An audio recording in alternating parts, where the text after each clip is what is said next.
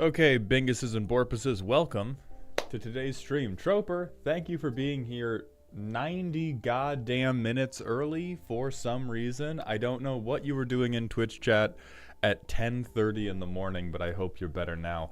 Hello, Ontario. Welcome to the stream. I'm going to grab the order. First things first. One of these people we have already done.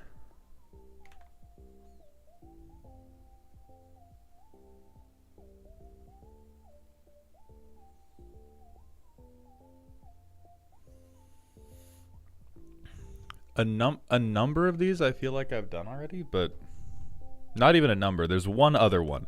There is one other one that I think I have done from this list. Let me unredact, or let me undox one person.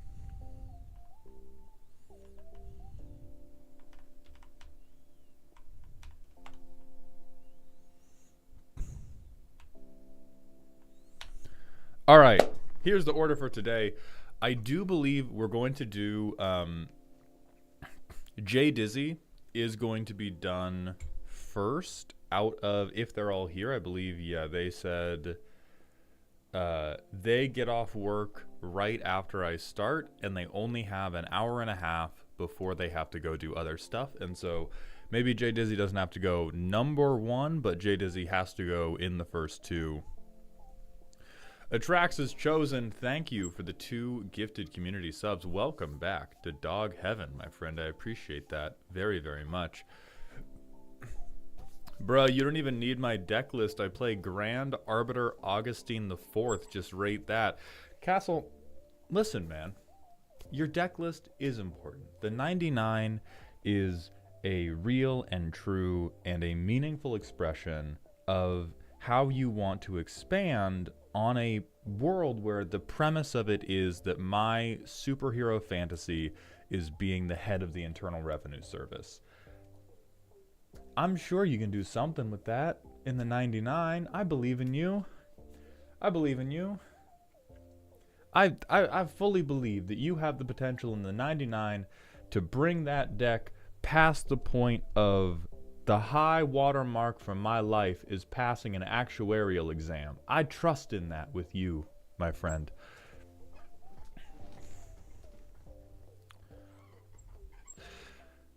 See, Whitebread, I mean, you can use it as a ramp piece. The thing about Grand Arbiter Augustine, we're going to hit the manual ad break while I vamp about Augustine so that we can avoid, so that we can get into the roasting.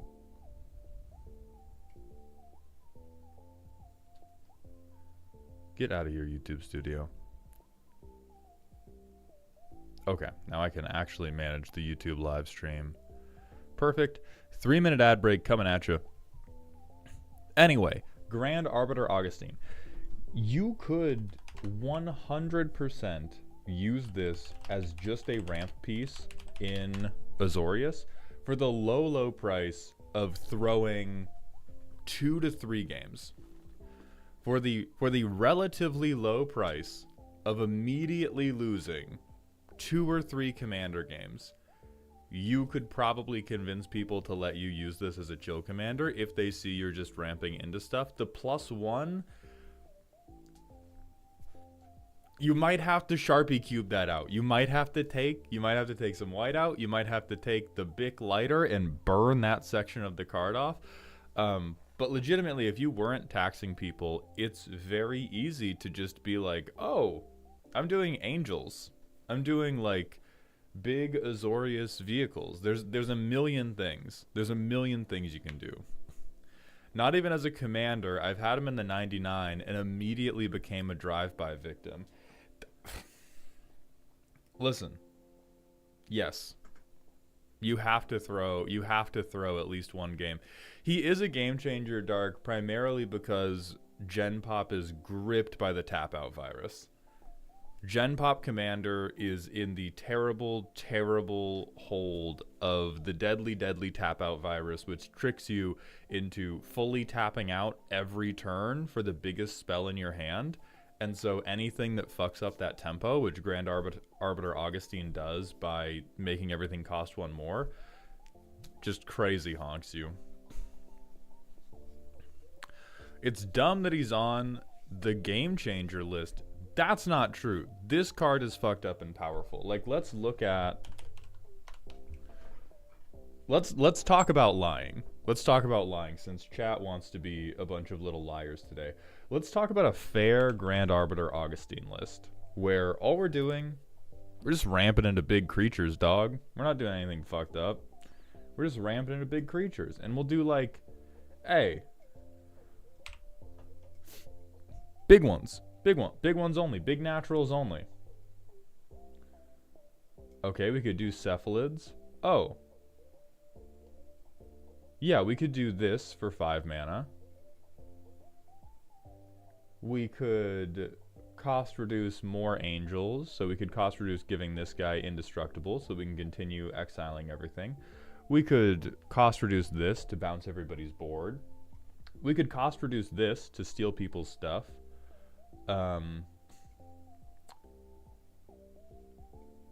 We could cost reduce this to see literally every hand in the game. We can cost reduce this so that it's still unplayable. We could play the dragons for cheaper. And then we just fuck up the whole table with angels and you die.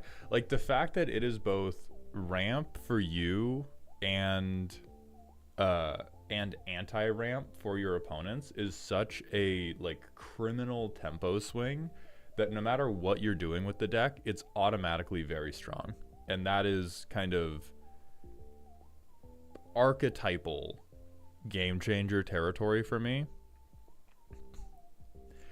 He's not as, and this is the problem when people start using the game changer list as I'm going to internally compare game changers. The point of being on the game changer list is that you pass a benchmark, not that everything on the game changer list is equally powerful.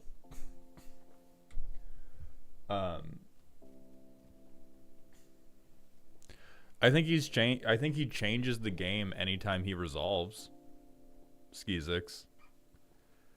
Like, you can't. That is the type of argument that can lead you down the very slippery slope of my 2-card infinite is fine in my bracket 1 deck because I might not draw it. It's allowed to be. It's fine if I play this in bracket 1 as long as I don't draw the infinite. And then if I do, kablooey. And so he's not as reliable to resolve in the 99 as opposed to being in the command zone. But anytime you resolve that motherfucker, like, yes, you've changed the game. You could build a deck where he was bad, in the same way that if you built a deck that was 98 lands in Rhystic Study would not seem that powerful. Unless it was like Bori Bori, Gamos, and Rage. There are a few things you could choose, but if you did like, this is my Kenrith deck.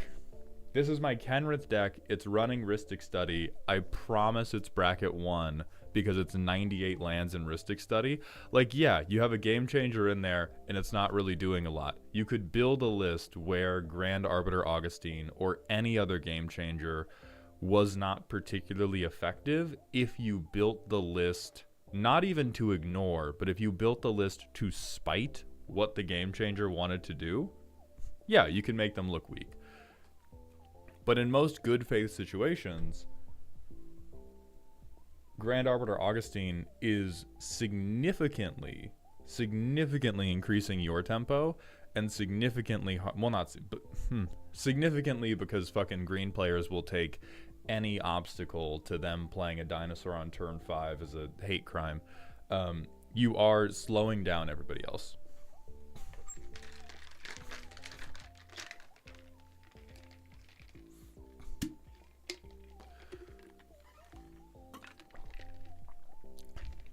Choo Choo Bean says, instead of a Smasher Pass, could I get a Wood Pet or Wood Not on Cyst Bearer? Choo Choo Beans, it sounds like you're trying to argue with fate, as the title of that redeem is Random Smasher Pass. We leave that shit up to God. We leave that shit totally up to God. So I don't know who the fuck you're talking about with cyst bearer, but let's see who you're getting your would or would not pet on. Would pet. For sure. There you go.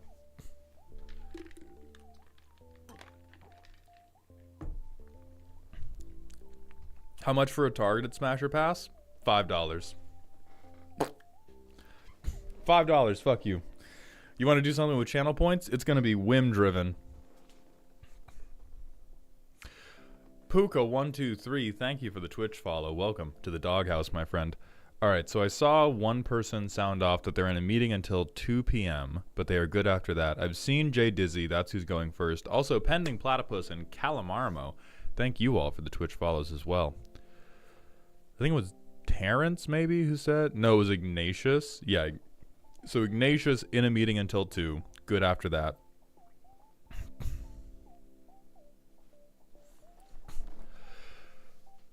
Oh, good. All right, let's get heavy. Let's get heavy before we get whimsical again. Hey, Mald, personal question. Recently had a best friend pass away. Have you gone through something like that? How did you get through it? The closest allegory I have had is my dad passed away when I was 13. That was... I don't think it would have been difficult for me in the same way that it's difficult for you when a friend passes away, because my dad was pretty shitty. And so for me, a lot of the stuff that I had to unpack after he passed away was not so many feelings of like, oh, I wish he was back here, as feelings of lacking resolution. And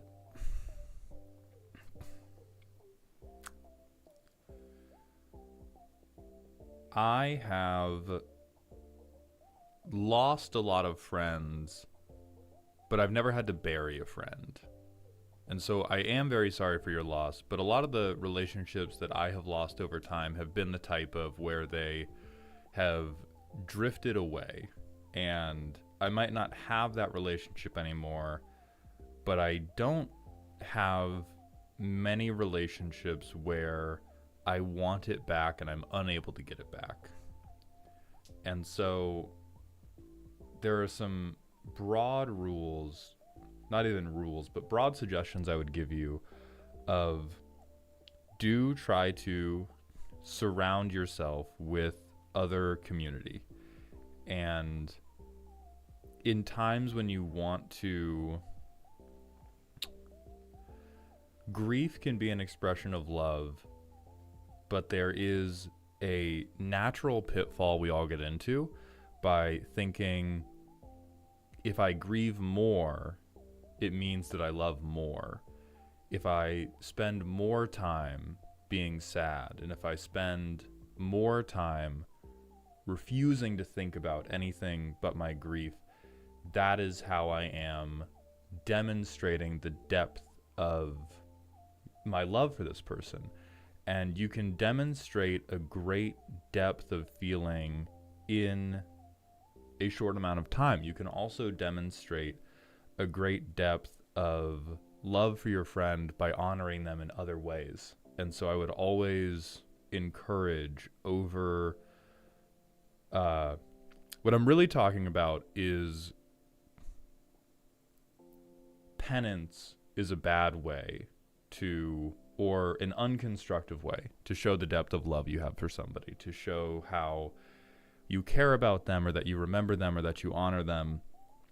And I'm sure there are a lot of activities that you might have enjoyed with that friend that it's going to be very difficult for you to return to, because returning to those activities will remind you of said friend. And I am going to encourage you as much as possible to participate in those activities and use those as a way to honor your friend's memory. The sort of quintessential jokey, like, pour some out for the homie. You said you've basically given up archery. I'm not saying go grab the bow right now. There is a time to grieve, and in the immediate wake of stuff like this, that grief is often too much. And if we tell you, oh, well, just force yourself through it, you will end up sequestering those feelings, or you will end up trying to put those feelings in a box so that you can tell yourself that you're over it. And I don't want you to do that. But I do want you to, whatever your conception of the afterlife is, whether there's not one, whether there is one amongst one of the monotheistic backgrounds, or whether there is one amongst the polytheistic backgrounds that you associate with, they'd probably still want you to shoot the bow. Unless they sat you down at some point and put a hand on your shoulder and said, hey man, listen, if I'm ever not around, you better not fucking enjoy this. I swear to God, man. I swear to God, if I am ever in heaven and I look down and I see you string up a fucking bow, I will freak out. I will freak the hell out. If you didn't have that conversation with them, which, hey, you might have,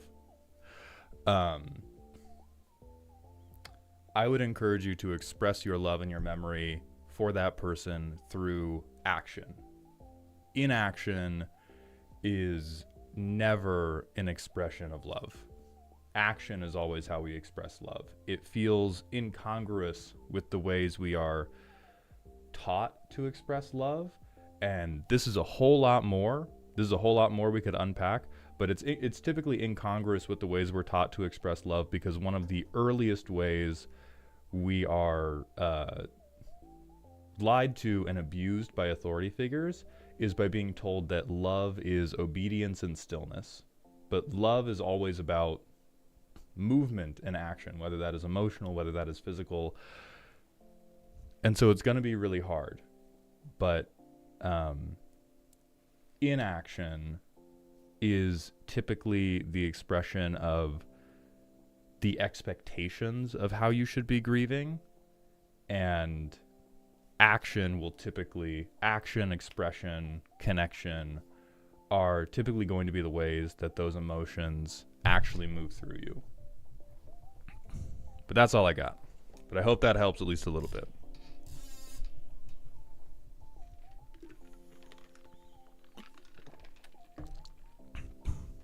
It certainly can be patience, right? And that's why I said don't force yourself through it.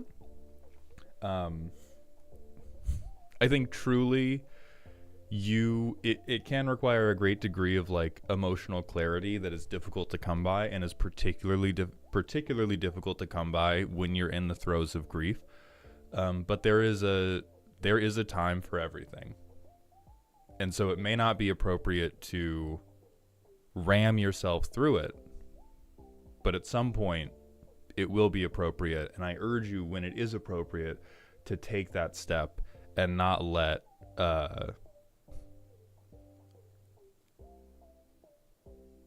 judgments about what you should be doing hold you back from anything. So yeah, take your time.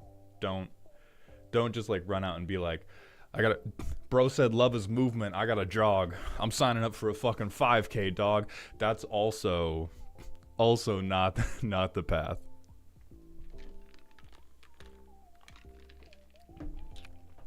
Okay, so we already did Terrence. Jay Dizzy's here. We're waiting at least until 2 to do Ignatius. We're also looking for Bell, and we're also looking for Exotic Show. Those are the 2 missing links. So I think we're going to do Jay Dizzy first, then some combination of Bell and Exotic Show. Shit, Lovebird, thank you for the Twitch follow. Welcome to the doghouse, my friend. Correct, Terrence. We did do your deck already. You were the other name. I basically, like, I pulled up the list and I looked at the primer and I was like, we've definitely talked about this deck before. Shilovebird, thank you for the Twitch Prime sub. Welcome to the dog home, my friend. And Oliver, thank you for the Twitch follow. Welcome to the dog house. I appreciate you being here. Okay, so Exotic Show, you're up. I'm going to assume, Exotic, are you good to go? Are you good to go second?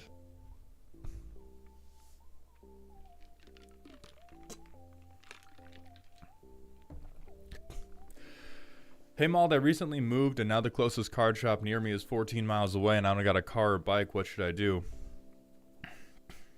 So, Luna, you're going to have to start listening to Walton Goggins, Luna. Unfortunately, as the only way for us to connect or speak to other humans is face-to-face, and humanity has not yet figured out a way for us to communicate over vast distances, you have to get to that card shop. And if you're going to lock in and get to that card shop, you're going to need to, you said 14 miles one way, you're going to need to be able to run 7 miles an hour for 2 hours straight and for 4 hours a day in, day out, because you got to get those reps in. I've seen some of the deck ideas you've posted, Luna. You got to get your reps in, okay? I love you. You need the practice. And so what you're going to do, you're going to get yourself a pair of Bose soundproofing headphones. You do not want to be distracted on the road by cars coming up behind you. That's going to mess up your flow. It's going to mess up your rhythm. You need to be practicing sequencing in your head the whole time you run. And you have to be running to that LGS day in, day out. No other options. And I know you're thinking, oh, shouldn't I do like music or something? No. Walton Goggins. Not even his podcast. Pick one Walton Goggins Instagram reel. Every day. Okay? That's going to set you straight. I prefer a Righteous Gemstones one. I don't know what's going to be best for you. But that's what you got to do.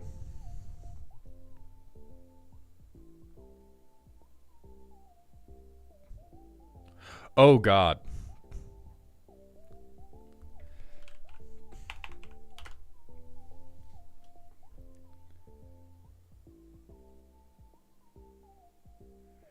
Starry Eyes. Okay. Starry Eyes, thank you for the $5 on Ko-Fi for the targeted smasher pass on Siobhan Harvest.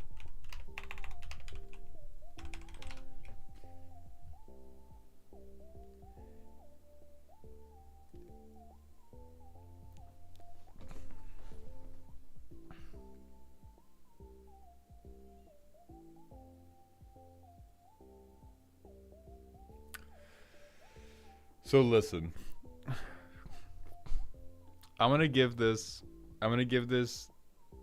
the full skinny. Immediately no for the goblin. Bro looks like an accountant who lifts too heavy. The Vyashino, in a different time, in a different place, maybe I could be convinced. Now, for the act of the Vyashino cutting a goblin in half, that's a hard no. That's a hard no. That's not my bag. I'm even like, you gotta pull my hair soft.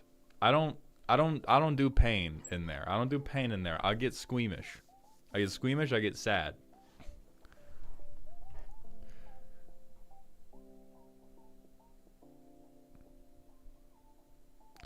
And then someone asked, any advice for playing against Static Orb?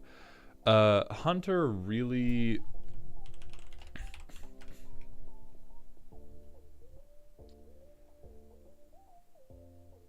So there's two things going on for... Also, Intario, thank you for the 500-bit cheer. Based morning advice, boss. I'm glad you liked it. Platypus, I hope it helped. For Static Orb, if this card is being played against you, you should be playing in a situation where untapping 2 permanents, like, is meaningful. And second, you should be packing loads and loads of interaction. Like what Static Orb says to me is if I'm playing a combo deck in Static Orb, I have to skip a turn. But after I skip a turn, if I untap like 4 lands, I can still go for my win. I can still attempt to win. I can still untap like Mana Vault or Soul Ring or some other piece of fast mana that I'm using. And so you just have to be patient if you're the combo player in this situation. If you're not the combo player and you're the mid-range player, you should absolutely have brought the interaction to take care of a problem permanent like this, or you should have the value generation to not play it. The issue is that the next player plays Urza, so he can untap it on the next player's end step. Hunter, that sounds like the standard. That doesn't sound like the issue. That sounds like how they should be. That sounds like how they should be playing it. So I'm not talking about like, oh, this is how you beat the player. But if you have to play into this, if you're playing a slower deck, you should be able to either remove this or remove Urza. And if you're playing a faster deck, you should just wait a turn, untap another set of 2 permanents, and then win the game. And if your deck can't do either of those things, they are playing way too strong of a deck for whatever you're playing. Because like Static Orb Urza stacks is like CEDH level play. So that is what I'm assuming you are playing with.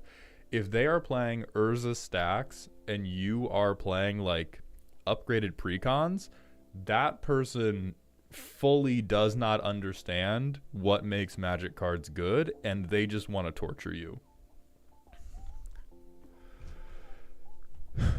Jimmy DeLad, I've been thinking of getting back into Magic. After watching a bunch of your videos, I was thinking of getting a Hazel precon and updating it to focus more on token shenanigans rather than squirrels, but I'm not sure what a win con would be. So Jimmy DeLad, with Hazel, there's a couple different directions you can go. Because Hazel allows you to convert tokens into mana, you can go for big X spells. You can go for Torment of Hailfire. You can go for Finale of Devastation with a particularly big creature. But again, if X is sufficiently big, you can give everything +20/+20. But the syntax you're going to want to go for is X, I believe, quotes, Commander Identity, black and green. Let me make sure this works.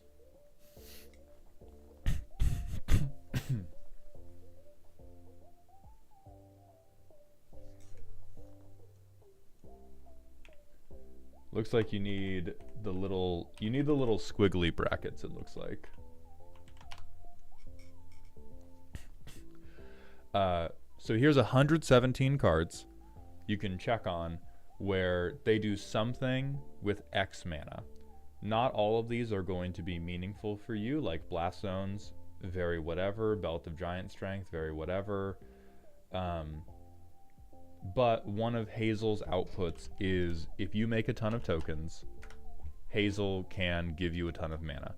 The other thing you can do with a ton of tokens is you can do an aristocrat strategy. If when you were a child, you wished upon a star to one day get an MBA and get a low 6-figure salary at a big 5 finance company, Nadir's Nightblade is perfect for you.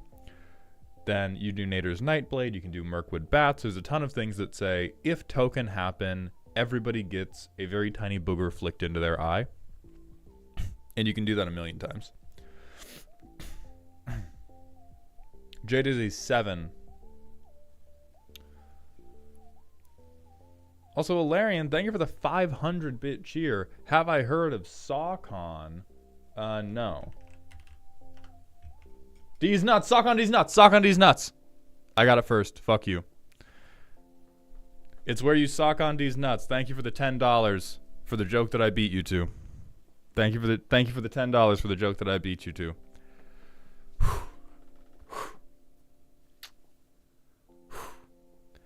No, thankfully, Whitebread, the record will show that sock on D's nuts escaped my mouth well before any chat message appeared on screen. The record will clearly show in the VOD that sock on. It was well worth. Hunter, listen. Hunter, beating you guys to the punch was well worth $15.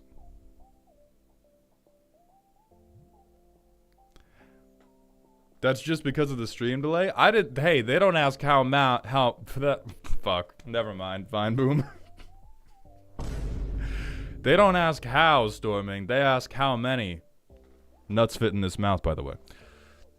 GD Giant Dwarf. Thank you for the 200-bit cheer. For the static orb guy, unwinding clock and seedborn muse effect type effects are also relevant.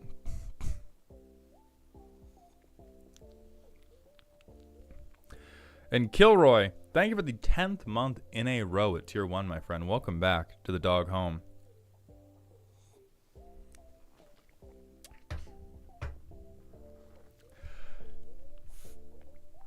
Okay, I think that has been sufficient vamping before we get into J Dizzy's deck roast. I have my liquid static code malt for 10% off Gamer Subs. Gamer Subs these nuts, by the way. Oh my lord.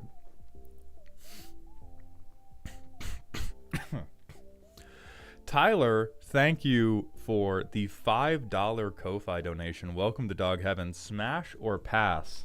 Veteran bodyguard.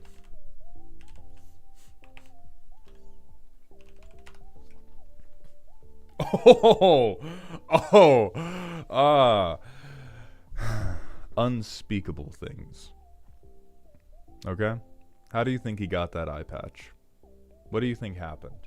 I already put that man in a situation. I exist throughout time. And at all times, the only body that man is guarding is mine.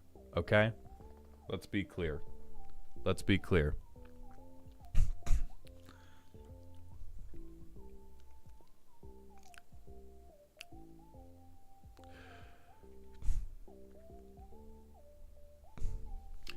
I can't tell if you're straight or bi. Jimmy DeLad, I am unfortunately hetero. I have experimented with men enough to know that I definitely don't like it. When are we getting a custom Gamer Subs flavor? I have yet to reach out to my liaisons to ask them, like, how many sales do I have to make to get a custom Gamer Subs flavor? God, being hetero fucking sucks. I mean, I'm not like, because Z is non-binary, so that makes me at minimum a little gay. But I've tried dating men and did not make it far, did not make it long.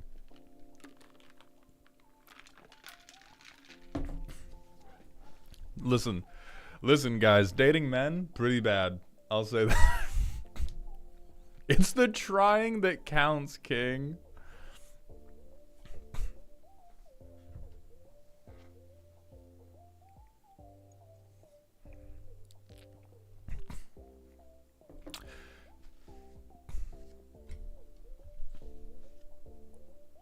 You should go by the bi-curious furious.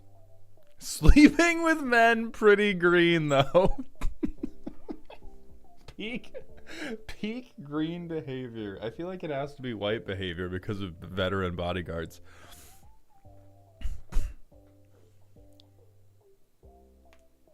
Krazzers, thank you for the Twitch follow. Welcome to the doghouse, my friend.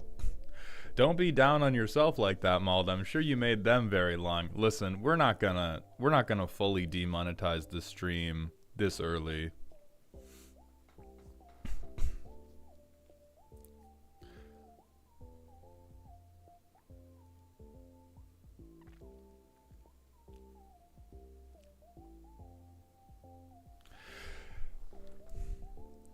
So now, without any further ado, oh, hold on, I missed a bit here. Myth, thank you for the 100 bits. Wow, the streamer objectively won the duel at high noon and beat the chatter on the draw. Thank you, Myth. I'm glad you understand the truth and won't be committing any thought crimes in this stream.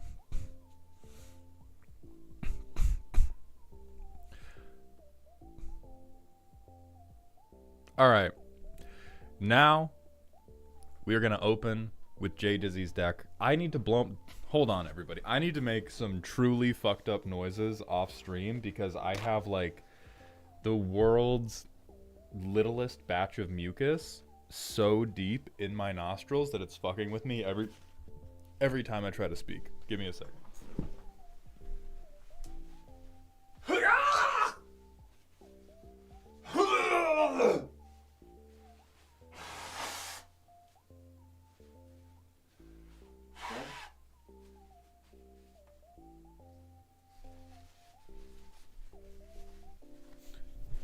Achoo. Achoo.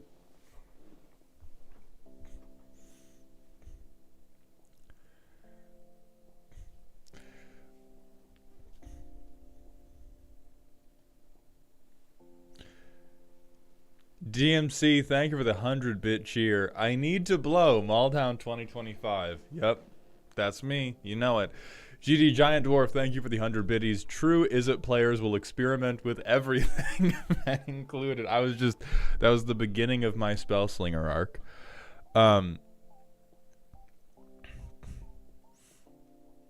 Oliver asks, Maul, do you have a background in improv comedy or something? Your quips are too witty sometimes. No, I have a background in intense self-judgment. When I was a kid, I was very, very quiet, and people were very, very mean to me. At many times, it was deserved because I was like kind of a rude little kid. And so, because I didn't have friends, teachers didn't particularly like me. The only way I could get any positive attention from anybody was to make them laugh, in part because I was a really fat kid too. And so I could do like, kind of like Fat Albert comic relief type stuff. And so humor became the only way I understood interfacing with my fellow humans. And so what I started doing was I just started watching, like, all I would watch was like stand-up comedy. So I'm actually I don't have a background in improv. I actually find improv, like, outside of Dimension 20 Game Changer stuff, I find improv comedy ridiculously painful to watch, and it makes me very upset, and so I do not watch it. But the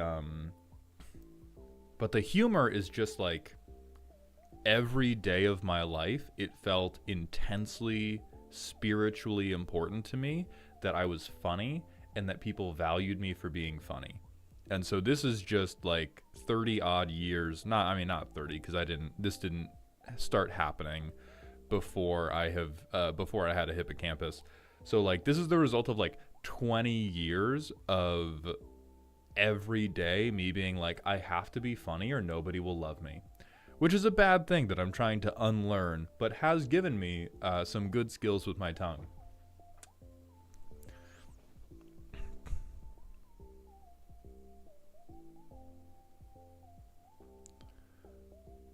Myth, thank you for the 100-bit cheer. Another product of the bullying to funny pipeline. SMH my head. Yeah, no, very, very, very much so.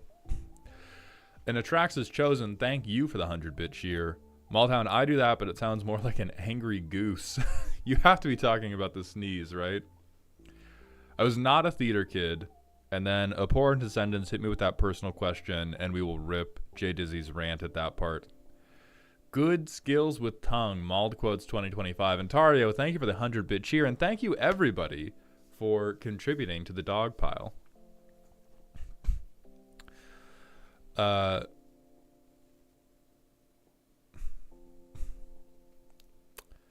FMK, Nicol Bolas, Ugin, Niv Mizzet. So unsurprisingly, I've thought about that a lot. Kill Ugin because he betrayed Nicol Bolas. Nicol Bolas, because I want to ride that lightning, but I know that he is too busy and cannot commit to a relationship with a mere mortal like me. Marry Niv Mizzet, because that's my goat.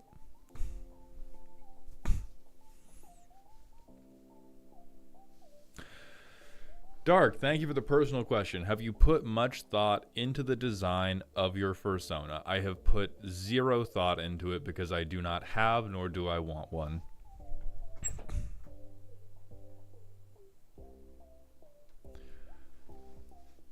Oh, Alec, listen, free my guy Nicol Bolas. He did that shit, and he deserved to. Fuck them planeswalkers.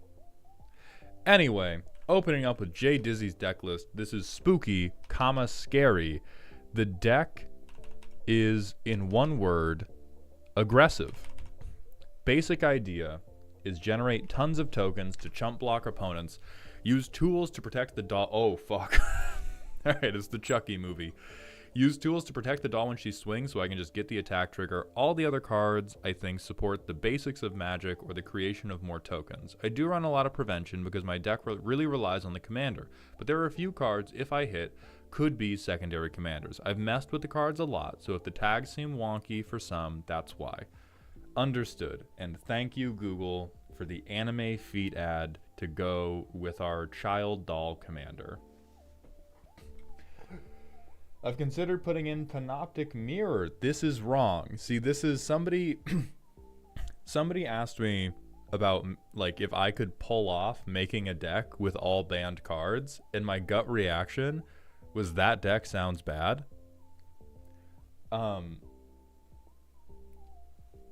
Okay. I made this... Hold on, wait a minute, wait. I made this deck to stomp middle schoolers at the summer camp I work at, also to win at Commander Night.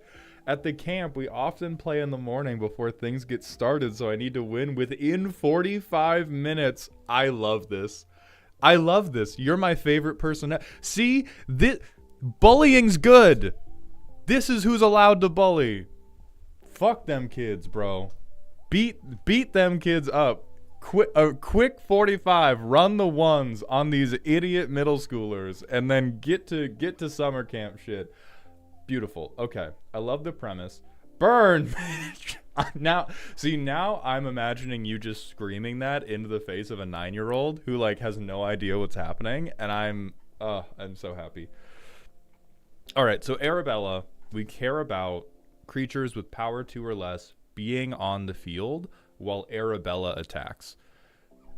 This deck does have the tools to...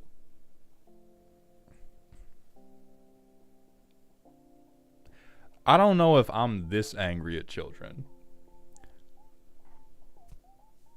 I'll be honest. I was with the I need to stop. I was with the bullying middle schoolers.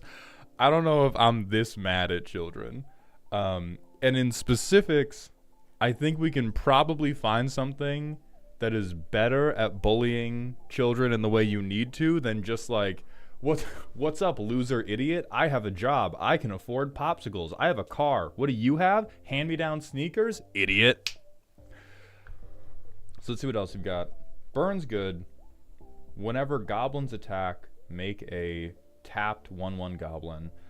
I think this is on the weaker end as a token generator. I will tentatively accept it as I need this game to end, and so everything has to create burn. The rest of these are good for burn. Doll protection. SWAT is very strong. Tef Pro, very strong. Reprieve, flawless maneuver. What I would immediately suggest here is, because they are children and because children are stupid, they definitely don't have object permanence yet. What is the... Hold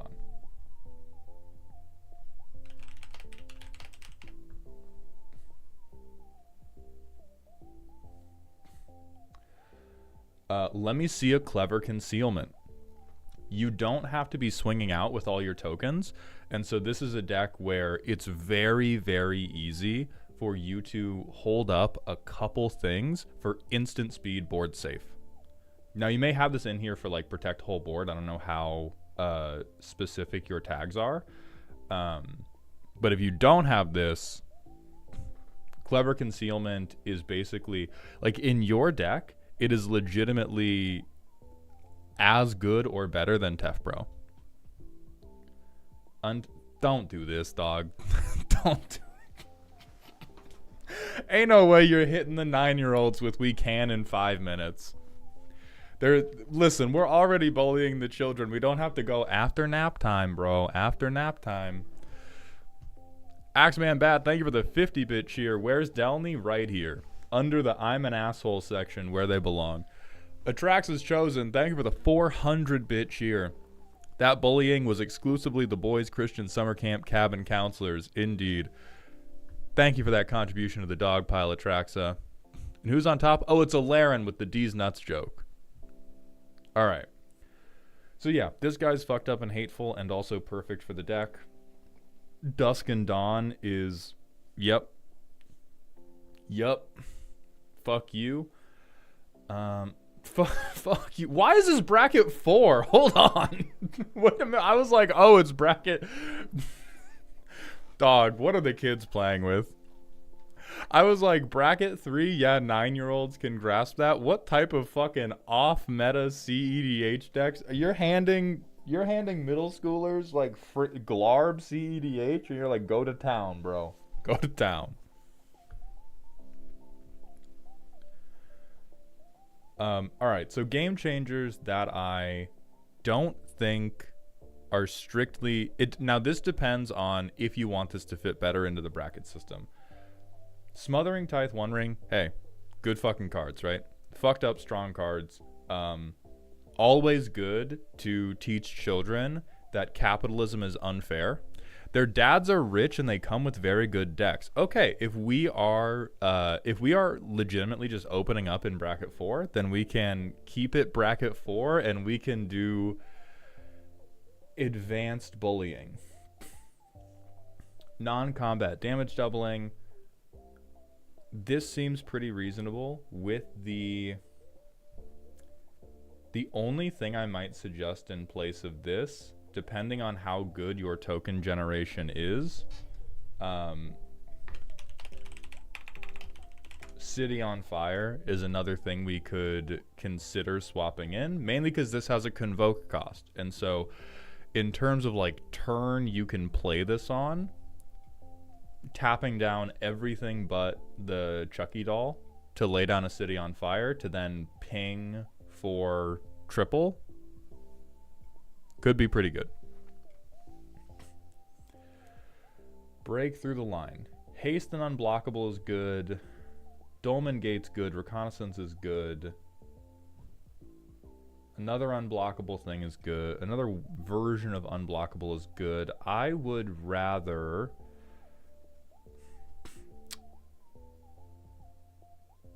It doesn't look like we have indestructibility. And so when we compare things like Break Through the Line and Sabira, what I would probably rather see is something like Mithril Coat. I would rather see you play, I would rather see you dress up the doll than just point at the doll and say that it's sneaky. Because if these kids, eventually these kids are going to learn how to read all their commander cards, and one of those cards is going to say, is going to be removal.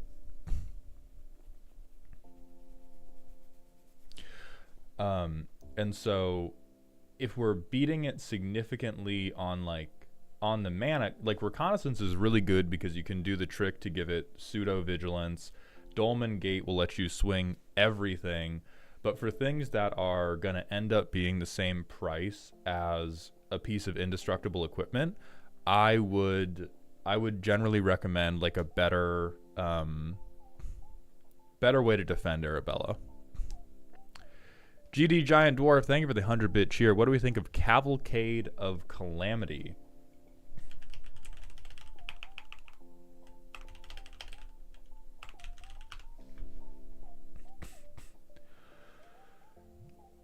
Depends on our token spread. This could be quite good. It could also be quite bad if we are making a lot of tutus. More tokens, more win.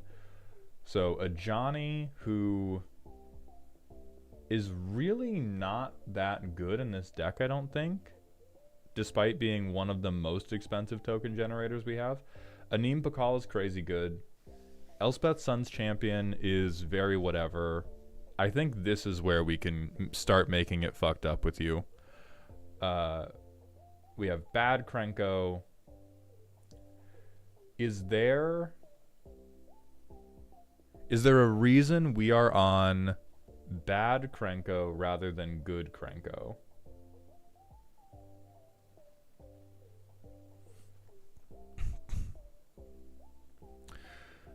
J Dizzy's already calling out they need the new Elspeth, which that is correct. New Elspeth is still going to be very playable for you.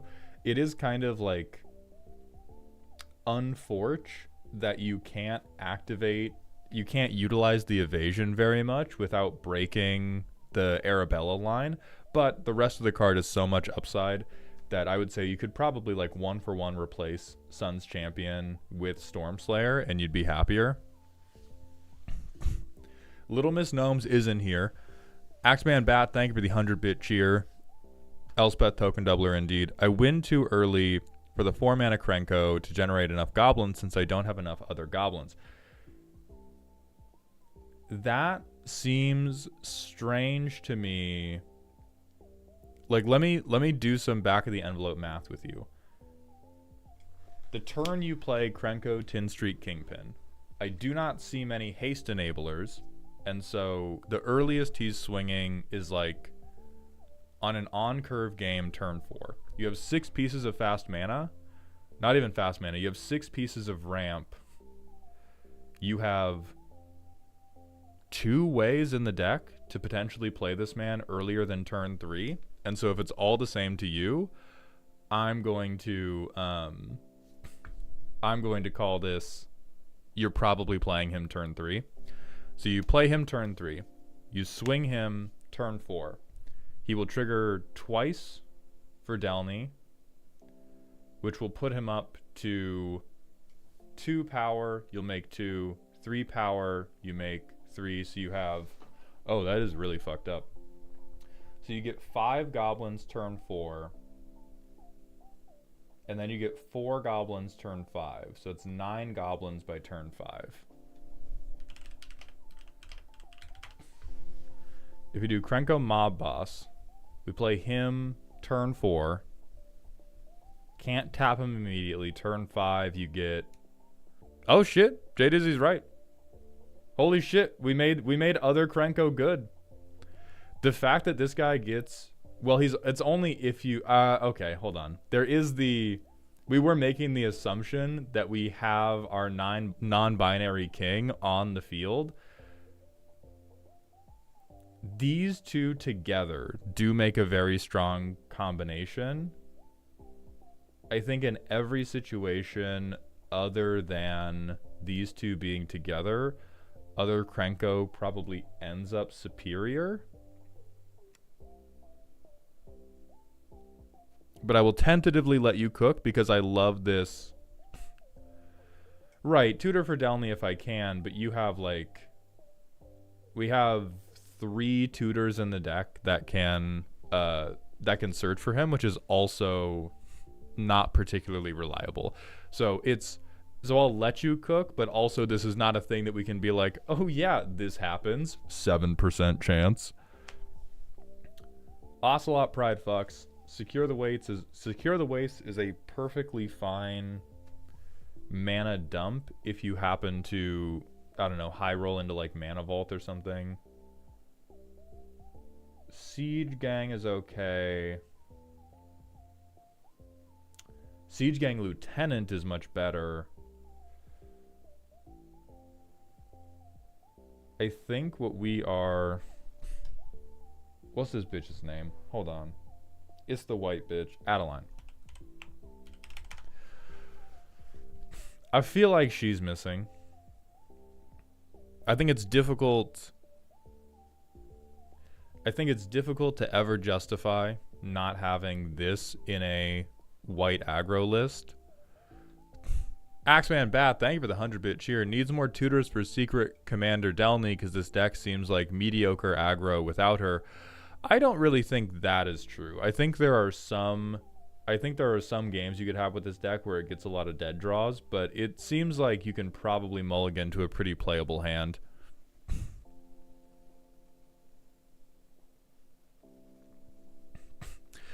Yeah, so rather than Ephemerate or Cloudscape, let me look at Philia's actual text.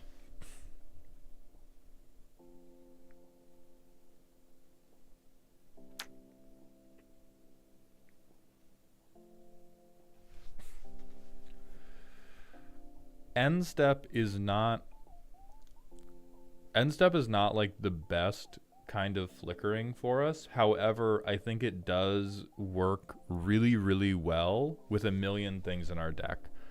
Like, it works to reset the One Ring if you're ever in a situation where you're worried about bird encounters. It works with Mana Vault. It works with any of our mana rocks if we want to hold up additional mana. We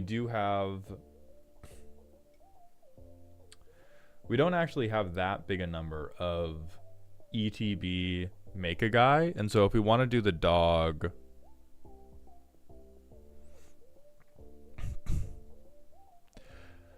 Adeline does make them swinging, but she makes so many and will benefit so greatly from having a wide board that it's not like it's still good for you. Like, I think, frankly, unless you go really heavy on Flicker, it is 100% better than Siege Gang Commander. Because Siege Gang Commander, you get 3 one time. Adeline, you get 3 every turn. You might not keep them, but you get to make 3 every turn that will count for Arabella. You get to have a much stronger creature with Vigilance that can stand up as a blocker. And if you ever do have good swings, then you keep them more permanently. Because Adeline will also trigger off of Arabella swinging.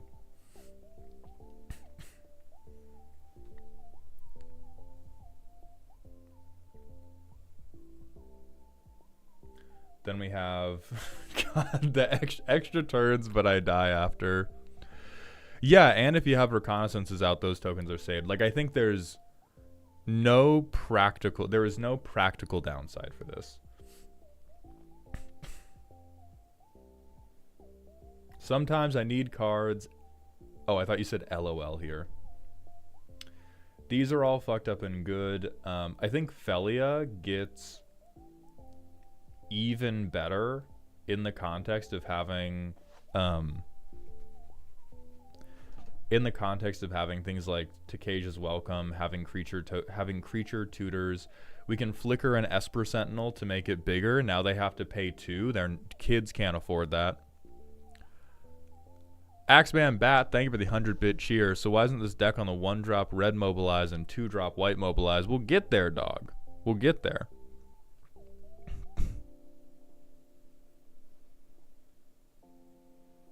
That's not how Philia works? Yeah, it is. What do you mean? So Philia attacks. We exile our Esper Sentinel. At the beginning of the next end step, we return it to the battlefield under our control. Oh, on Philia, not the thing. Never mind. Vine boom me. Well, it should work the other way. Philia's still good then, though. Doesn't matter. I wanted to do red infinite turns with Panoptic Mirror and Sundial of the Infinite. I'm going to keep it a whole stack with you. Wrong fucking deck, bro. You have stared into the eyes of the creepy doll way too long if you think this is the appropriate deck. There is a deck to do that in, but that is a deck where it is like there are 4 cards in your deck that matter, and we would really, that's a secret commander, but the secret commanders are 3 different things that I have a hard time tutoring for in red. Yeah, you can just make that an Obeka deck. You can make that an Obeka deck, and you can honestly, you can do either Obeka, and it works really well. Treasure tokens, fucking crazy, bro. Okay, so let me see how. Oh, and then we can fuck you up with lands, dog. All right. We'll talk about this later. But let's see how quickly this fast aggro list wins right now. We have good tutors. We don't have good lands. Fuck it. Send this one. We have Disenchant. I am Doll. We play this and this. We swing. We ping everybody for 1.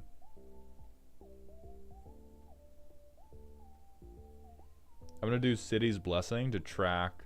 This is damage sent to everybody. Turn 4. We have the One Ring, so we don't need a tutor for it. We probably just drop it here. We've dealt 2 damage to everybody. And I'm going to crank the One Ring. We have 1 land open. Is this instant? Okay. On the end of an opponent's turn, we're going to rip this, and I'm going to pause for a moment. You're going to tutor for Windcrag Siege, which you're going to put in your deck after you buy a booster box of Tarkir Dragonstorm with money that you've stolen from the middle schoolers.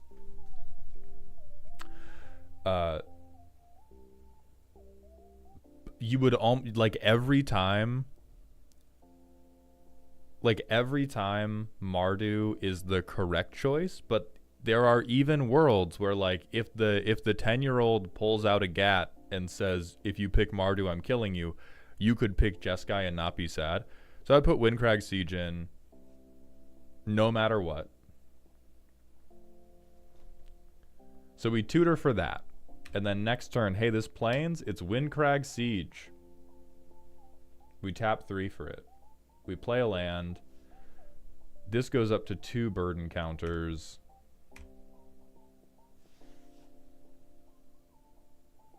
And now we have the most dog shit commander card I've seen in my entire life. We could Chaos Warp something. We're up to 3 damage to the entire table. Oh, sorry, 4, because we double trigger. Hell yeah. How have we managed to draw 0 threats? It's because we only have 8 token generators in the deck, and this goldfish is really doing the Lord's work of proving how statistics work with stuff in your commander deck. Now that we have drawn 6 more cards than we deserve to with the One Ring, we can play Imperial Recruiter. This is a situation where I would be tutoring for Adeline. So, hey, this mountain, this is Adeline Resplendent Cathar. And let me show you the power of what's going to happen now that we've given you the Ishin Siege. You're going to tap out to play Adeline Resplendent Cathar. We've done a whole lot of fucking nothing this game. You're going to swing. Adeline will trigger, and she will trigger again. So you will make...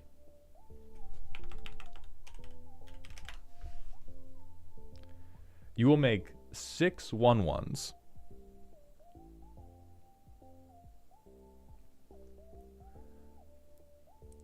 You will make 6 1/1s. Arabella will trigger twice for X equals 8. Because we have 1, 2, 6 1/1s. Adeline's going to be too big to count. So you'll trigger twice for X equals 8, and you will go from having dealt basically none to anybody to having dealt 20 to everybody.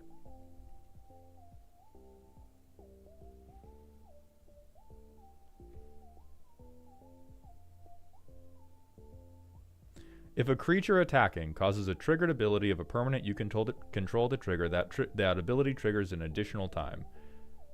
A creature attacking caused Adeline to trigger, so that permanent would trigger an additional time. See, I think Reconnaissance would have been the thing to search for, and then I would probably grab Ocelot Pride and then Mondrak next turn. I think incorrect. I think grabbing Reconnaissance seems... If we had any other threats... If we had any other threats, I would be more with you. But our board, before we did this, we had dealt a grand total of 4 fucking damage. And so if we don't tutor for the siege, we basically have like no way to start getting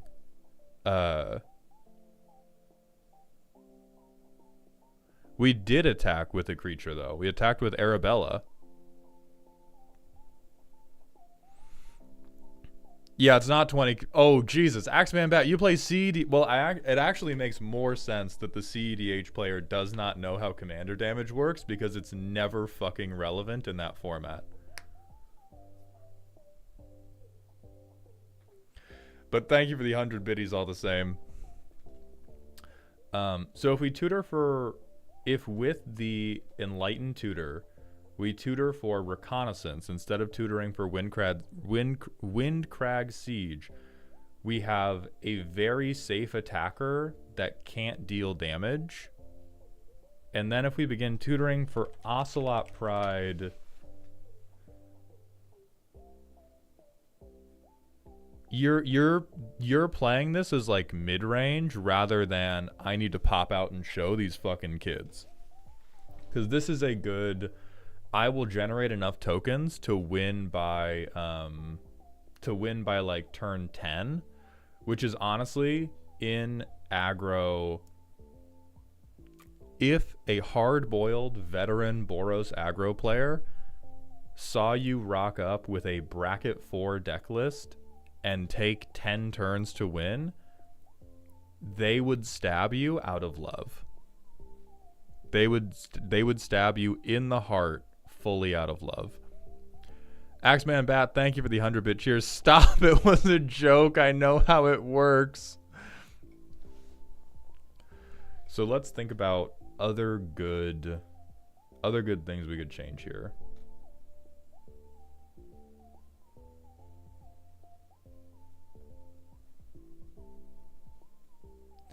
I think reprieve crazy.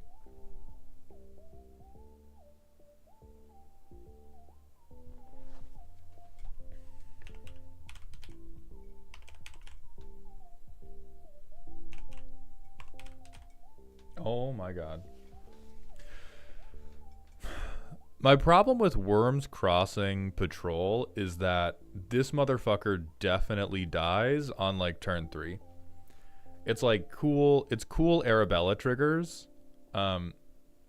It's like a shitty counterspell and I get to draw a card. See, that sentence is also your reason to keep it is also my reason to cut it. We have a million good ways to draw cards. If we're in like Boros little guys, we have an overabundance of good ways to draw cards, and the fact that it is a shitty counterspell instead of a way to be the problem even faster is everything we need to know about it. This card is very bad. This might be...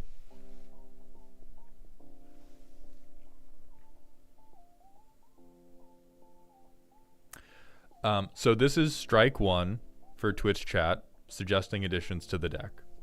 We're going to go on the 3-strike rule, and then everybody is in timeout. So that's Joe Salsa, strike 1 for rabble rousing.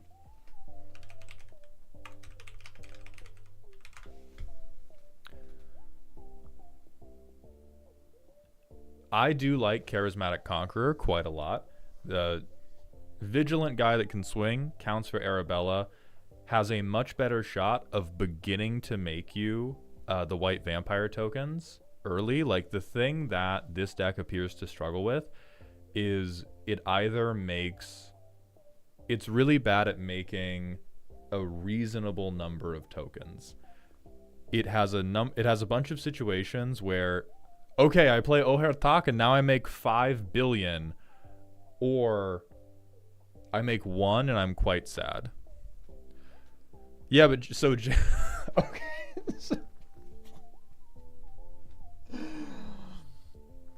All right, so Jay Dizzy, I'm gonna argue that you're reading the pressure gauge as temperature when you say I have Charismatic Conqueror, but everyone just plays their stuff tapped and I made no tokens.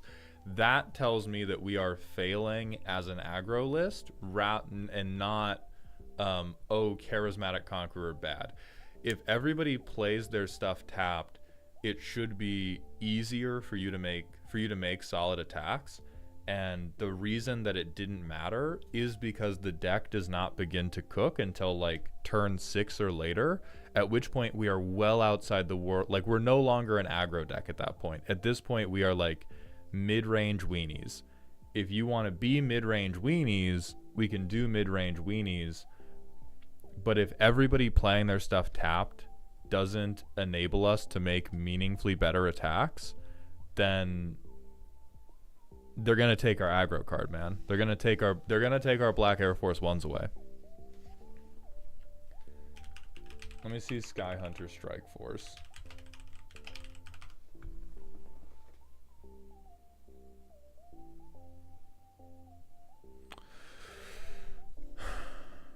I mean, Sky Hunter's fine. That would also make our attacks better.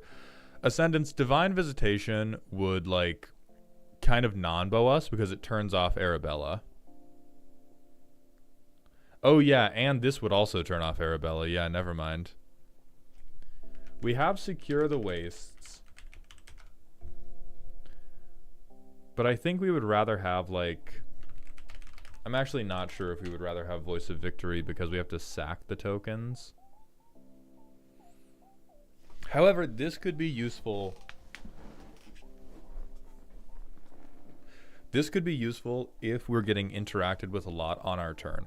I don't think... I guess I was just playing with the mindset of not attacking with any other creatures and relying on burning others. Okay, that is also a valid Arabella game plan. That is not aggro. That is very much us doing mid-range burn via one attack trigger that we care about. If you want to do aggro, we want to get damage onto the ground immediately and just start fucking hitting people.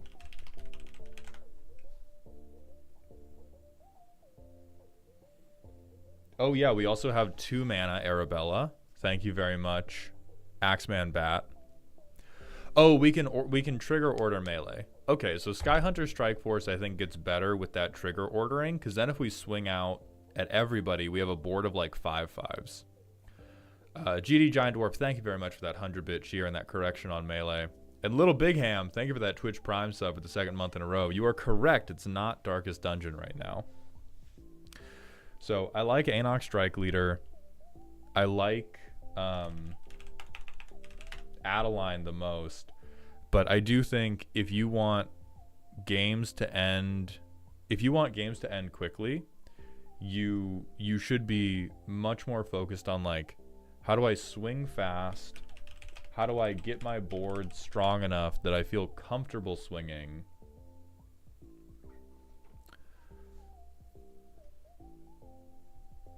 And then for Joe Salsa, so why is rabble rousing bad?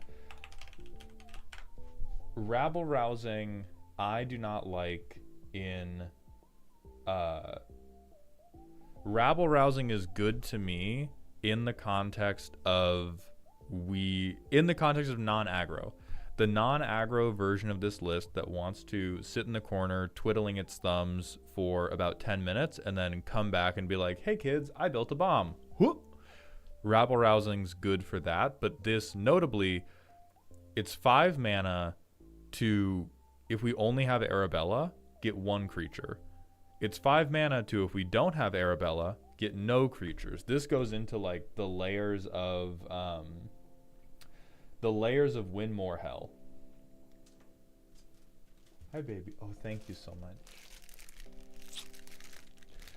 This does something as long as I have my commander in play, but doesn't do particularly much. Does something, this only really does something as long as I have already resolved a meaningfully big token board.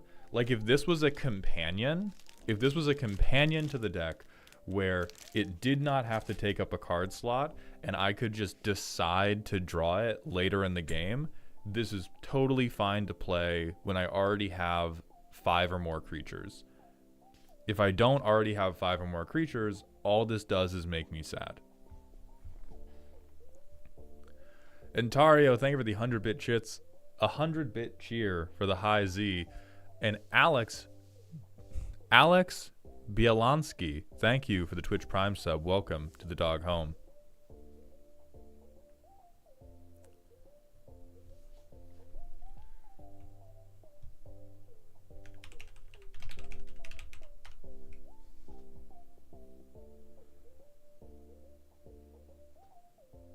I think Stadium Headliner could be okay. Stadium Headliner is another, like, we are about our action.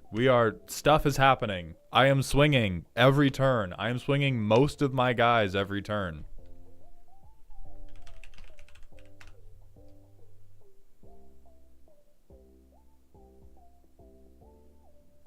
I think this is okay, but I don't know if it's good enough.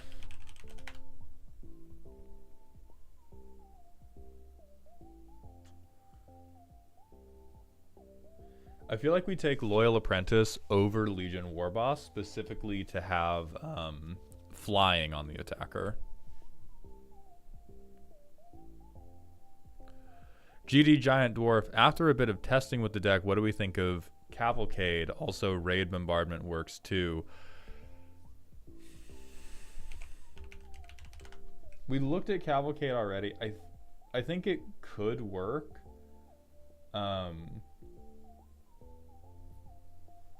The thing I dislike about Cavalcade of Calamity is that this will not trigger with things that enter tapped and attacking. If we have things enter tapped and attacking, we just won't get the attack trigger on Cavalcade of Calamity. And this is like a slot where I would rather use it for Windcrag Siege to double our attack triggers.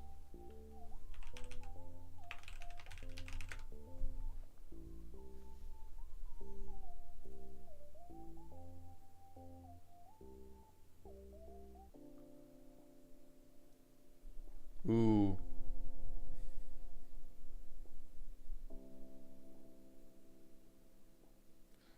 This is only make one though. I think where we want to be making more than one, and we already have 2 creatures that need to come into the list that make more than one. There's Adeline. Oh, for each, never mind, this is Adeline. It's Adeline text, not one text. Then Dizzy, if you think you are consistently safe to swing at the highest HP opponent,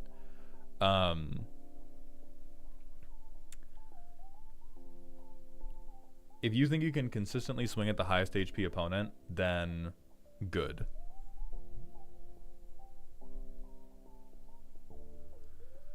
Harbor Hall, I think Avatar of Slaughter, not in the way we want it to. The finishers we would want to run are just like, I pay 1 million mana for Call of the Coppercoats. Like, because Arabella costs so little, even if we just land drop for the entire game, we are relatively confident that we are gonna have the explosive Chucky doll. What I'm not confident about right now, and why I keep suggesting things like Charismatic Conqueror, Adeline, and Anok Strike Force,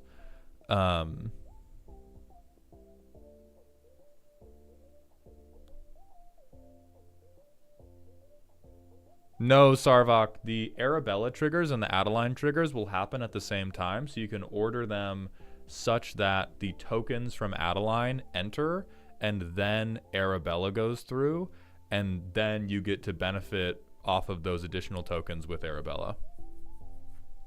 We're not doing fucking Bedlam.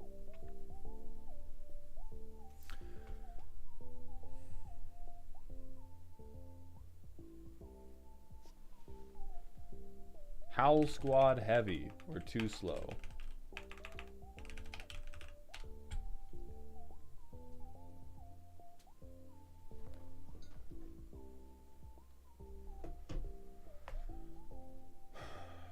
Too slow because it doesn't hit everything, and we're not super big on goblins. Infantry shield. I think this is quite bad. This is, like, in my mind, this is competing. In my mind, this is competing with, like, playing Adeline, basically. And this gets 2 tokens that we have to get rid of. Like, if our commander was bigger, this would be great. But Infantry Shield is like, you want to play this when you have a big guy, and our deck is exclusively idiots who cannot fight good by themselves. I think Menace helps the swing, but the swing doesn't need that much help.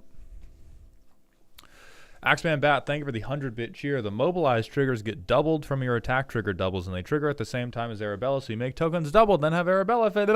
We have like one attack trigger doubler. Shut the fuck up. We're not in CEDH. We don't have 15 fucking counters. Thank you for the 100 bits and that contribution to the dog pile.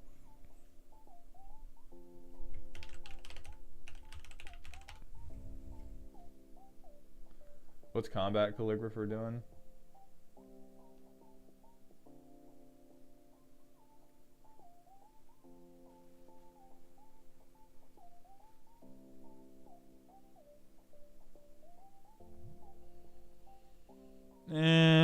It's not bad, but it doesn't feel good enough.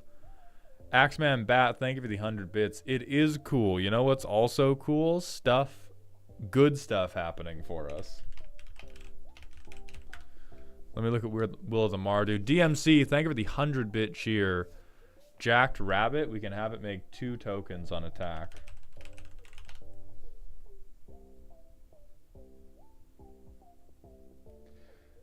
I think Jacked Rabbit is the quintessential am I willing to play aggro or do I want to play mid-range? Because Jacked Rabbit, particularly if we were able to get any haste enablers in the deck, Jacked Rabbit would cook so fucking hard.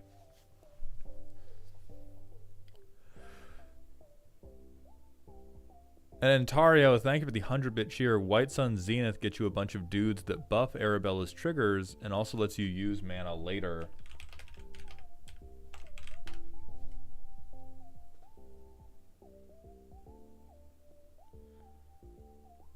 It is pip heavy, but it does make tokens that are twice as big, which is a meaningful...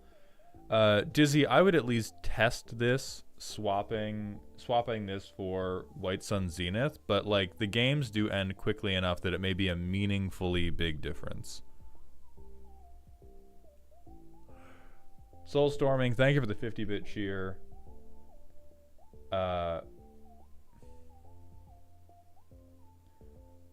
think Will of the Mardu is probably playable for you. Like, honestly, I think Will of the Mardu is probably better than Anointed Procession, honestly. I would rather see like 12 ways to make your first couple tokens and then have you cast Will of the Mardu versus you always be like searching for Anointed Procession to make stuff start happening. Oh, GD Giant Dwarf, thank you for the 100 bits. Do we have General Crete?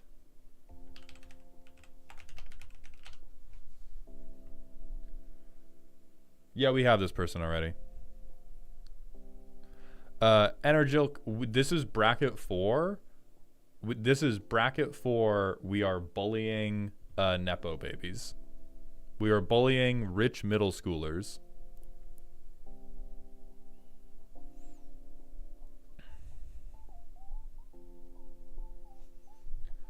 I think we could probably...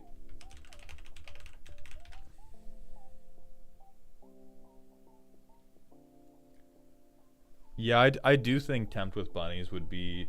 This would be like better Reprieve, honestly. DMC, thank you for the 100-bit cheer. Can we do Mass Hysteria, Fervor, etc.? Potentially, but I'm not currently convinced that it's like I think haste enabling is a cherry on top and we should definitely do it in lands. I'm not convinced that haste enabling is like the big thing holding this deck back. I think the big thing holding this deck back from being good aggro is that we are constantly like waiting for a doubler for strong stuff to happen.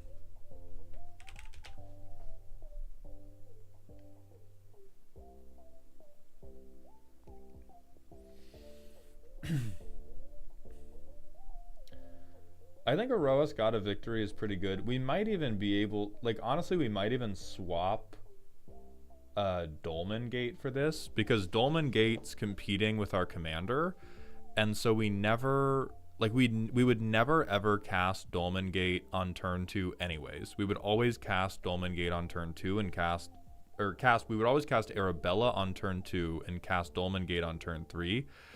And having that effect plus Menace for 1 additional mana that will eventually give us like a super fucked up swinger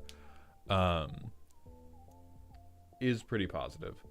But let's get to the things that I would take out to make room for all of this good shit that we have suggested.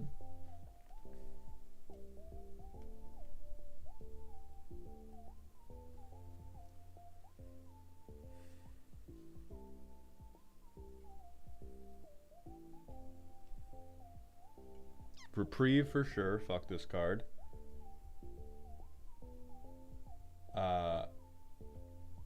Smothering Tithe.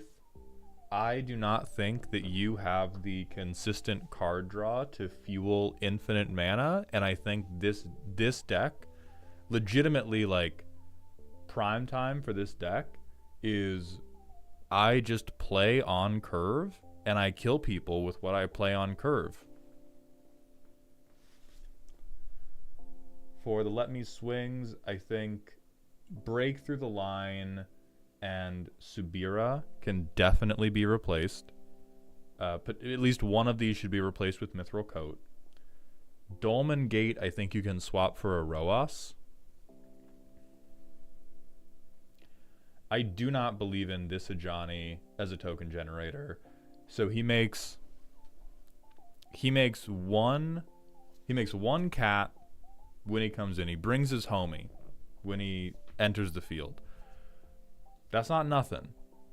If that cat dies, which we are not on sacrifice, we're not doing token aristocrats, we never want to get rid of these guys, we can flip him to then put counters on the no cats that we have, or we can make 1 cat a turn. And I think the guys that can only make 1 a turn should be the first things that we consider killing for things that make more than 1 a turn, like Enoch and Adeline. So when compared to Enoch and Adeline, I think that he generally requires more setup for a weak payoff. I 100% lightning bolted that cat before to get the trigger. Okay, so this is another thing where if we were doing token mid-range and you were on like, all of my card draw is from Skull Clamp, I would definitely believe that. It's not just about making the cat per turn, it's also about doing damage equal to number of creatures to any target. Then what I'm going to suggest is that you put this man off to the side for now, and you can potentially swap him back in after we do a little bit more testing with making more tokens. Because in the goldfishing that I saw, you're pinging for 3, dog. Just swing. We got to play for big money. Anim Pakal's great. I would, at minimum, swap this Elspeth for Elspeth Stormslayer, but both are probably good. God, Krenko Tin Street Kingpin. I think this guy's on the bubble. I think this guy is like, he's so hot if you get to resolve him with Delny, but if you ever resolve him just by himself, I think he's pretty underwhelming.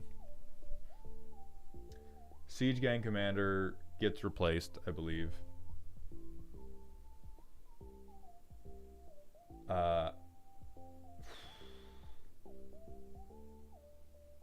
These are also ones where I would like put them off to the side and maybe put them back in once we feel more confident in the deck. With your ability to like token Splode, I think these are better than, I think 1 extra turn and then I die anyway is better than like extra combats. These are all hyper generic. Card is good. I really don't believe in Mana Vault with a curve like this, honestly. Like, I think rather than ever seeing Mana Vault, rather than ever seeing Mana Vault, I would rather just go like turn 1, God, even turn 1 Mass Hysteria, but like turn 1 anything, turn 2 Arabella, turn 3 Adeline is like, I would rather do that than play Mana Vault. A lot of your stuff is pip limited. The only things that are really like colorless limited are Secure the Wastes.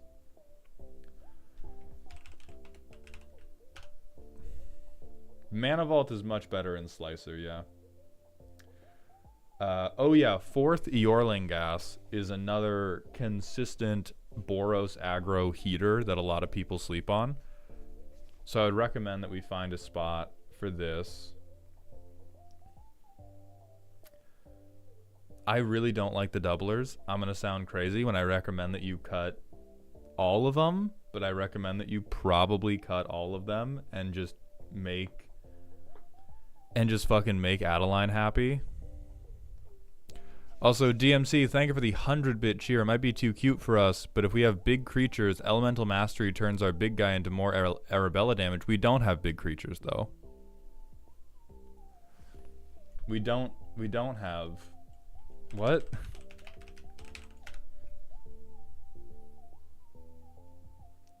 Okay, so that's strike 2 for Twitch chat.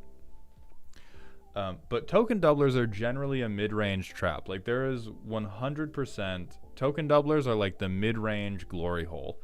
There is 100% a deck you can build that utilizes, like, Smothering Tithe, One Ring, and you can Boros value all over everybody.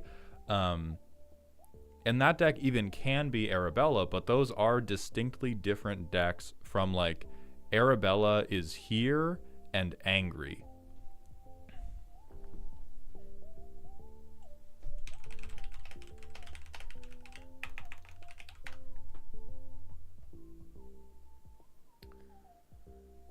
And that is, I'm going to call this strike 3 for Elikman, and that is it for Twitch chat being allowed to suggest cards for this deck. And Jeffrey, thank you for the $2 super chat on YouTube. Welcome to Dog Heaven, my friend. So I don't think you need to shift very much. I think you have a good deck that can... It's honestly truly hilarious to me that it was like, yeah, this deck fucking rips, bro. It can win like turn 8, turn 9. Because that is perfect middle schooler behavior. That's perfect middle schooler expectations. And it is a pile of quite good cards, but we are focused... If we, god damn it. All right, hold on. Let's plagiarize Rebel Lily again. But if we look at the escalation curve of this deck, the way Arabella typically wants to go is you want to start threatening pretty fucking quickly. And then you kind of bobble. Like, depending on what you get, you can come back in the late game. But you try to build up your threat really, really fast and just finish the game consistently swinging. The way the deck is currently built is we're actually taking quite a lot of time to wait until we can hit One Ring or tutor for a doubler, and then we try to go to infinity and beyond. I think if you focus the deck more around the cards like Anox Strike Leader, Adeline, and then Sky Hunter Strike Force, and you do your trigger sequencing correctly, you just go like, hey motherfuckers, somebody's dying here. I'm hoping that it's going to be all of you, but some of you are dying here. And I think you'll have a... And like, the thing is, if your pods... If the Nepo babies are on all mid-range hell decks, aggro may have some difficulty. Like, you may try this and then be like, oh, I legitimately need to shift back to mid-range Arabella because everybody is focusing so much on value pile that I can't kill everybody quickly enough, and I have to be able to compete with like a big explosive turn later. But I do think these, not Elemental Mastery, But those 3 creatures we showed you, 4th Yorling and Windcrag Siege, can do a ton of heavy lifting in the early game, and you can just smack those children back and forth. Batty2Fatty, thank you for the tier 1 Twitch sub, my friend. Welcome to the dog home. We're going to hit a manual ad break.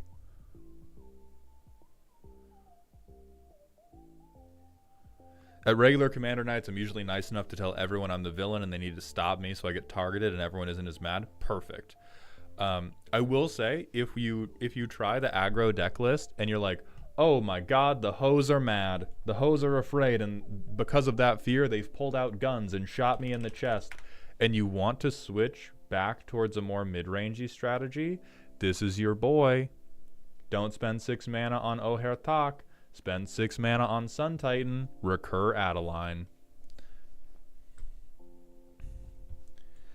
Batting, no. Devilish Valet would be quite bad. So, every strike Twitch chat got, so that is Joe Salsa's, well, not DMC strike, but Joe Salsa's strike, Elikman's strike, and then this timeout strike, which this roast is over, so timeout's off. These rely on, like, these are all cards that are, wow, this is great if I made 10 tokens this turn. And the thing this deck looked like it was clearly struggling with was, how do we get up to 5 tokens in the first place? Like, you guys are way too worried about how to spend your $1 million, and you're not worried enough about how to make $1 million.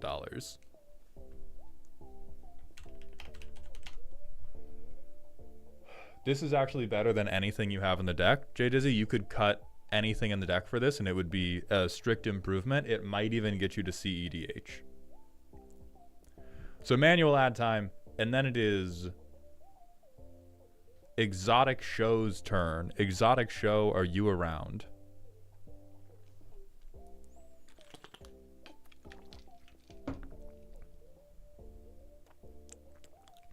You're here but working. Slow to respond. Okay. Heard? No, god damn it. It was a bit. It was a bit. No, please, Dizzy, please.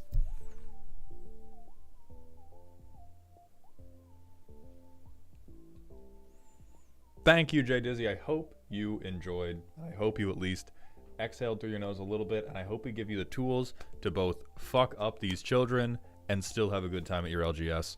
Verity Vargas, thank you for the 50-bit cheer. Mauled, I blame you and your bonus stream for my Fortnite relapse. Been enjoying getting back into it after a few years break. Verity, Z and I, like, we went for a morning walk. We walked to the grocery store, bought some stuff. We came home. I had like 40 minutes until stream, and I was like, do you want to play Fortnite right now? Do you want to rip a quick Fortnite? Like, it's a fun game. Zero build is a fun time. I doubt I will be streaming any more of it because I don't feel like I have a good bit or persona to make streaming that game interesting, but it's a fun game. Soulstorming, thank you for the 100 bits. Tell me if Starry-Eyed Skyrider is a bad card for these strategies. I'm desperate to know.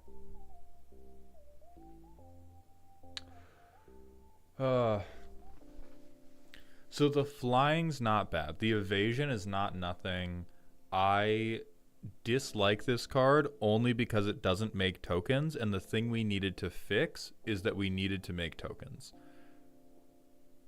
So I would say I would not recommend it for that deck because it's really just like, hey, what if we threw a bitch? What if we played Fortnite? When that deck needed to, like, make boys in the first place and not catapult its boys.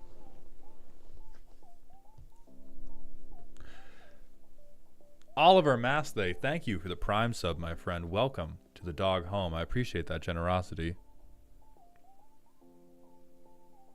Well, you can, DMC, you can give Arabella flying. You can just name it as the creature that's going to gain flying. So it is somewhat good for protecting Arabella, and maybe a thing that you have to put into later versions of the deck after people realize, like, hey, maybe the C4 doll is kind of fucked up. But until they realize that, you just keep swinging on the ground.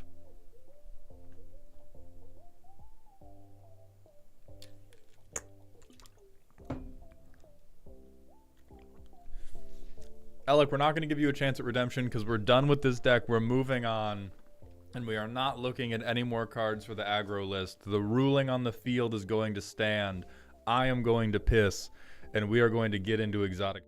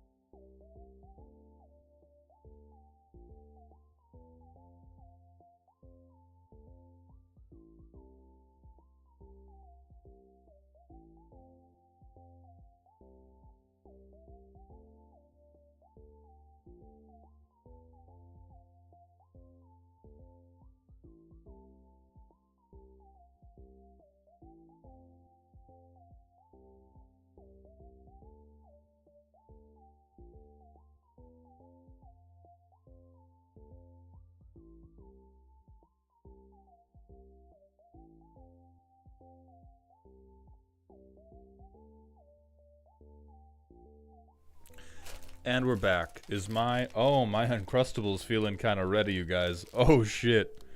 Oh shit.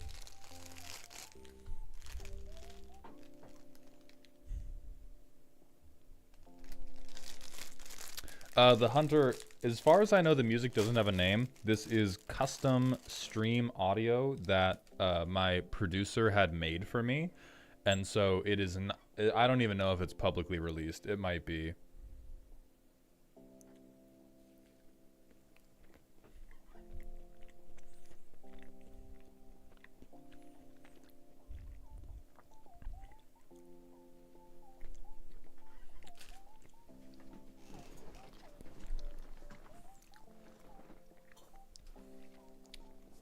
Mauled, I'm going to my LGS this evening.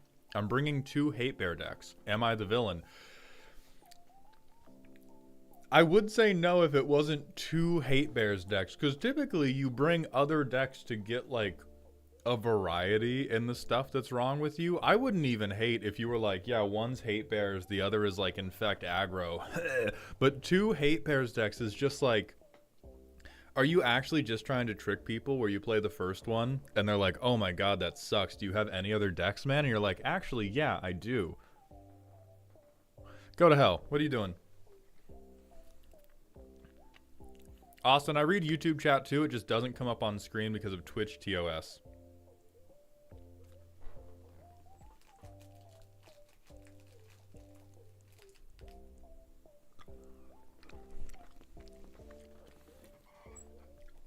Yeah, two Hate Bear decks is just fucking overkill, bro. But, like, bring a Hate Bear deck and then just bring a burn deck if you don't like people. If you don't like people, you can just say it.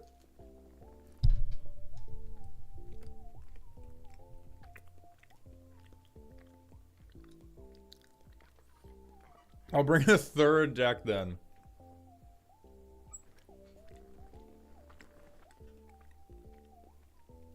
Hey, buddy. Is it gonna be a 3rd Hate Bear deck? Because I can't help but notice you didn't say, I'm gonna bring a 3rd deck and the 3rd deck is gonna be cool. I heard you say I'm gonna bring a 3rd deck. Is the 3rd deck stacks?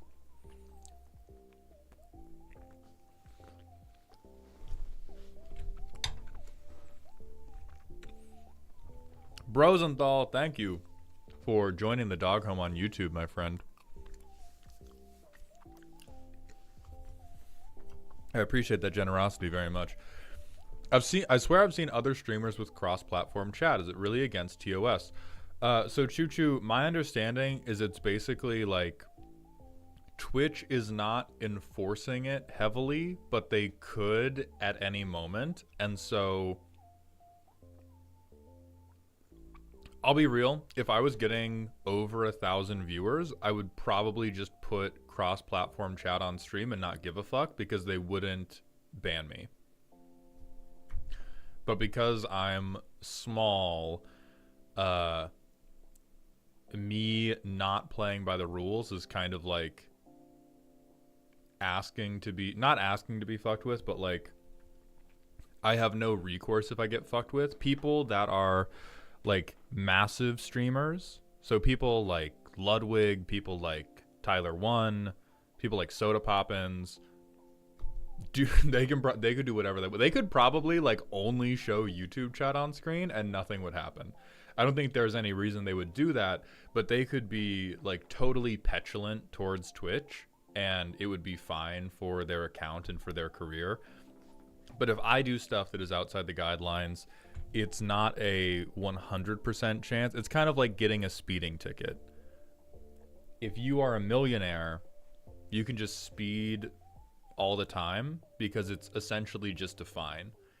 If you are paycheck to paycheck, a like $200 speeding ticket can fuck up your life. Small, if you've got 50 plus viewers, you're like the top 1% of Twitch. That is true, but that's also true because so many people try to do this as a hobby, and so the population of, when you start comparing what percentile of Twitch you are in, it's very easy to artificially inflate your ego because a ton of people do Twitch as like just a hobby. They make a Twitch account, they stream Call of Duty one time every 2 months to their brother and their friend from work, and that's the extent of it. And so it's kind of like if you wanted to be an athlete and you were trying to like get ready for the NFL, and instead of comparing your stats to other NFL players, you compared your stats to the pool of NFL players and like middle school flag football and like rec touch football and every high school team. Like you could get your percentile score crazy fucking good if you expand the pool that big, and that's kind of like what Twitch is. Katozumi, thank you for the 10 gifted community subs, my friend. Welcome to Dog Heaven. I appreciate that generosity very, very much.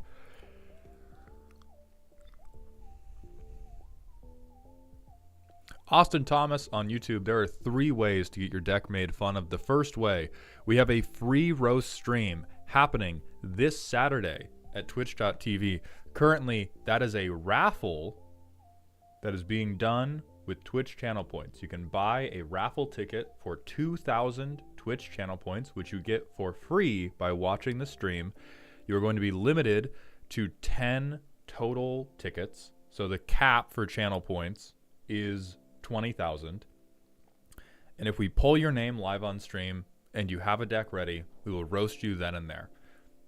If you don't get in there, there are going to be commissions sold on Ko-Fi on May 4th. These commissions go live at noon Pacific. The commission purchase was put up to $69 because last month at $50 they sold out in 14 minutes. So you can get in that way. Or if you just can't wait and you want to potentially derail a stream, you can pay me $500 at any time and I will stop what I am doing to roast your deck list. I patted myself on the back for getting 900 unique views on a stream. Still only ever had 10 people in chat at one time, but 900 is big number, make feel good. You should feel good about that, Aurelian. I do want to be clear when I talk about, like, I'm not big from the perspective of being able to have leverage against a massive company. That doesn't mean you shouldn't feel good about streaming to people. Like, one of the things my therapist talked to me about when I started doing streaming was, like, if you're streaming to, like, low double-digit people, that is a classroom full of people watching you do something. That is awesome. You are providing something engaging and interesting. Like, you shouldn't beat yourself up for not being huge. There's just also the reality of to be able to flout TOS agreements with these sites, you have to be massive. Everything's a matter of perspective. I am currently enjoying a much larger amount of success than I thought that I would ever realize across content creation as a whole and with Twitch specifically. So I'm only small in the context of, like, I'm a businessman and I'm not yet a businessman, to borrow from, I think Ludacris was the one who said that. Draco, thank you for the Twitch follow. Welcome to the doghouse, my friend. And DMC, thank you for the 100-bit cheer. Mauled, what if we buy a deck roast and then pay $500 right at the end? 2 decks, or I run the deck roast back, but I glaze you. Your choice. Those are the 2 options, and that will make it into a VOD. You have my promise. If you ever... Oh, it's Jay-Z. Oh, God damn it.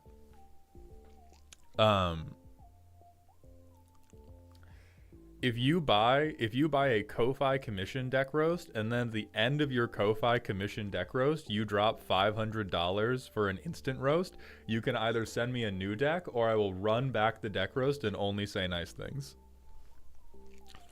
How much would it cost for a first take glaze on my deck list? Well, not for sale.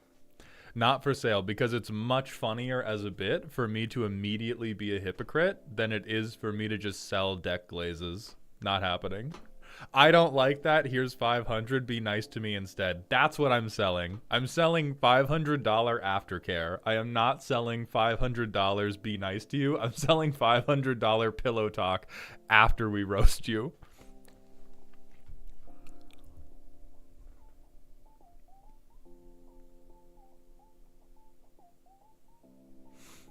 During COVID, I tried streaming on an everyday basis, like put actual effort in. After the first year, my stats were an average viewership of 8 people. 2 of those were me and my bot. Oh yeah, like streaming is the worst way to become a streamer. The first time I tried content creation, it was just as streaming. This is my second time. Maultown is my second time trying to become a content creator. The first time, I streamed Call of Duty for 7 months.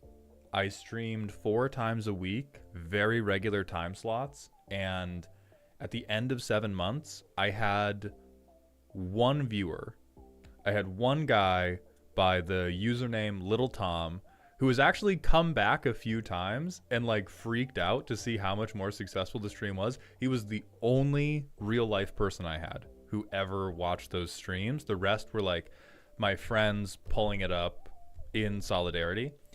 And after 7 months, I was like, this kind of sucks. It doesn't really feel like I'm putting on a good performance. And so I stopped streaming, and then I said, I'm going to take the exact same number of hours that I spent streaming, and I'm just going to make videos that I think are funny and start posting those.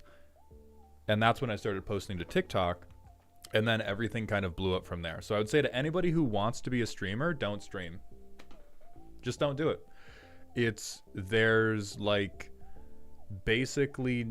almost nothing you can do to break out as a streamer if you're starting from zero, but there is still a ton of space for you to grab people's attention with short form or even long form content, and then after you blow up there, be like, by the way, watch that shit live. Bentoha, no worries. I heard there was going to be a Streamer X Pros MTG event sponsored by WotC. Do you know much more about it? No, I basically never hear about WotC sponsored stuff. WotC doesn't fuck with me like that.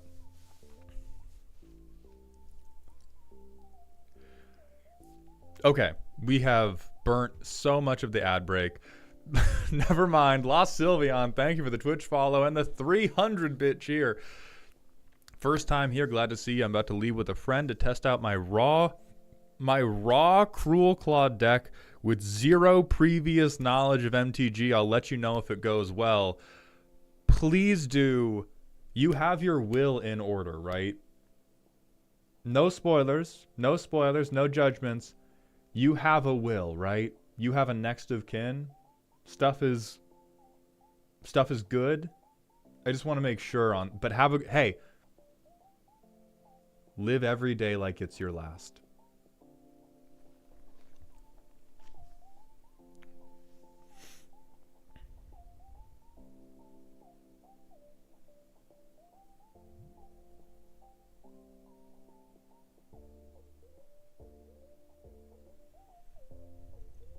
Mauled, I will fuck a dinosaur hound not being in the good graces of WotC. Unbelievable. I know, right? I don't get it either. I don't get it at all. Okay. Let's get into Exotic Show's deck, which is just spooky. The deck in one word is Blitz. So should be similar in feeling. Should be similar in feeling to this Arabella deck list.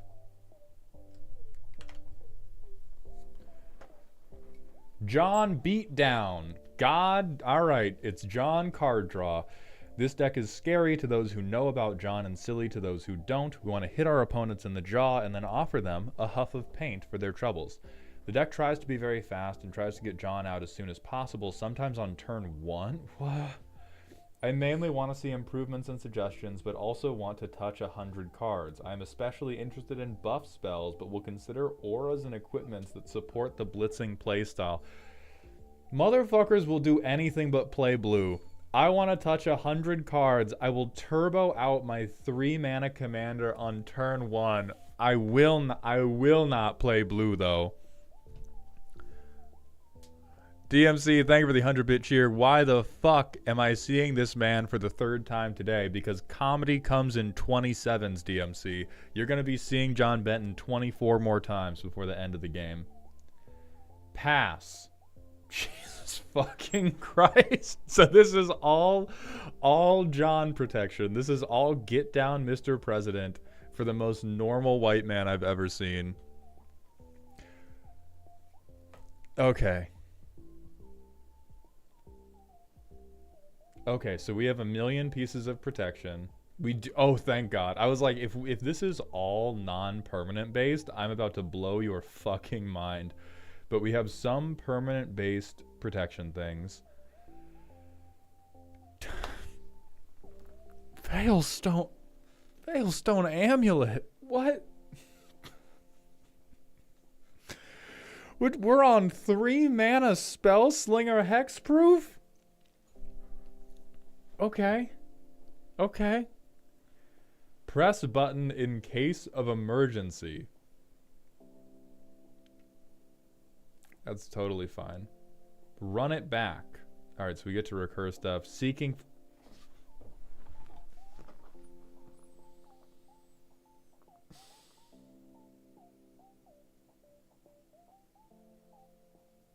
I do not forgive you. I do not forgive you. I'm here for 2 things. To turbo out my 3-mana commander and draw cards. And here is my tutor for a thing that does none of those fucking activities, you fucking faker. Oh my.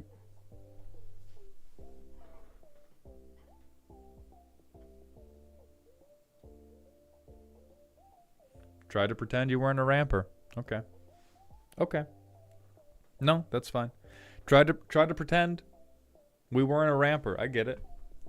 Tried to pretend this wasn't a landfall. Tried to pretend this wasn't a landfall deck. You know what, man? You know what, man? How about you just put the Scute Swarm in the bag and you get the fuck out of my office? Okay? I know what you want.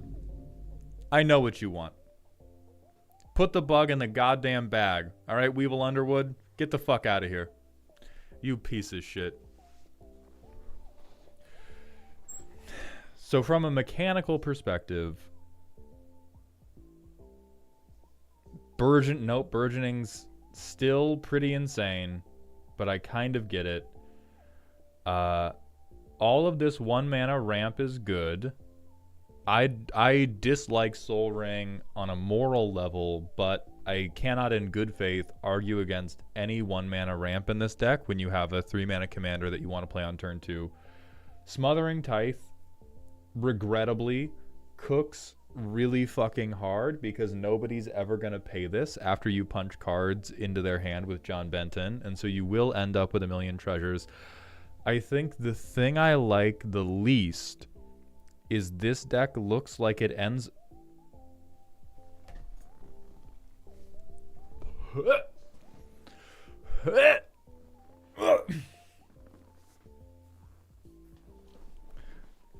Bro, you are literally counting your mana curve on your fucking fingers. You can't even get to... Oh, no. You got one... With one spell, we've gotten to the second hand. What is that? And it's for farewell. No, fine. No, die. We have one hand to track our entire mana curve, and in the other hand, we have hollow purple, and that's all we've fucking got. Okay. So let's talk about the many things that are wrong. Let's talk about the many things that are wrong. We have Smash. All right, Double Strike, good. What? Did you watch a Veggie Wagon video? Did you watch a Veggie Wagon video? All right, Imperial Plate, unfortunately cooks. Flaming Fist, unfortunately cooks.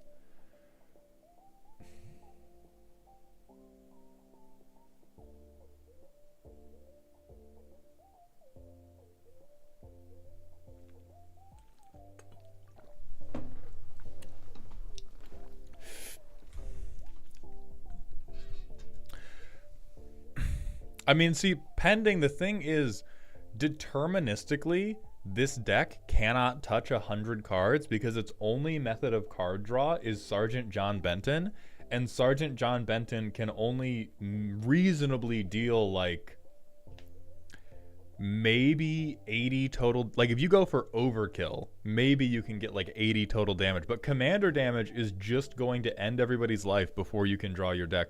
No, G, it's not 63...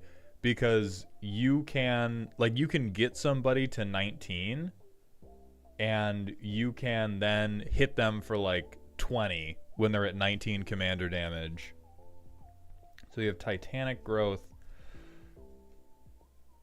So what is legitimately insane to me is that we are so committed to this being instant speed only instead of taking like any of the stuff that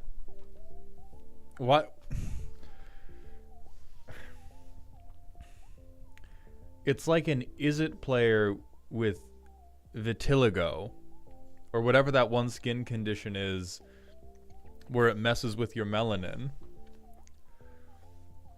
It's like an Izzet deck got Michael Jacksoned. Or I guess it's an Izzet deck getting John Benton. Vitiligo. Okay. So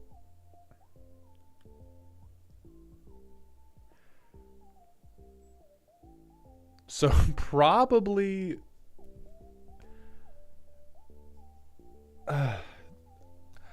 I can hardly say that any of these are wrong on principle, because the principle of the deck is, what if I gave a white man steroids and then he committed misdemeanor assault and battery? I'm sure that it does that. Right? Like we go, haha, I've done it. John time. I discard a land because who gives a fuck about a land? I play this. Dog, what the fuck? I don't know what personal beef you have with algebra. I will not allow you to both play Summer Bloom and not play any goddamn X spells. Or really no top end other than Farewell. Like, are you that afraid of discarding the hand size?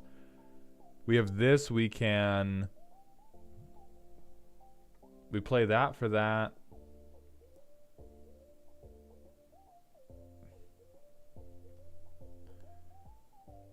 We play that and we hold up Final Showdown.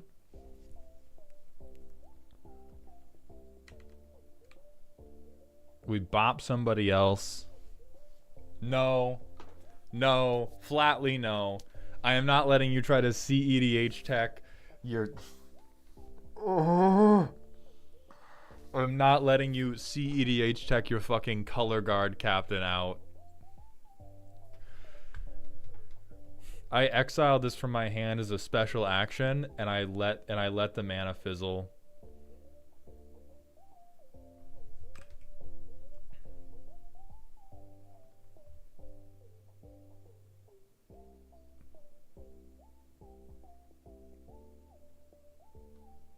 What's funny is we've drawn so many cards, and it has kind of sucked so far because we hadn't hit a pump spell until now.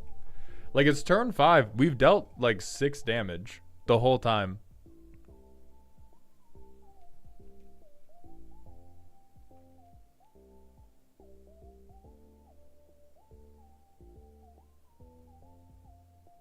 So we actually have to hold this back. I'm gonna get rid of fucking Summer Bloom. Oh my god. I'll play this. Now John is 6. Now I bop 6 cards out of people. I play Field of the Dead onto 6 basic lands. Change nothing. Deck's perfect. We can't fix you. You're too pure. You're too pure for me to fix you. Field of the Dead on top of a field of only basic lands. So we can make stuff indestructible. We can make stuff indestructible. We can play another land. We get no trigger.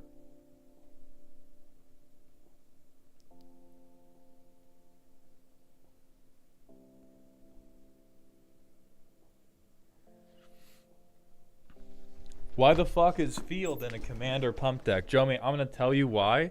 One of the earliest traumas that Commander players will experience, and a very difficult one for the green players to get past, is the idea of having to discard a card ever. They have enough non-basics that I feel like this isn't... I feel like if this was just in here as a bit, it would be only basics. I feel like if this was in here as a bit, we would do only basics. But they're trying to pull goddamn Gemstone's Cavern Trickery. We are executing cryptocurrency scams to get to JROTC practice 5 minutes earlier. So I will attempt to forgive your need for the whatever. You get dopamine from playing John Benton turn 1. It's fine to bust that early, but okay, you get dopamine from playing John Benton turn 1. What I refuse to believe is we don't have anything appropriate that can... Like, it looks like you're playing with it. Is how to frame it the best way. Because we have a million things that do very, very little to buff him, and so it looks like this kind of reminds me of the deck that was built to play against bots, because we're trying to get John Benton to field as quickly as possible while trying to take as many turns as humanly possible to win with John Benton without getting our green card taken away from us. Because we are not doing any of the like more expensive, more powerful ways to convert damage. We didn't even... Oh, thank God we at least have Tyvar stand. Raybun606, thank you for the Prime sub, my friend. Welcome to the dog home.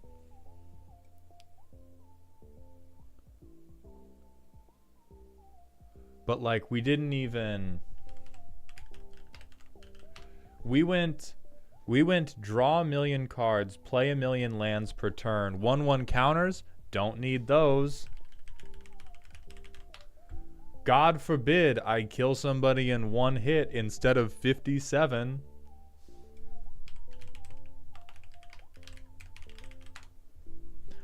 Oh me, oh my. I would never like to be so rude as to win a game in under 3 straight hours.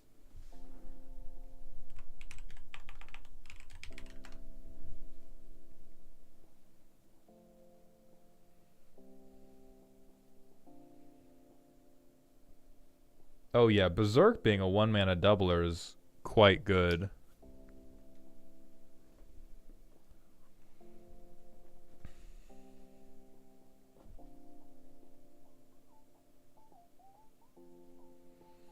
Yeah, like Spirit Mantle, come on, dog. We don't gotta...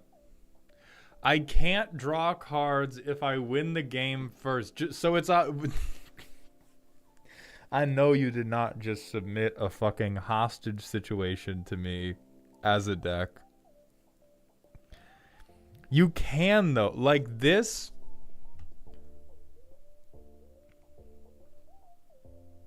Dog. This says draw 22. You're not allowed to be mad at that. You're not allowed to be like, I just want to draw cards. What if you drew 22 cards? Oh, no. Oh. That would be so rude and evil. Oh.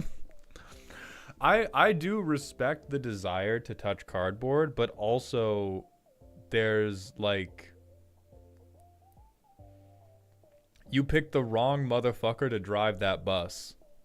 If your only way to draw a card is via commander damage, you have mathematically prevented yourself from drawing 99 cards anyway. And so like the... Triple Mango Threat, thank you for the Prime sub. If we could get some claps for Mango, the YouTube editor who is in chat.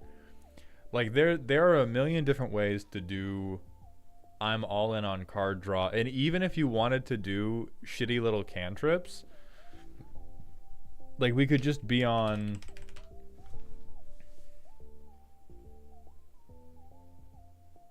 You could just do Enchant Voltron. And then you have, like, Secret Commander Sithis, or even, like, First Commander Sithis. But this is... Bro, this is Selesnya, but they are sitting on business. Not only you are not standing on business. I don't even think you're sitting on business. You are laying down asleep. You are napping on business. So there's a lot of ways you could...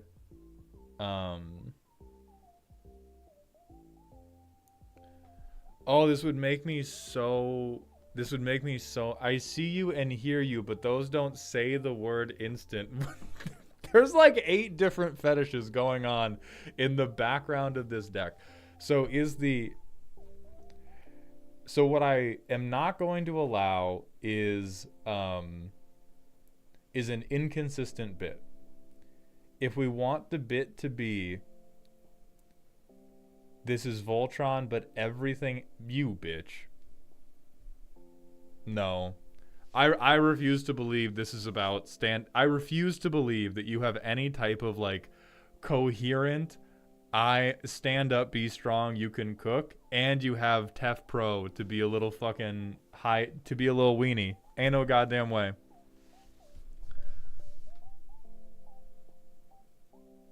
Just ask people to have a beer with you, man. So if we want the bit to become coherent, we could do Sergeant John Benton, but I only buff him with instant speed spells. I could I think we can at least work with that a little bit, and then we only have a few things that we have to get rid of. But I'm gonna make you cut everything that isn't that. If you are doing dumb silly jank and you have brought dumb silly jank for us to showcase, you must double down on it. You may not fucking hokey pokey 1 foot in, 1 foot out with your silly John Benton conga line. You have to commit all the way. I want you in costume. I want you singing and dancing, all right? I want some goddamn spirit fingers if you want to sell me on this stupid fucking bit. So Duelist Heritage, no. Imperial Plate, no. Flaming Fist, no. What else? Spirit Mantle, no. Wild Defiance, no. Bastion Protector, no. Sure, you can keep the Tithe. It doesn't buff John Benton. This guy has Flash, so I will allow it. Mother of Runes, no. Skrelv, no. Veilstone Amulet, get it the fuck out of here.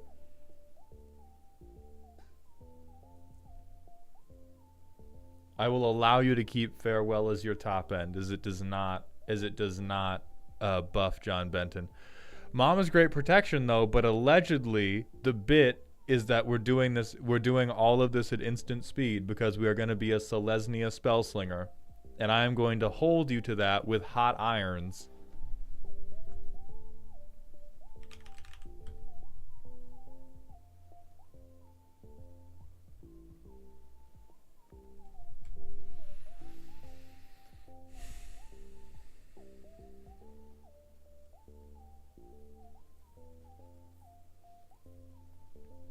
See, this would make me laugh if we had put anything else expensive in the deck.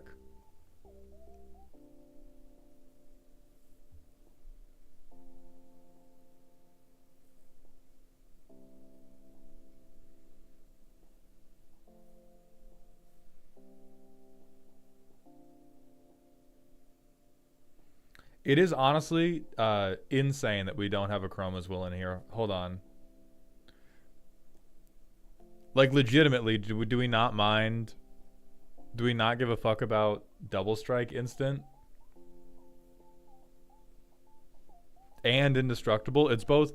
See, like, this is what pisses me off, is the biggest problem for the fair and upstanding Izzet Spellslinger players is that we have to try to make Spellslinger work with, like, 3 mana and half a bottle cap, and you're here dropping 10 lands onto the field using fucking Chrome Mox, and you are like cosplaying a broke person. You are a trust fund kid cosplaying a broke bitch because you refuse to run anything that costs more than fucking $2.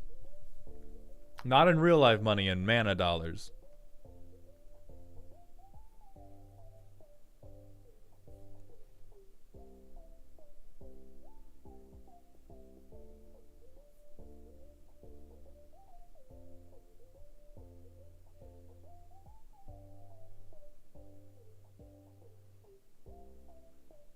I was about to go sort by EDH rec, and I'm like, we should not do that because that is just gonna pull up, that's gonna pull up dog shit compared to the complete fuckery that we're trying to do.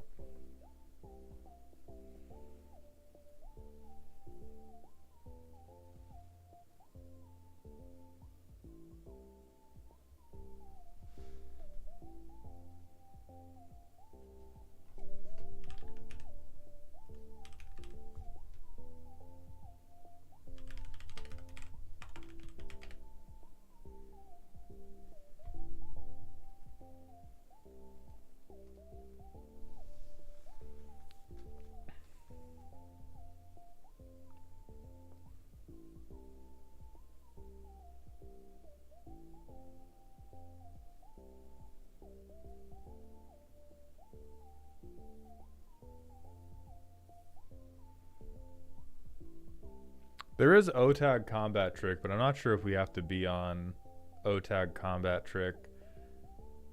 Well, I guess we kind of do have to be on because everything would be called a Combat Trick.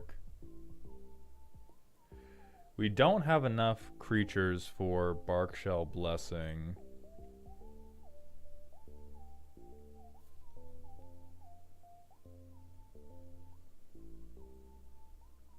See? Where the fuck is this? Why are you not huge? Don't little bean with the army man who rolled up with a bazooka. Like, this is the type of you not only fuel it with your spellslinger stuff, you just have the mana to hardcast this shit, dog. We don't have to be delving. You could erase this and it's still good. And then you just draw 9. Yeah, what the hell? Do you not like Corgi's exotic? What's wrong with you?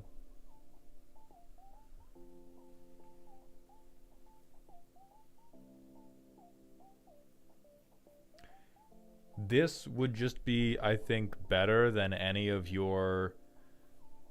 I think this would be better than a good number of your like +3/+3 than like the giant growths, because counters are going to stick turn to turn to turn.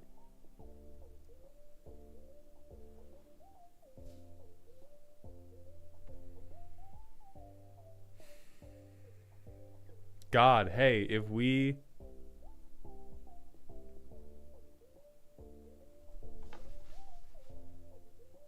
I'm so mad at you, Exotic. I'm so mad at you.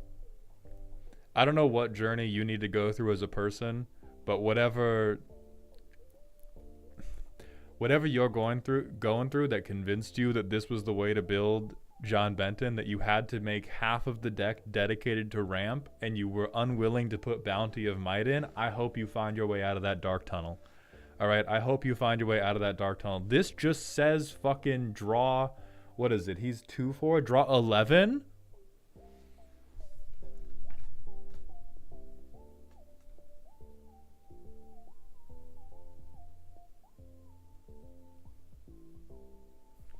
You are like the... This is the exact inverse of... Hold on, let me go to the pyramid. And we gotta erase everybody. And we also gotta put J Dizzy on.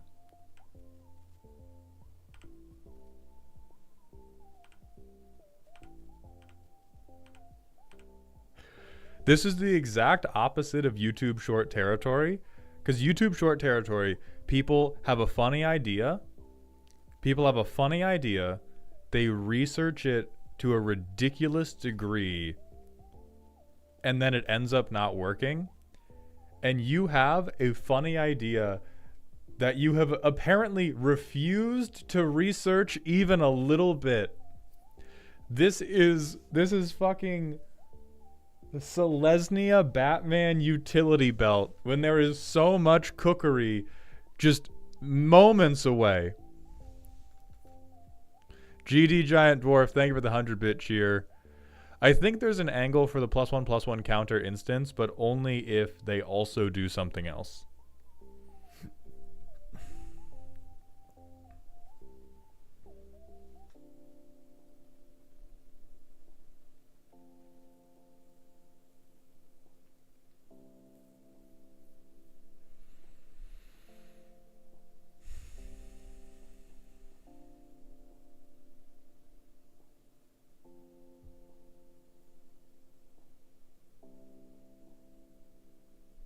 Shepis, that's what we're trying to do. That's why I'm recommending like Bounty of Might and Become Immense.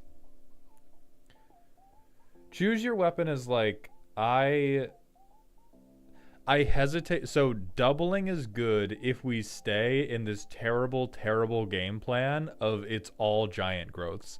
I don't want us to stay in it's all giant growths. I want us to move towards what if I dropped a fucking massive heater on your head? Oh, true. We should be sorting by CMC.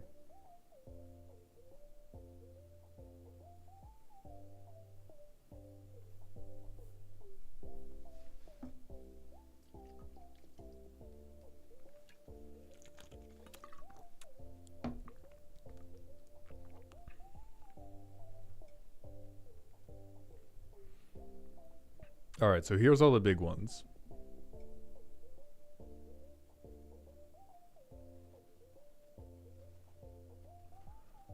Oh my god, you can play Decree of Savagery just to cycle it.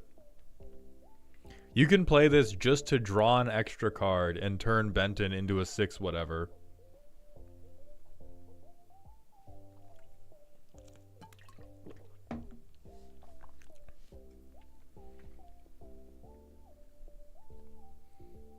I think Dread Linorm is also...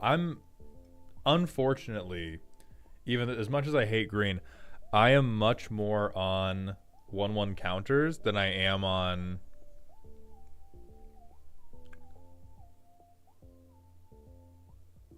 Oh my god. Oh my god. We didn't even Google a goddamn thing for this deck. We just ripped open a fucking bulk box of combat tricks and went to town, huh? There's so much heat. There is so much heat for this deck.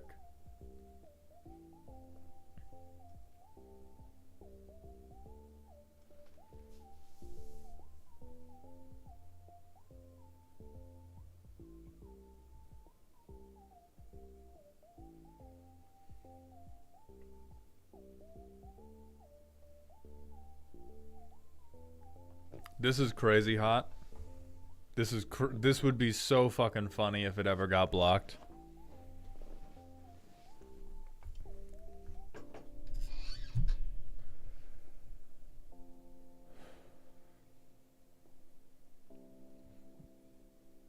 Actually, hold on. Hold on. Alternate cost. Bounty of... We fucking Force of Will 3... We Force of Will Giant... That's funny. I don't... That goes beyond... I don't care if it's for one turn. That goes beyond colors, creeds, whatever country you're from. I Force of Will 3 1/1 counters onto John Benton to draw 3 cards, and then I get rid of those counters. That is a power move. I think that is the power move that this deck has been searching for the entire time. Imagine, I'd turn 1 John Benton, and I dump the rest of my hand to Bounty of the Hunt.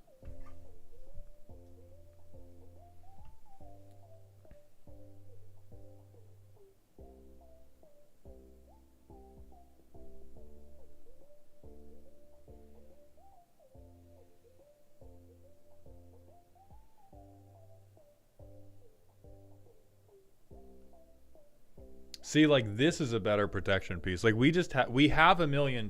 Spend $1 million. This is what you do. I think you do, like, I love Spellslinger, so I can get behind. I want to be on instance. The unique strength you have with John Benton is you get the funding of green to your Spellslinger plan. These cards are so fucking bad, and they become so good. That is pure commander joy. Look at this dog shit that is going to blow you out completely. Look at this hot fucking... Who's that one fucking director? I don't know who J.D. Salinger is, but that's the Snyder Cut. This goddamn Snyder Cut ass card art, and you'd be like, yeah, by the way, I draw 7 and your removal spell fizzles. Kernso, thank you for the Twitch follow. Welcome to the doghouse. GD Giant Dwarf, thank you for the 100-bit cheer. Slightly off theme, but hilarious instant that may fit. Debt of Loyalty.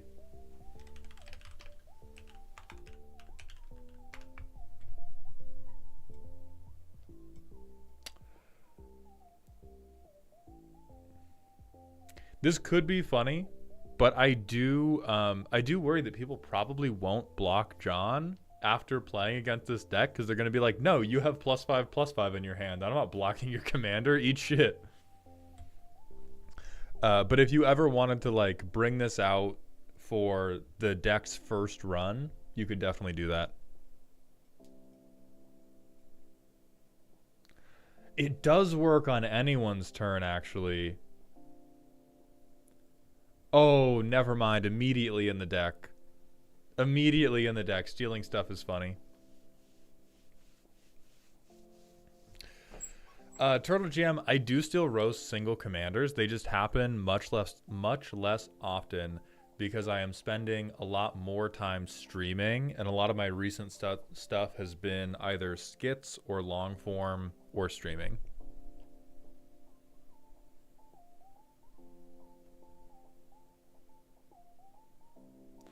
So it does have to be a situation in which the regeneration goes off.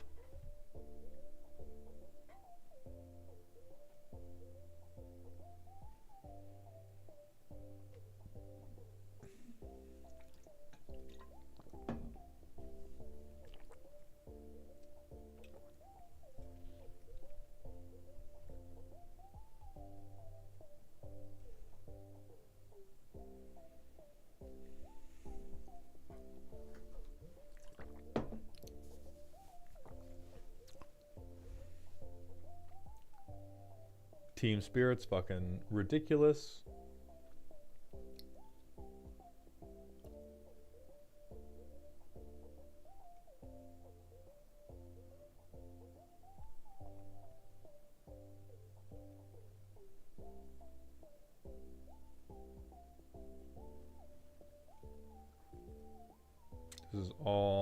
These are all very fine. Yeah, we're not going really wide. We really just have like one dork with us.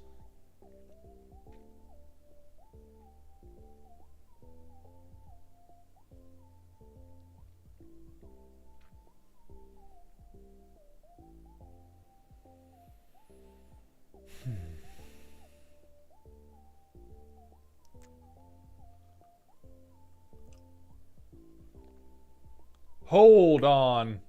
wait a nah. Alright now just wait a goddamn minute.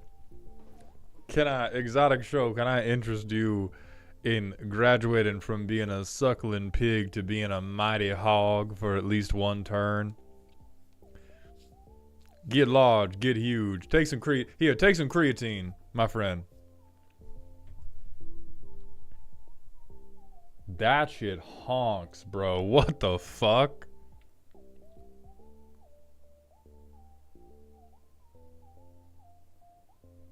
Ooh, better interact. Oh my god. Instant speed interaction that is also going to buff John Benton.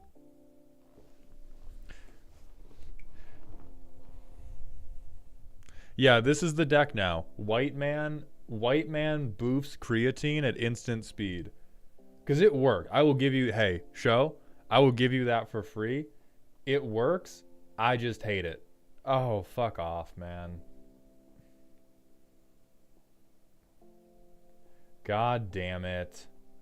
God damn it. We turn one John Benton. Draw two. I have to play white. See, and we're flashing in. For 3, we're flashing in this guy. When, God, I would just much rather...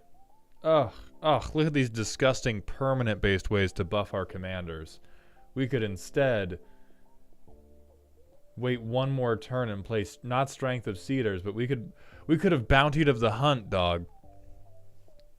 Look at Become the Avalanche is like... We do not have enough ways to break maximum hand size, so I do not think that number of cards in hand is actually that good for us. And also it's sorcery speed, so not part of the bit, so die. GG Giant Dwarf, thank you for the 100-bit cheer. Also hilarious suggestion, Righteousness for big buffs in defense mode too. Nah, fuck that shit. We never block. We attack and they die, or they crack back and we die.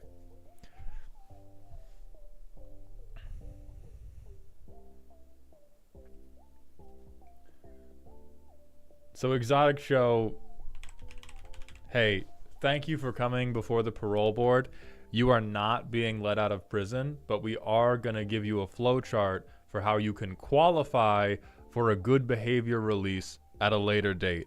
Thank you very much for the submission. Please, God, get some goddamn Riz. I hate what you have shown me, but I fuck with the vision. I hate what you have shown me. I think we can make something great out of it, though. It should run snag. That's not true. YouTube chat. That's not true. That's a lie that you just told.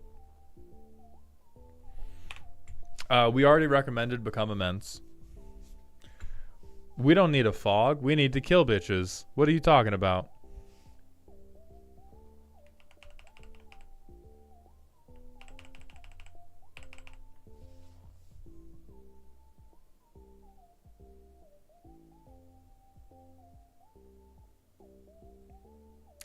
Oh, Phoenix plays the dono amount. We started doing that this stream.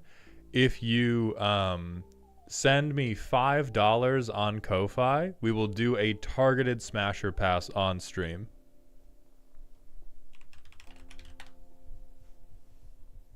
Inner calm, outer strength.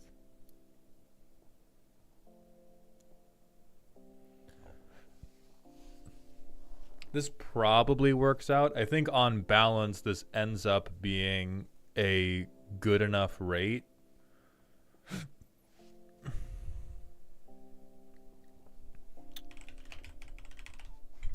Realm Seeker for other threat with repeatable ramp. So here's the thing, you fuck up. We're not doing other threats. We're doing John Benton lifts a barrel of creatine to his fucking mouth, and he just chugs the entire thing in front of you and then chucks the empty barrel at you. That is strikes 1, 2, and 3 for the John Benton deck. It is just straight up smash or pass. I will elaborate a little bit if I feel that it requires elaboration, but that $5 is not for production value. That $5 is to force me to look at the specific card rather than doing a random one.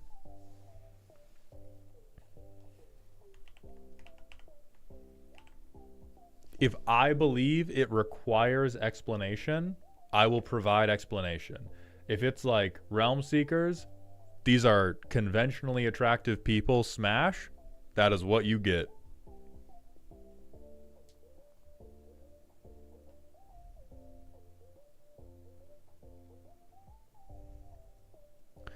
We should run Wildheart Invoker because it sucks.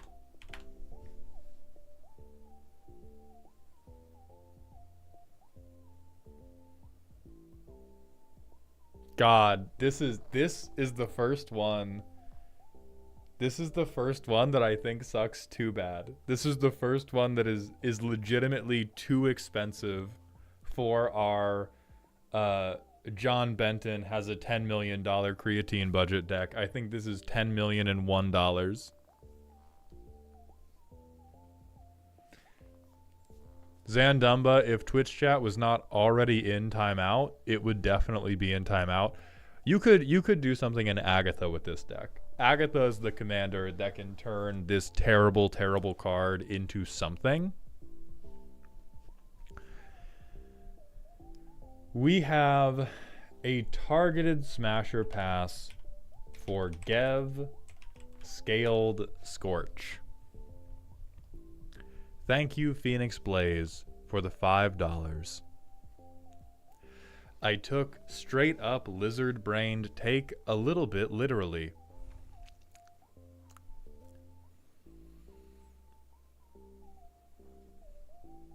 For the smasher pass, I'm gonna have to say pass.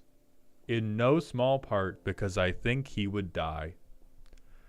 Now, for the Bloomborough clause, I would adopt and I would pet. And in fact, when we did the adoptability tier list for Bloomborough, we put him S tier. Steve the Sword, thank you for the Twitch follow. Welcome to the doghouse, my friend. Take a look at his alt art. Yeah, that is amazingly cute. No coitus. What a little cutie. Treats all day. Biscuits whenever he wants. I'm feeding him. I would buy him beef jerky whenever. He is not getting any jerkin from me, though. Bond Legolas, thank you for the Twitch follow. Welcome to the doghouse, my friend. Okay, manual ad break time, and then Bell, you're up.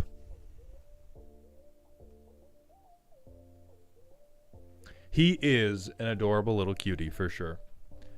What if he topped, though? Tam, go outside. Go outside.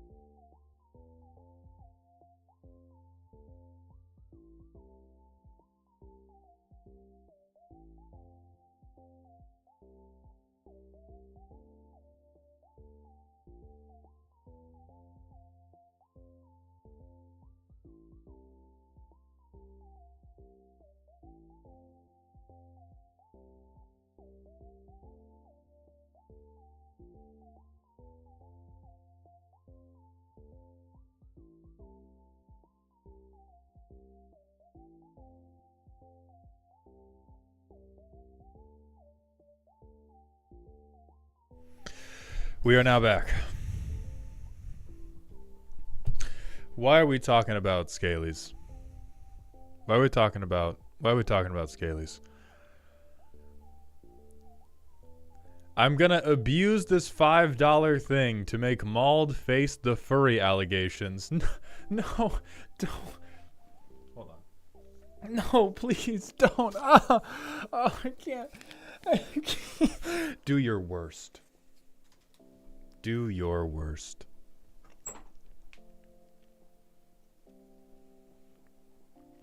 Chase Pet, thank you for the Twitch Prime sub, my friend. Welcome to the dog home. All right. Next up is going to be Belle. Belle, I saw you in chat earlier, but could you please sound off if you are still here?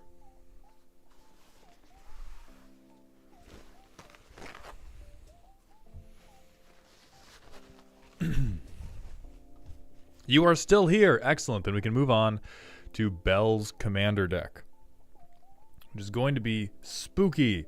The deck in one word is swinging. Oh god, this is accidentally aggro day. This deck was built around the concept of me wanting an entire deck built around ball lightning and cards like it. It focuses on getting cheap big creatures out, double their damage output, and once those creatures die, we sometimes get to bring them back to life and run it back. The creature base is mostly elemental with a few oddballs thrown in there to help recur the big hitters and cheat them out.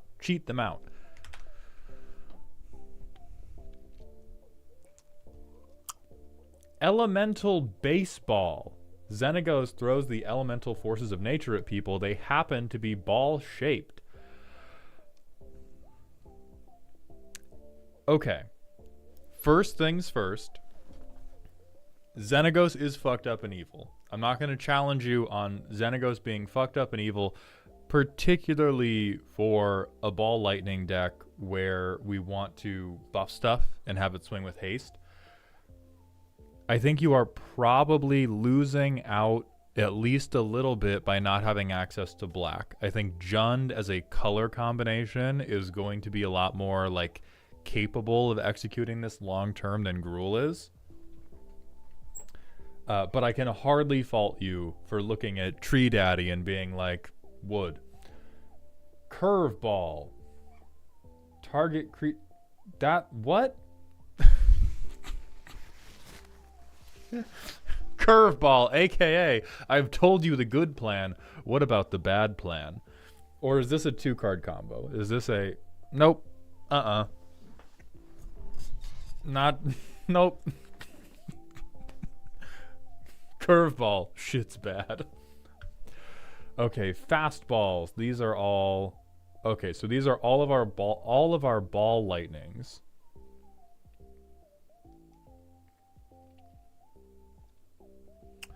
$15 is a... Alright, so 15 is a somewhat decent number. Almost all of these are red. So even more so than Jund, I'm going to echo what Chase Pet is doing and ask, Belle, have you been outside in the last week?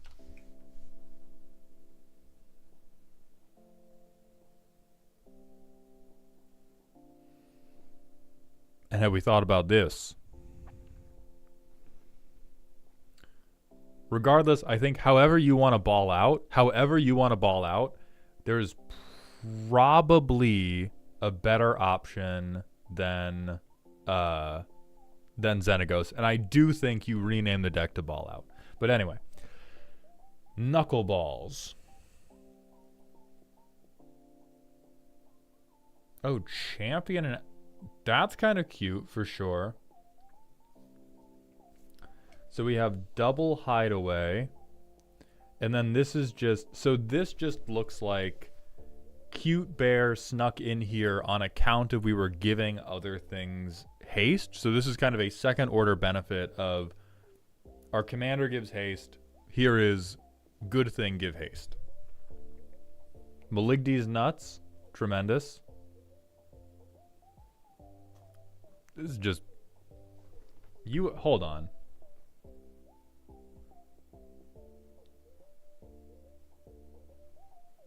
Did you buy some Bloomborough packs? I'm smelling Bloomborough Play Booster on some of the cards in this deck. Oh, okay. Yeah, this is my Ball Lightning deck of on-rate draft creatures. So this is another guy that this is more... I feel like Knuckleballs is all creatures that make sense in a Xenagos deck, but are not necessarily on the ball out plan. So this might be a situation where we create two decks, one of which is just a straight up good... Oh, we're just doing... Oh, they just say elemental on them. Even worse. God. Oh, God. I hate it. I hate a fucking... Oh, I hate a type line purist. God damn it. But okay, it's all elementals. Fine. Fine. On deck. I love the pun. I love the pun.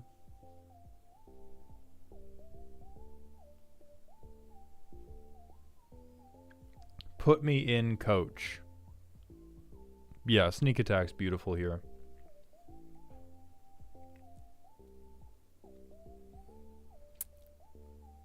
Who's on first? All right, so I like Evolutionary Leap. I like Greater Good. I'm okay with Momentous Fall.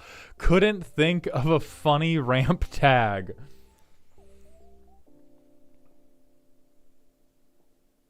Why are we...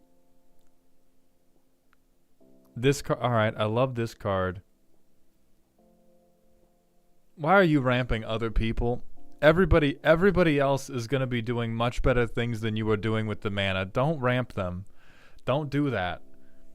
Don't hand them $5. You are shopping at the dollar store.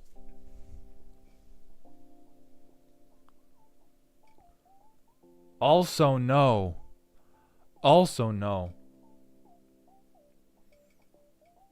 No, don't help them. You need to put your own goddamn oxygen mask on first. All right, let me see how this converts to dealing damage. Just first of all.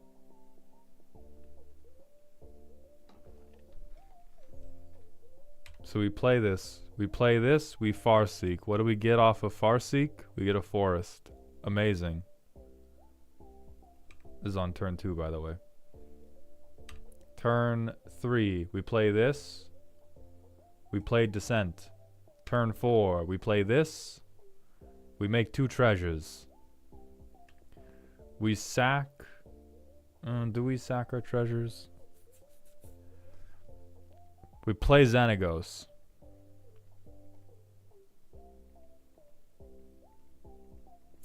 Now a harsher referee has already disqualified you. A harsher referee has already disqualified you from the halls of aggro doing turn 4 setup with commander. Turn 5.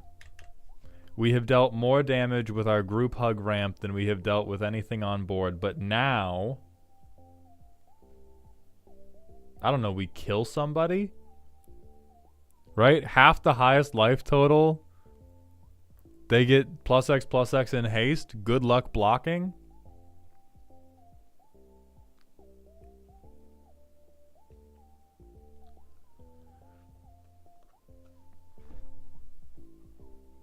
Alright. So Malignus is probably the best thing we can do. And then we can do Berserker's Onslaught. Jesus Christ. I like this. This is good and strong and tough. It is unfortunately overwhelmingly the best thing the deck can do. So that puts our ceiling very, very high. To have the ceiling be turn 5, I have lethal if it's not blocked. Well, the floor is like, I play a 4-2. Or a 4-3, I guess. And so, Bell, what I think we have to pick apart first is what is why must everything be elementals instead of 15 elementals we really care about, and then support pieces for the other elementals? Listen, Bell, you cannot. I'm going to stop you right here, my friend. From a place of love, you may never defend a deck to me by saying, well, what if we did the worst thing instead? No. I will sometimes forgive that if you make that call in the moment of playing the commander game, but you can never if I bring you into the office to be like, hey, I was poking around your bedroom and I found some heroin, you cannot tell me like, no, I'm not using heroin. I'm using heroin to get drug dealers to talk to me so that I can buy weed. Like, okay. Is that our story? Is that our story? Can be the one you tell me. It can even be the one you tell yourself, but I see you, bestie. And so I think the thing to grasp is I can understand doing ball out because we like ball lightning. I think the mistake is going, I really like ball lightning, therefore I should play every other elemental. That's racist. I know it's not negatively prejudiced, but that is racist. Be like, I like this one, I'm going to get all its family members and have them do my bidding. You are like, you are some spurious architecture away from getting revolutioned upon, is all I'm saying. And so if we love ball lightning, we can double down on ball lightning effects. But one thing that is weird to me is our commander takes half of the point of playing ball lightning away from us in the first place. Like, the commander is giving us these big damage buffs and giving haste anyway. And so it seems like a spot of, if the deck is ball out, we want ball lightning to be the hero.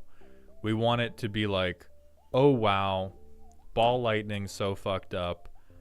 I can't handle all of these big hot balls being thrown at my face every single turn. Versus I think this deck just feels like a Xenagos deck. It just feels like Gruul. Like, when it works, it probably just feels like Gruul Stompy with like a little bit of paprika thrown in. And so if you want ball lightning to be the hero, we need to support what ball lightning is doing. And to support what ball lightning is doing, the immediate things that jump up are, we have to be able to bring ball lightning back, whether that's every turn or whether that is we chuck a bunch and then eventually do like a Rise of the Dark Realms turn where we fill our graveyard with ball lightnings.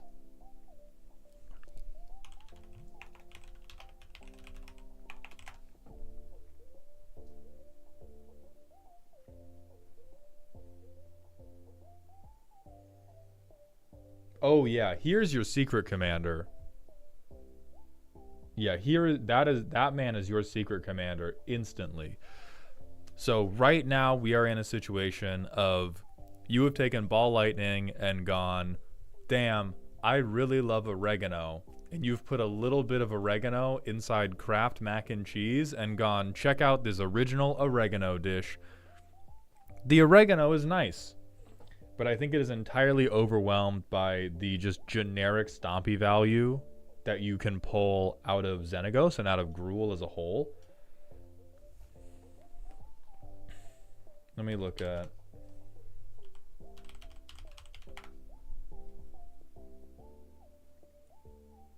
Yeah, this is a good ball lightning type of card. Because what we also don't have is, we have like basically no card draw.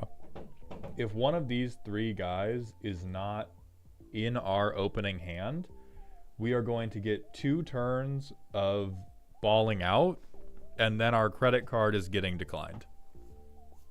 In the middle of the club. The dance music's going to stop. The DJ's going to make fun of us. It's going to be a really bad time. We're going to go, okay, I've ramped into Xenagos. I play Spark Elemental. I play Lightning Serpent.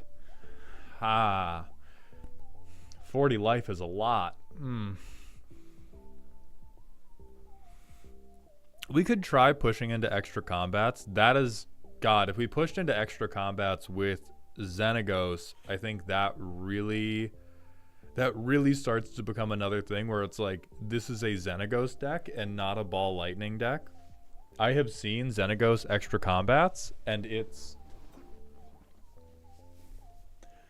the tech of the deck itself is meaningless before a second +X has hit the tower.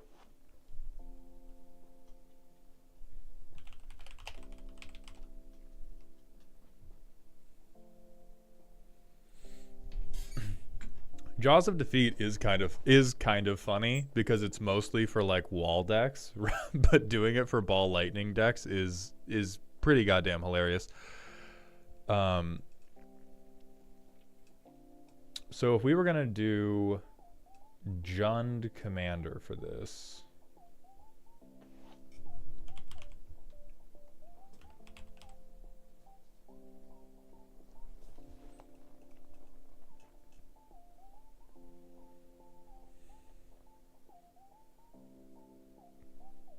Depend, thank you for the Prime sub for the 2nd month in a row. Welcome back to the dog home. Maldy Mald, what can I do if a strategy is too toxic for casual and too shit for more competitive tables? Find a new table or abandon it.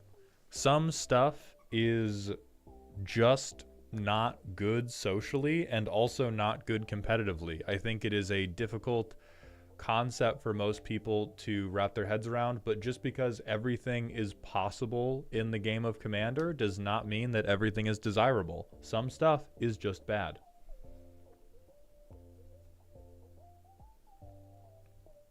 Ontario, thank you for that 100-bit cheer and the correct Scryfall syntax. I'm not going to fucking use it, though.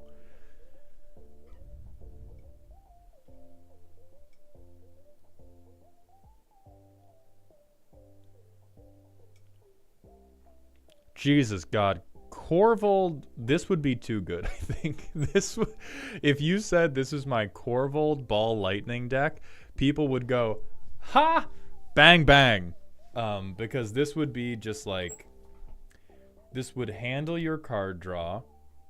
It would turn all of the Ball Lightnings into card draw. And Corvold would just overpower the entire deck instantly. GD, thank you for the 100-bit cheer. If we're taking change your commander suggestions, I'd like to suggest Ognis. If we're staying in Gruul, I'd like to suggest Samut. I don't like Ognis. I think in Jund, what this deck... So Ognis would provide us with treasures. I think what this deck needs is something that can provide some degree of card advantage or card selection. Samut could provide that if we want to stay in Gruul. Samut would not be bad for keeping the deck feeling more like a Ball Lightning deck while keeping the deck turning, but I really think we need black.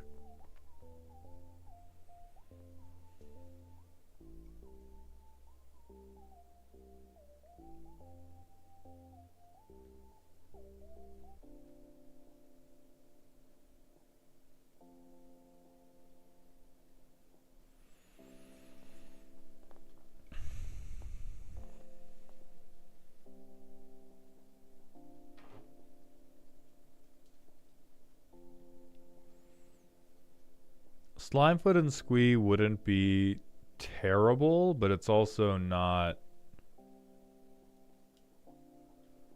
the best thing.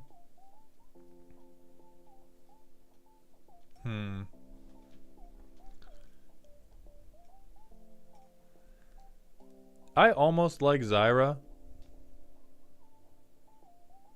just because this enables you to turn your ball lightnings into card draw and into chump blockers. It's not like it's letting our balls hatch. That's a horrible sentence. Take that. Snip, snip. Take that back. But this provides us at minimum with the colors that we need access to. It provides us a way to turn our ball lightnings into card draw, which I think this deck desperately needs. Like, we can put every doubler in the world in, and that will be quite funny. But if the premise, and I know this because I play with a Henzi deck, if our premise is I'm going to sacrifice every creature I play at end step, holy fuck, do we need to pick up a lot of cards to make that work.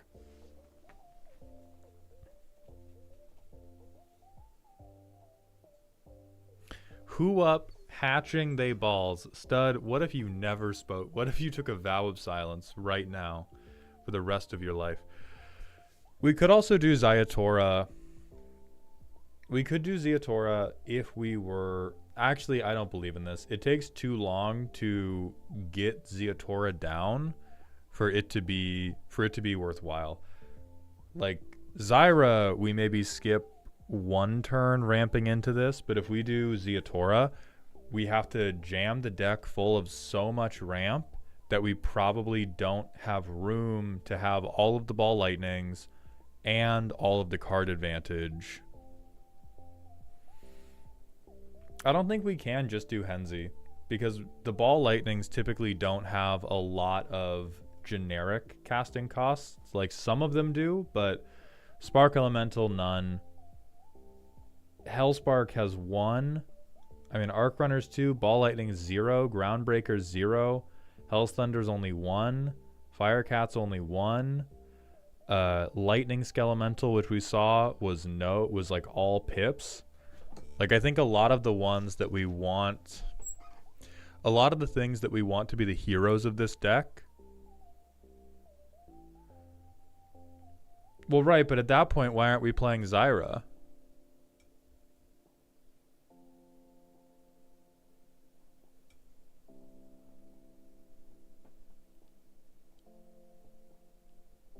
Oh, yeah, and many of them don't cost enough to get a blitz cost from Henzi. Yeah, no, Henzi is super. Henzi is right for so many things. Henzi is super wrong for this. I think the only other direction we could go is like this. Is we do an aqueduct commander instead of an engine commander. And we spend all game chucking ball lightnings at people, and then we hit them with a big dragon, and the 2/2 skeleton spirits of our ball lightnings rise up and fuck with people.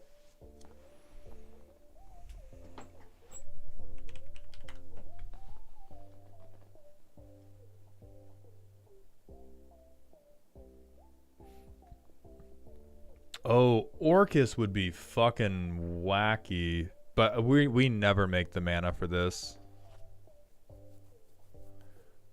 I don't think we ever make enough mana to feel good about casting this. I think the de facto thing we should be going for is we should be aiming for Zyra. Also, Cats Inquire, thank you for the 2 months in a row in the dog home, my friend. I appreciate those Jeffrey dollars. So I would probably recommend swapping your commander to Zyra. Another thing that is going to be important for you is having a way to get ball lightnings back. Because again, we want them to be the hero. We don't want ball lightning to get 1 at bat and then just sit on first base the entire game. We want it to be, hey, guess what? Hey, guess what? Hey, guess what? And every turn, it's just a new ball. And so to do that, we can get some things like Oversold Cemetery, where once we get the engine going, we can start recurring ball lightnings to hand, and then we can just play them every single turn. Another thing we're probably just doing roast today, Anubion. We'll see. Another thing we can do is we can start self-milling. So we can begin pulling in some of the best card advantage cards in the game, which is like Ripples of Undeath. That also allows us to pull in things like Feldon, because this isn't ever going to, like, the Ball Lightning's still going to be available to us, and this just becomes, we get a Ball Lightning token every single turn. GD Giant Dwarf, thank you for the 100 bits.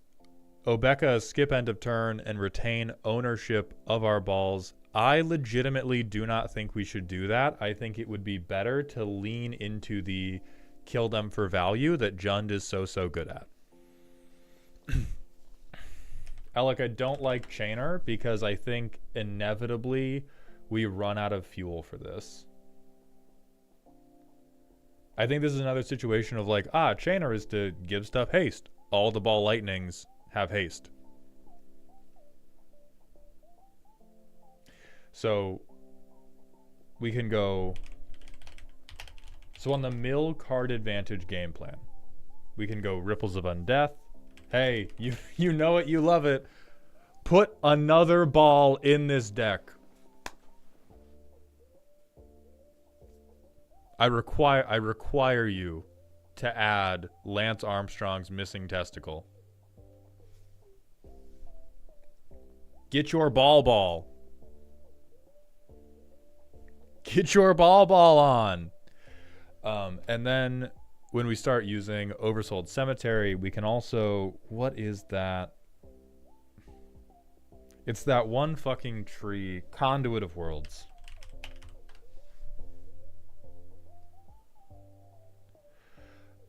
This is kind of like... like, it would feel quite bad to be like, turn 5, I prevent myself from casting anything else to get a Ball Lightning back, but it is another way to recast Ball Lightning, and that matters. That, oh my, imagine, here's your Christmas land. Here is your Christmas land. It's turn 5. You have resolved Feldon of the Third Path, and there is a Ball Lightning in your graveyard. You tap Feldon. You make a copy of that Ball Lightning. You tap Conduit of Worlds. You recast Ball Lightning. You throw 2 Lightning Skelementals at people. They will never speak to you again after they discard 4 cards. Skelemental is now back into your graveyard. You can't cast it on the turn you recur it. Why?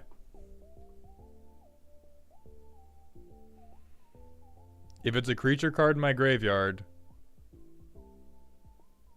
Dog, this isn't casting anything. This is an activated ability. I pay mana to activate an ability. I pay mana to cast something. It's the only spell I cast that turn. Bag it the fuck up. What do we mean? What do we mean? Bag it the fuck up. What are we talking about? Yes, you make... Dog. So, Skelemental Engrave. Fine boom this man. Dogpile this man. None of us can read. Illiteracy strikes again. So I think this is the hotness you get on. I think the hotness that you get on is I'm letting these guys die. I am milling myself to fill the graveyard. I am using Zyra to fill in with card draw. And that way I can be deeply illiteracy is stored in the balls. God damn it. GD Giant Dwarf, thank you for the 100-bit cheer. Hear me out. Jessica thrice reborn for Bink Bink. Tevish Sat, make use of the balls before they die. I think losing green legitimately hurts quite a bit. It's not impossible. And honestly, both of these cards might even be playable in just the 99 of the Zyra deck.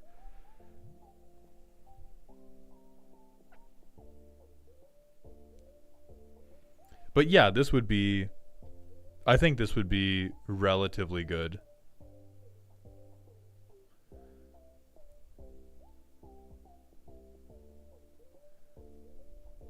So you could do Jessica Thrice Reborn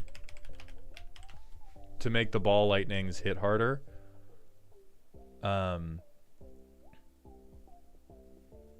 Then what? Tevish? You've heard of Tevish Zvat. Get ready for the Tevish Vat.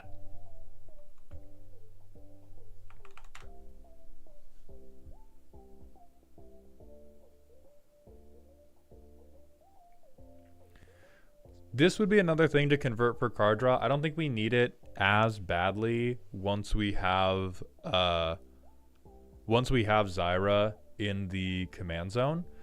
Are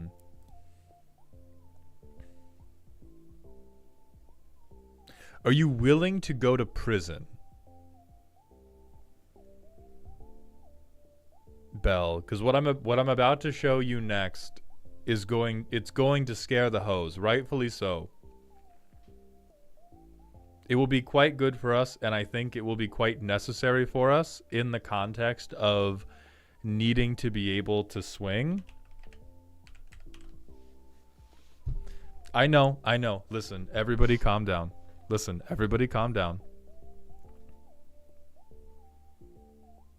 You're gonna be a bad person. The Jund Defense Corporation, we will start a GoFundMe for your legal defense. We will tell everybody that you did this in self-defense. You had to make the sacrifice of your balls mean something. If I have to lose my balls, so do you. Boo this man. Everybody boo Joe Cherries right now. Fuck out of here. No, this is hateful, but to be perfectly frank with you, if you do not have some way of achieving board control, playing Lightning Skelemental on turn 5 is not gonna fucking cut it. Like if we don't have some way to kind of passively open up swings, being like, hey, turn 8, double Spark Elemental, you are cooked, Brother Bear. You are fucking cooked. So there's Grave Pact. There's also Dictate of Erebos. If you want to just really be like, hey, everybody, stop whatever you're doing. I need you to look at my balls. You can borrow that sentence for free. And so what are other... Hammerman 40K, thank you for the Twitch follow. Welcome to the doghouse, my friend. So what other... Now I'm just kind of pulling up the, like, generically good mill pieces. This would be support. If we want to orb max, we could put in the Palantir of Orthanc. We're going to be a deck where we love milling, where we also love card draw, and you might even get people to let you mill a bunch because your curve is going to be so low. MS on YouTube chat, I actually don't believe in Riveteer's Ascendancy for this deck because so many of our creatures just have to get sacrificed again.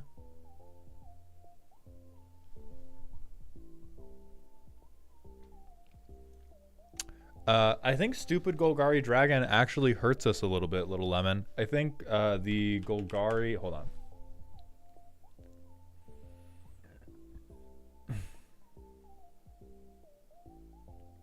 Where the fuck is this guy? How did I already forget his name? He haunts my dreams.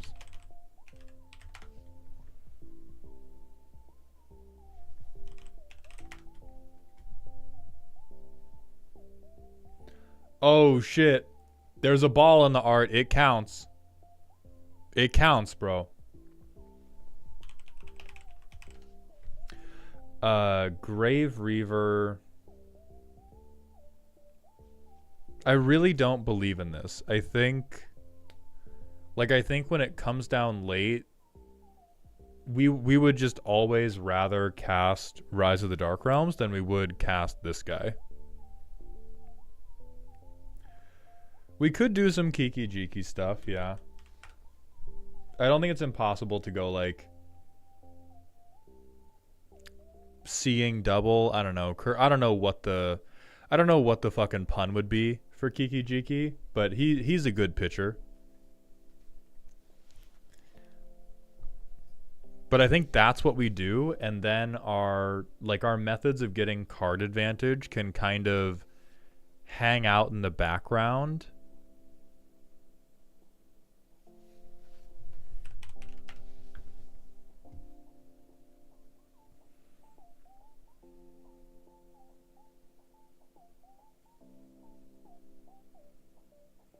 I think Koram the Undertaker would be another generically good value piece. Like, this allows you to snatch one of your non-ball support pieces up out of the graveyard. It's another way to hit your land drop out of the graveyard to keep cards in hand. And then I think the ramp section is appropriate. If anything, you would pull in more ramp. GD Giant Dwarf, thank you for the 100-bit cheer. Who blocks a lightning elemental? No one. Toski's card draw. We could do Toski, yeah.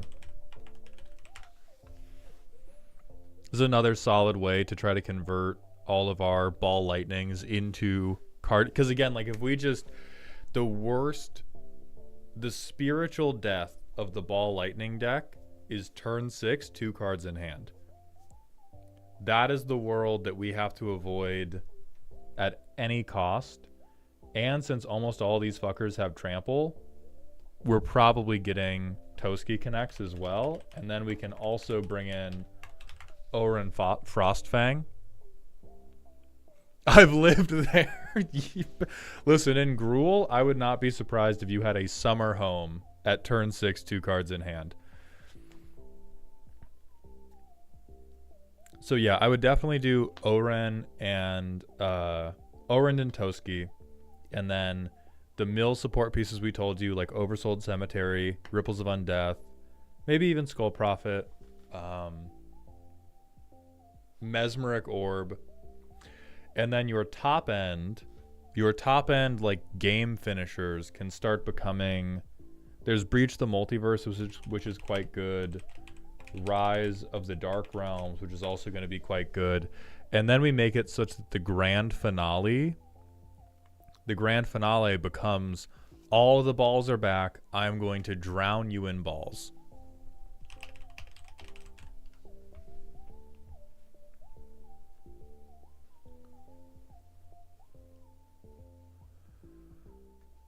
Yeah, I think Out of the Tombs is a pretty good option. It's another very, very strong mill piece for us. I don't think we need to do anything with the Zyra bugs, Deep Sea. In fact, if we're going to do anything with the Zyra bugs, it is going to be Skull Clamp. We want this in the deck fully yesterday. Because this can be equipped to our balls post comp. We can shove the Elon Musk Neuralink onto our balls post combat, or we can shove them onto our 1/1s after we make them with Zyra, and that will just keep our hands super full so we can continue. Ball clamp, I hate that. It's correct, but I hate it very, very deeply. So yeah, clamp your balls. Make sure, everybody, that we're clamping our balls at all time. GD Giant Dwarf, thank you for the 100-bit cheer.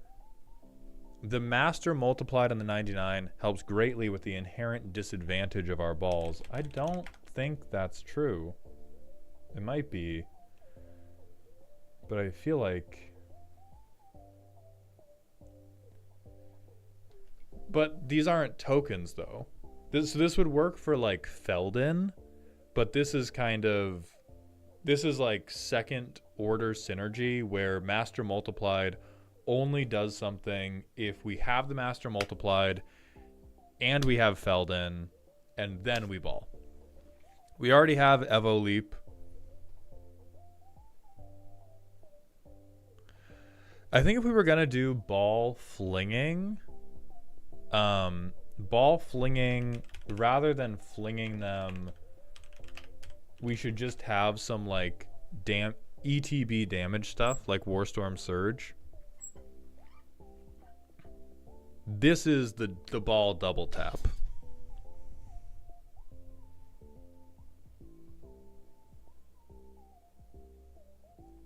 Spirit, Greater Good's already in the deck. They're definitely big enough. Skullspore Nexus already in the deck. I think we can keep that.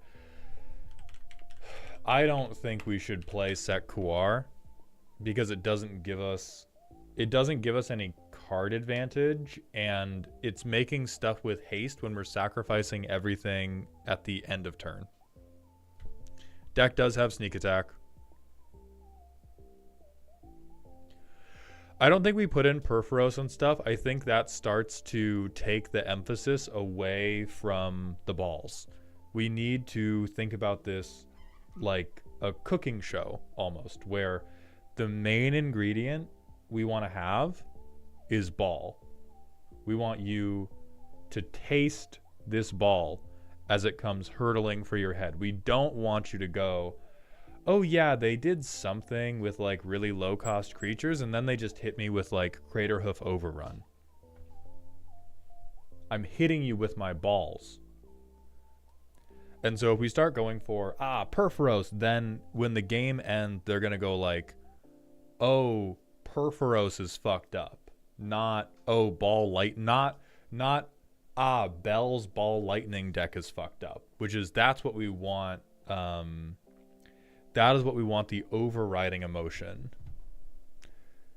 GD Giant Dwarf, thank you for the 100-bit cheer. I imagine we already have Rite of the Raging Storm. I actually don't think we do. Force everybody to ball out. Everybody ball. Oh, it is in there. Okay. Then we have it. Yes.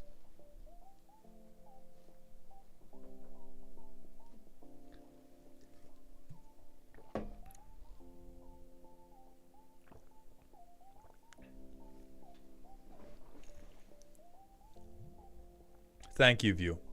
Thank you for taking that big hit of not radicalizing children.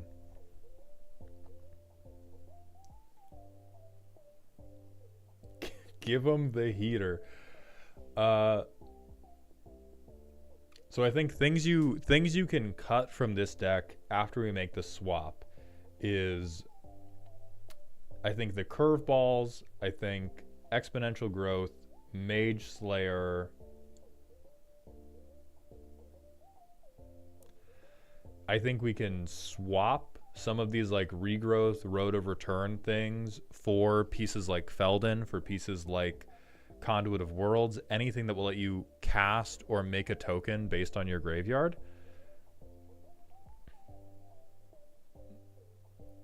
I don't think so. I'm also going to personally vote that you should move away from it just being, okay, it says elemental, so it's in the deck. I think you should go, where my balls at? Everything is about making these cards seem good, making these cards cook, making sure that getting hit by Ball Lightning 18 times is the experience that people are having when they play against this deck.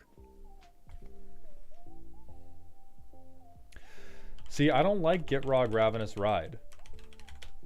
If we play Gitrog Ravenous Ride, this is a tremendous value engine, and what it's going to incentivize us to do is to not swing our balls, which is the point of the deck, right? We want this to be ball lightning deck, and if we do Gitrog, immediately like the correct thing to do is I tap the ball and I put my ball on the frog, which is a funny sentence. I'm not going to contest that this sentence is humorous, but I think it is pulling away from what we want the play experience to feel like.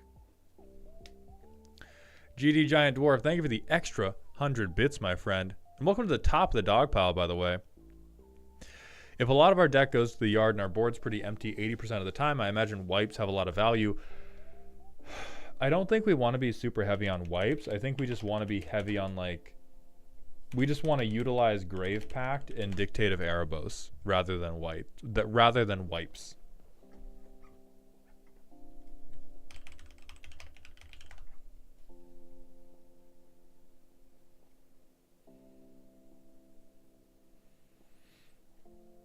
Oh, I like Elemental Appeal. This is a 4-mana Ball Lightning, and if we ever So we are happy to cast that by itself, and if we ever have Conduit of Worlds, we just cast this one spell every turn. I like that. That would make me happy. All right, for my turn, I'll make another 7/1. Go ahead.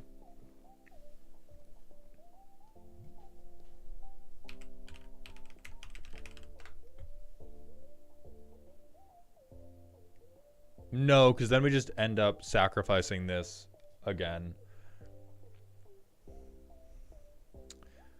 Joe Salsa, Cemetery Tampering was the first card we suggested when we suggested swapping to black, so don't worry about that.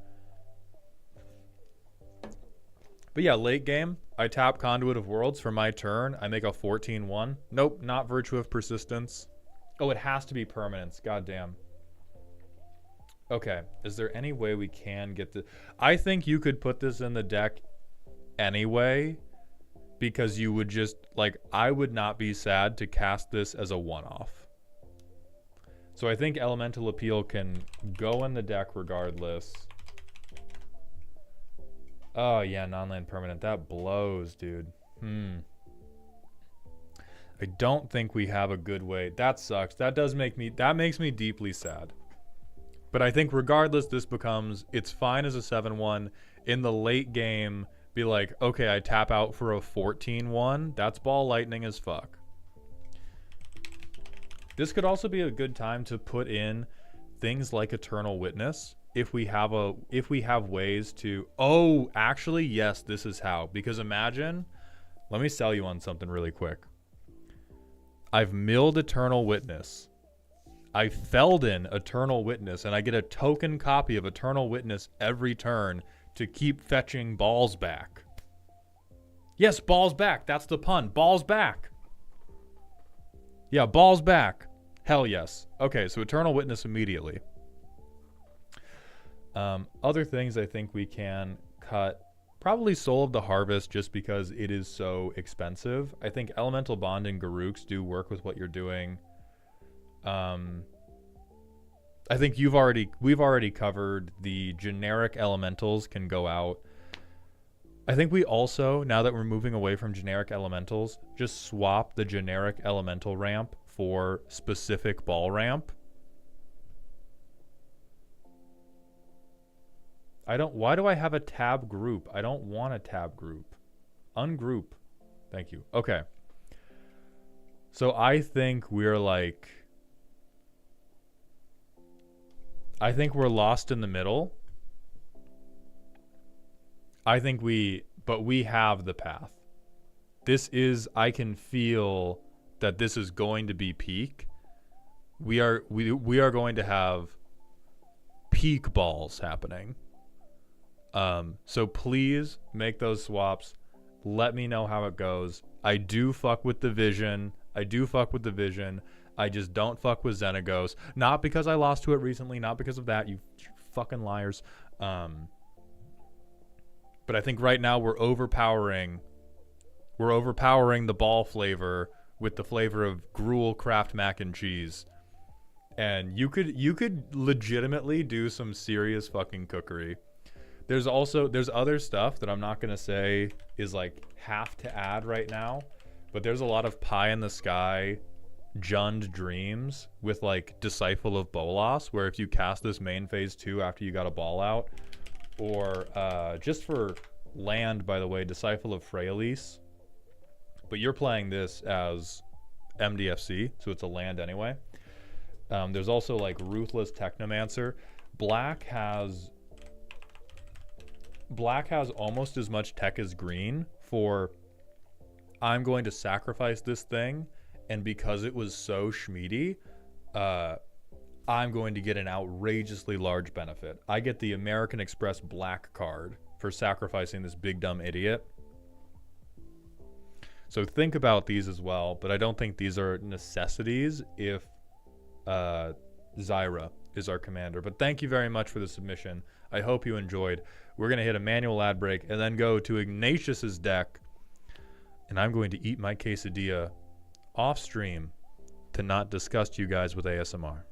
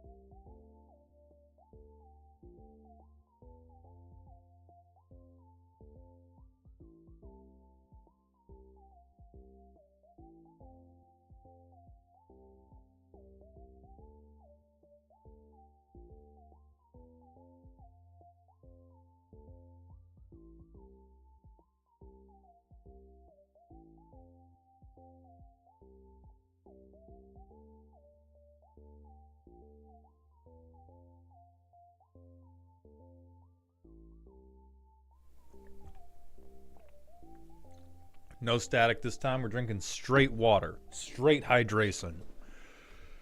I'm all down. I'm building Boros and can't decide between Hammer Dropper and Aroas's Champion. Chat option, for sure.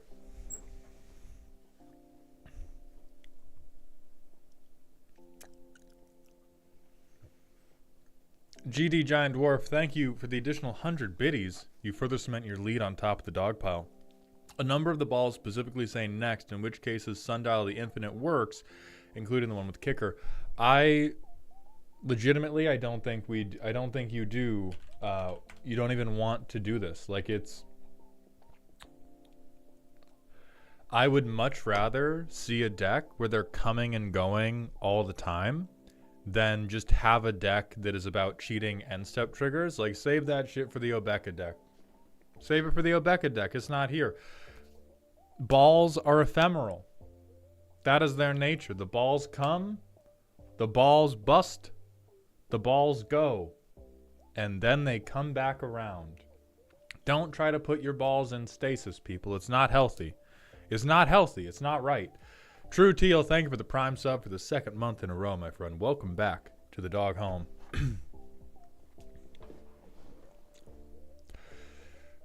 All right. Next, we have Ignatius, who I have seen around. So, Ignatius, please do sound off. There you are. Truly blue ball behavior, exactly. Ignatius, this is the deck aiming for the lowest power. It's silly, comma, spooky. Silly normally, spooky if unattended. Kind of like a cantrip deck, but worse. So like the John... Oh, no. Oh, no. Oh, bad combo. It's a bad combo deck. It's fine. It's fine. People like Cookie Clicker. I, in my infinite wisdom, can love people who want to play Cookie Clicker. Play my mana generating creatures and hit them with untapped spells to drop threats early that will hopefully seem more pressing to be removed than my commander that is just going to keep vomiting mana. Having trouble deciding if I should lean into being spooky with counter preserving cards, non-creature ramp, enchantment tutors, card draw engines, and protection, or leaving it as is without interaction. So before I look at the deck itself, what I'm always going to recommend, I'm always an advocate for interaction. Not necessarily because it's bringing the power up, but because interaction is what purchases you agency. If this deck right now is all about what happens when things are good, and you don't have a lot of interaction to stop things from going bad, it might feel very fair to your pod. At that point, just play war. I don't know, man. Like, at that point, the game becomes a glorified auto battler if you don't have meaningful decisions to make. And interaction, however that interaction should look for your deck, is what it buys you a meaningful decision to make at some point in the game. And so if we don't have many of those, I'm basically always against it. Speaking of, when are we getting the Magic the Gathering Auto Battler? Probably right now. So Beyblade. So we can float. Oh, so we put more counters on Helga to float more mana. We get second Helga. Third Helga. And then float mana from our big shitheads. I'm unoriginal. Here's some Commander staples. Perfect.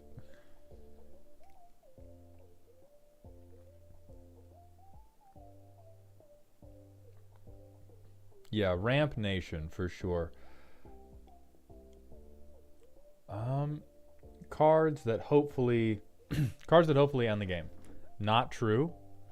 Not true. Not true. True, but for the wrong reasons. Maybe true. Definitely not true.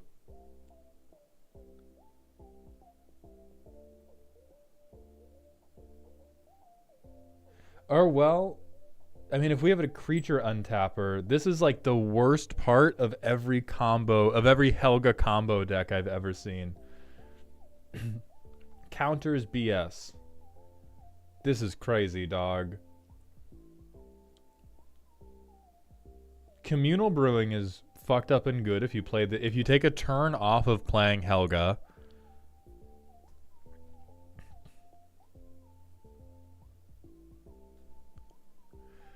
Well, Palancron draws the deck if we have do we get to auto untap Helga? No.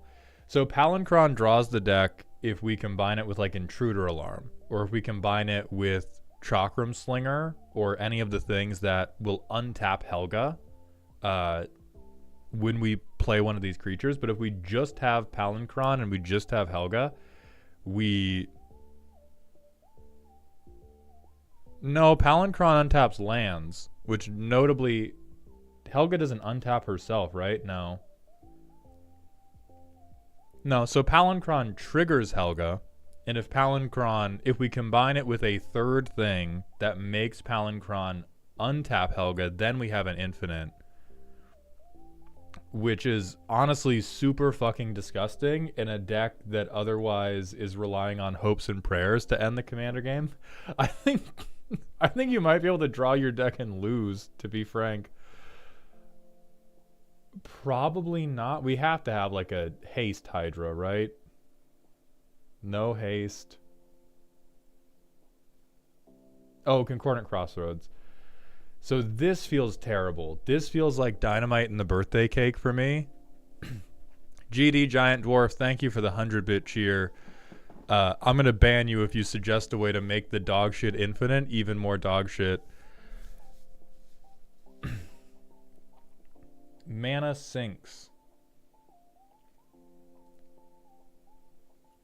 I have seen Helga clones before. Helga clones can be kind of cute. This one doesn't break legendary rule now. I mean, we just really did not have a single idea. You could have... Hey dog, I love you, right? This could be at least 80. This number right here, we could extend this to at least 80. So we did the very normal thing of, I want to lie about how responsible my mana curve is, and so I'm just going to make everything an X spell.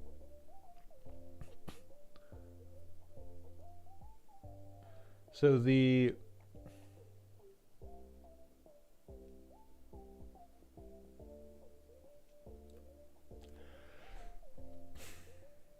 what we need to proceed, because there are many different paths in front of us, is I do need a deeper understanding of what we want out of this play experience, because looking at the deck list, it feels very much like I came to you and said, hey, what do you want to be when you grow up? And you looked at me and said, rich, which is an answer, but there's not...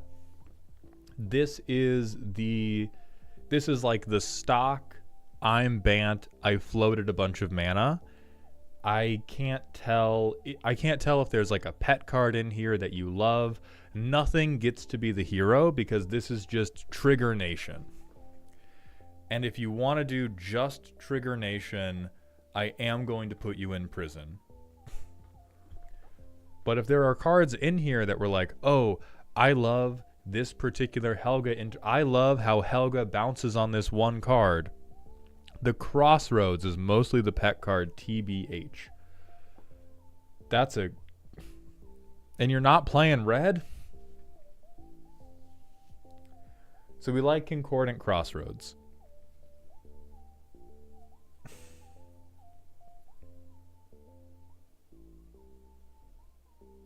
You might be better off picking up a cocaine habit, to be frank with you. But if we want to win the game off of, I get a hasted board via Concordant Crossroads of immensely massive shitheads, I would recommend that rather than be on these weird little untap shenanigans, you should be on clones. I've seen that tech before, and if you want Concordant Crossroads to be the hero of this story, then this should just be a Helga goes infinite.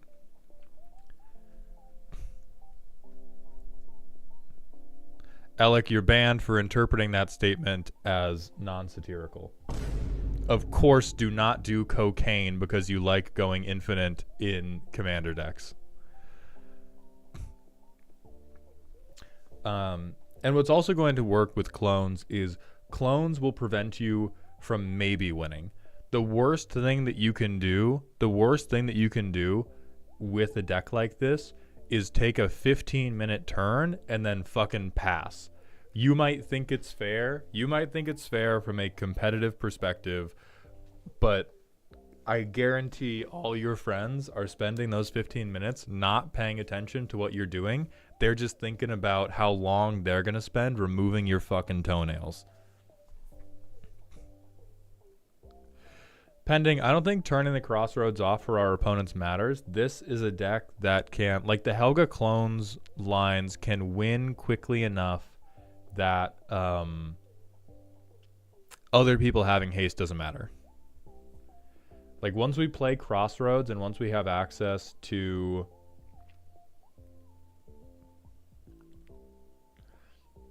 and we're already kind of doing it with the Beyblades, but the rough thing about the Beyblade, listen, hey, the part of this deck that was supposed to be silly, that died the moment Hullbreaker Horror touched them.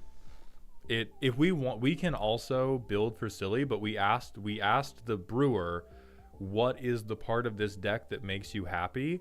And they said Concordant Crossroads, and at that point they were promised to the devil. I can't stop that. I can't fix what you love. I can only show you how to express that love through the context of a 99 card commander deck. And Ignatius, I need you to understand, if Concordant Crossroads is going to be the hero of this deck, is going to be fucked up. It's going to be freaky style in a way that nobody likes. You're going to get stares. People are going to like hold their nose when they're near you. You might even get some calls to the police non-emergency line, and you have to be chill with that. Hello, baby. I have to help time my course. Yeah.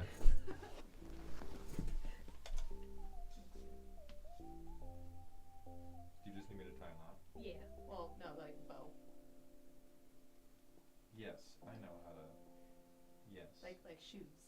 Yes. Of course. Yes. Like shoes. Yes, like shoes. Yes. Of course. Excellent.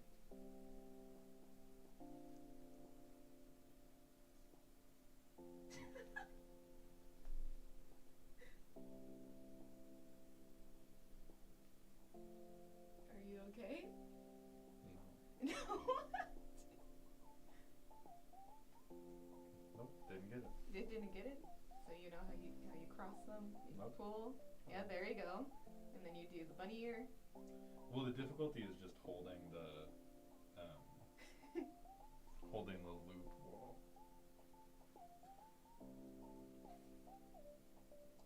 I believe in you.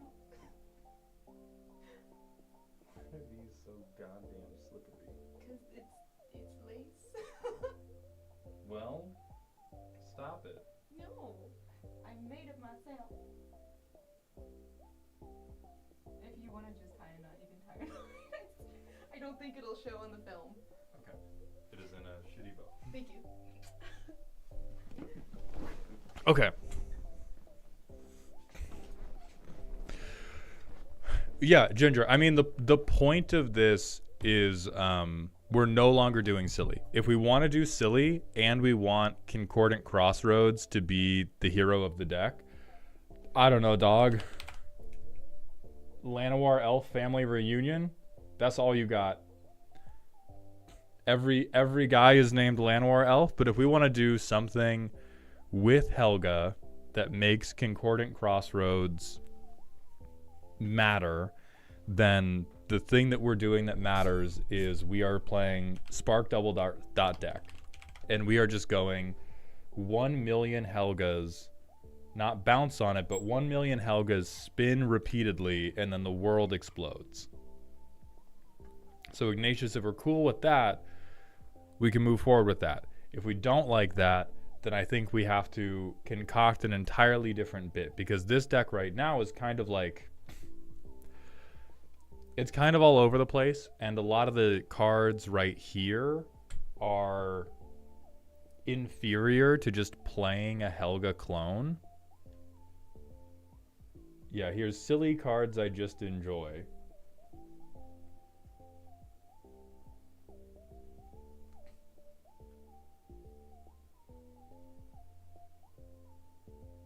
Legitimately, you might be happier with like Inga and Asika combo deck. The four cards that you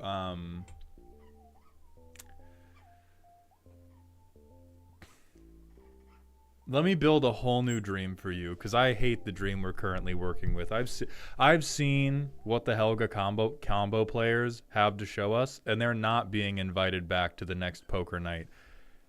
However, if we fuck with these four cards heavy, I think there's a different world you could live in where you could play Simic early aggro, and you can use Marvin Murderous Mimic and Rabaran Mercenaries to, well, these kind of suck as copies. These guys really suck for what you're trying to do. Well, Alec, I don't think we have to raise it, but I think what we do with it depends a lot on what things are actually sparking joy. Because for me, it's nothing. I hate Bant. I am a dedicated Bant hater. I cannot intuitively feel any dopamine or neuron activation coming off of this deck list. What I can see with my eyeballs is Bant stuff. We've got a crazy amount of green cards. We've got a decent amount of blue cards, and I'll be gosh damned if we don't have a healthy amount of white cards as well. And so if we want Crossroads to be the hero with Helga, the answer immediately becomes we go straight to scary and we do like bracket 4 clone combo. I win the game with like Craterhoof Behemoth after I cast 15 clones targeting Helga. If we really like giving stuff activated abilities,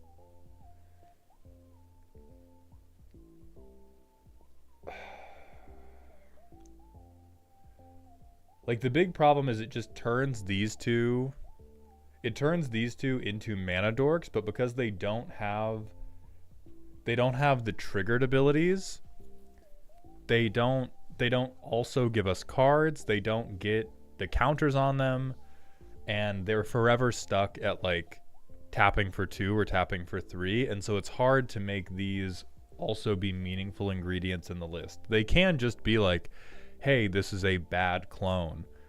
But that's really all they're ever going to be. I mean, let me see how what are we working with right now? So we go bam bam, next turn. We have a million vaguely expensive things, as is our birthright privilege as a Gruul player. We tap. We play Helga, we scry 1. Do we even want that on top? Or do we...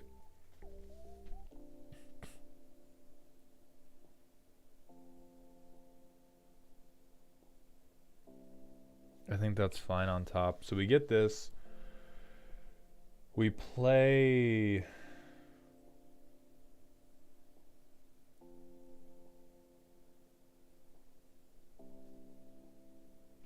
We cry as a free action.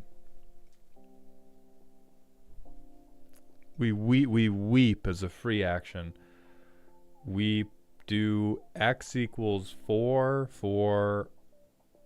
Or we do X equals 5 for Hormigaunt Horde to get a counter on and to draw an extra card. But we're tapped out at that point. We crack Evolving Wilds for Temple of Mystery. Turn 6. Jesus, God.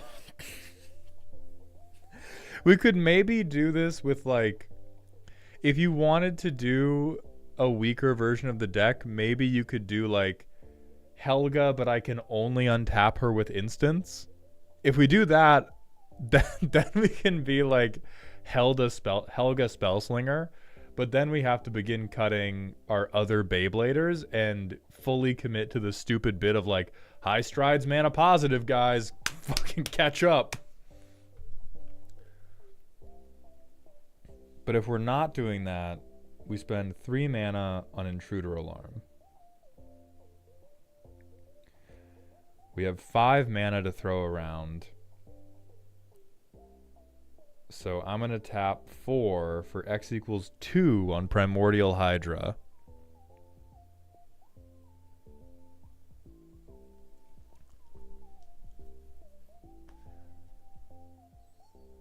GT Giant Dwarf, thank you for the 100-bit cheer. We redo John Spellslinger, but on Helga Pog.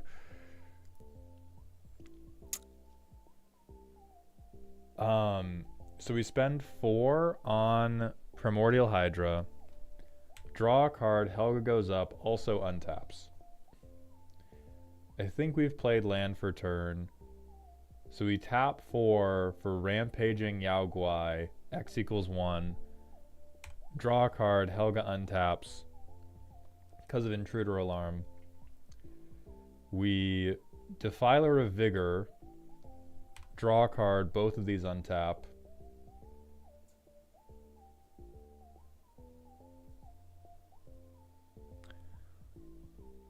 And now we're just stuck because we ended up hitting no other creatures. And so I think trying to do...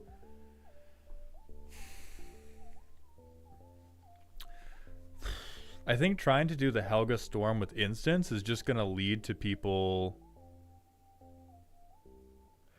The point is to use the untaps in hand to generate like 9 mana that turn.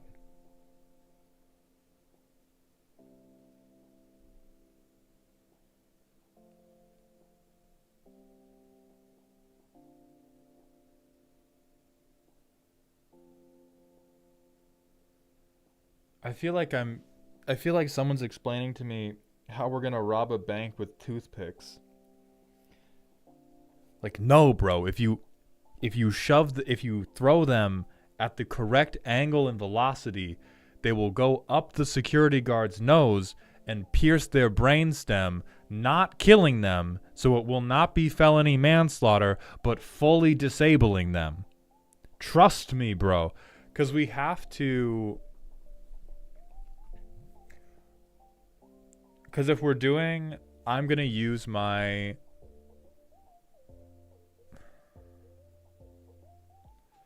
I'm going to use my Helga, and I'm going to untap Helga multiple times to then pay into a big X. We have set up an astounding number of cartoon pitchforks for us to step on and hit ourselves in the face with. Because it requires us to get Helga to a meaningful amount of mana to be worth untapping with, right? Like, we have to have a Helga that is 3 power or greater, or like, what the fuck are we doing? Which means we need enough 4 mana creatures to trigger Helga a few times, and then we have to hold one back. Oh, rake. Yeah, not pitchfork. Rakes. And then we have to hold one back to then take this really big turn.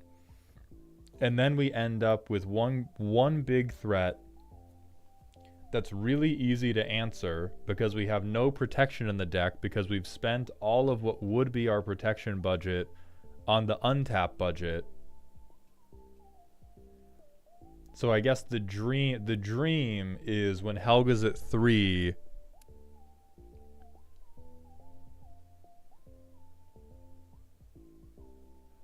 When Helga's at like 2 or 3, we go, okay, you're a 3 whatever, now you've tapped for 5. You're a 4 whatever, you tap for 9. You're a 5 whatever, we tap for 14. And then we play big massive X spell. Okay, I can begin participating in that dream. I would still recommend, like, at that point, all of these other Beyblades start to confuse me quite a lot. The untap shenanigans begin to make a lot more sense. But then I think, like, and maybe that could be a silly deck. Like that you could be a deck that was like, I'm goofy because I'm big fair stompy. And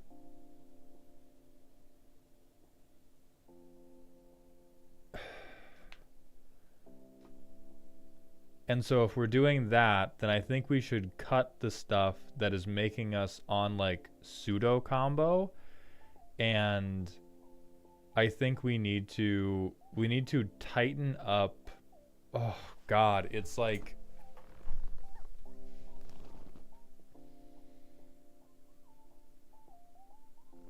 I feel like we're condescendingly cosplaying poor people again. Because what I'm trying to wrap my head around is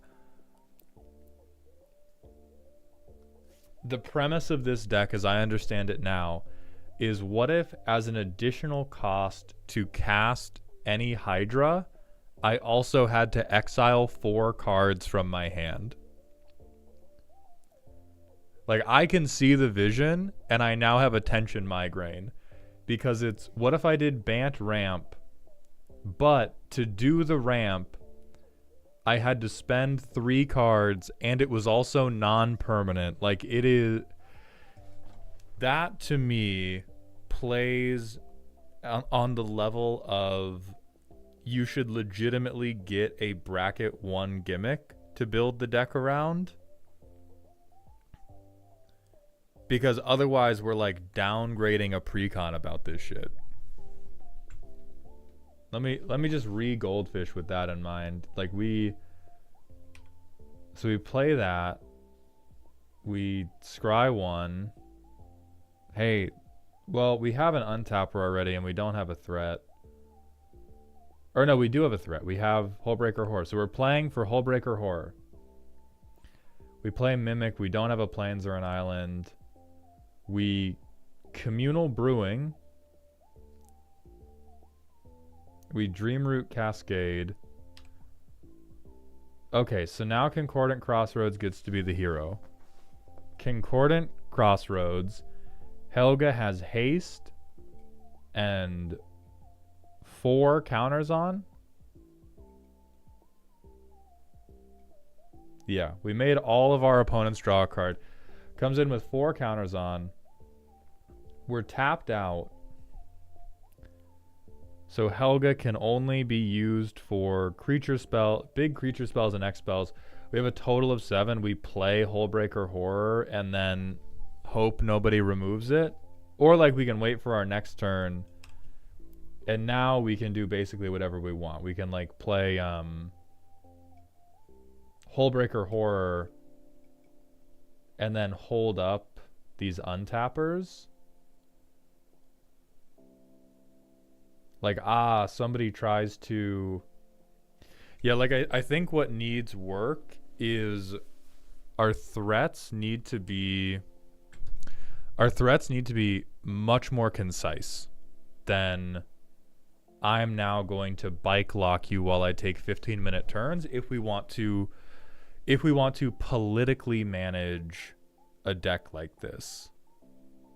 Like, if it's I'm going to tap out for a big threat, I think that big threat, you are, like, better served playing Emrakul than you are playing Hullbreaker. Oh, yeah, we Hullbreaker on end step, and so we don't even have to have anything tapped. And then next turn, we can just, like... We do this. We tap 5...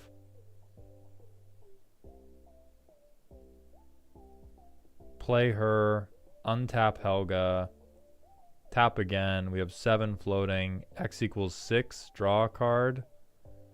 Use a white, untap, and then we're like almost out of stuff unless we want to blow up our threat. Or we could... Well, we can't even cast this because Helga's mana is so tightly restricted. Like the... Oh, it's just rakes. It's just rakes in our face. Every fucking thing we try to do. Gwenna's also creature mana, though. Gwenna also does not allow us to play Greater Good.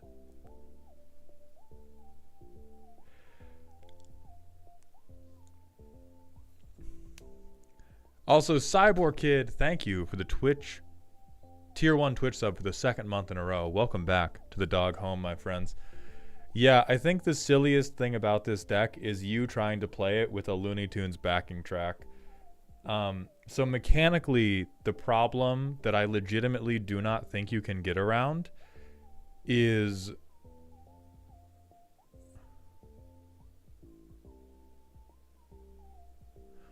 Hullbreaker on cast of spells lets you bounce nonsense, right? So you can loop your creatures. I don't think that actually loops them because eventually we get to...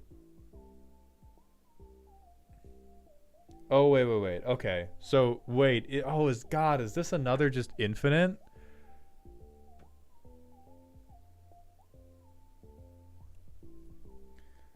So we have infinite creature. Oh, I hate this, bro. This is awful.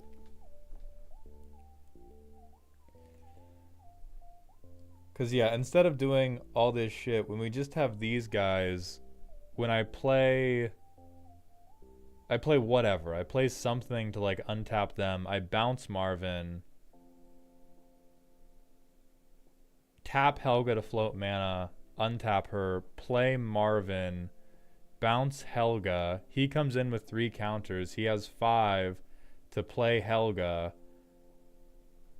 I tap Helga for this. Bouncing Marvin.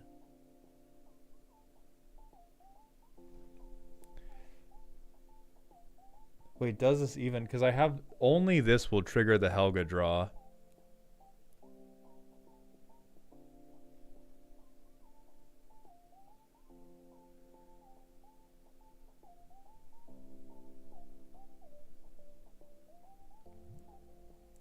Whether or not this draws my whole deck right here, this is like the most disgusting form of Magic I think you can play. This is legitimately, I do basically nothing. Half of the time I kick myself in the dick really hard by preventing myself from using the mana on the things that I need to drive my game plan forward. Oh right, we can't cast Marvin with Helga because she can only cast big guys or expensive guys. So we can't even go slam slam. We can just cast Ingenious Prodigy, and that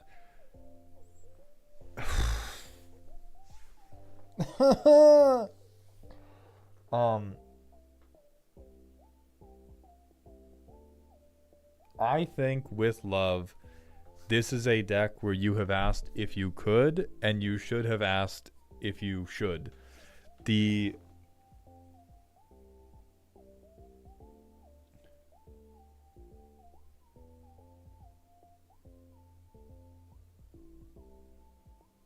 Because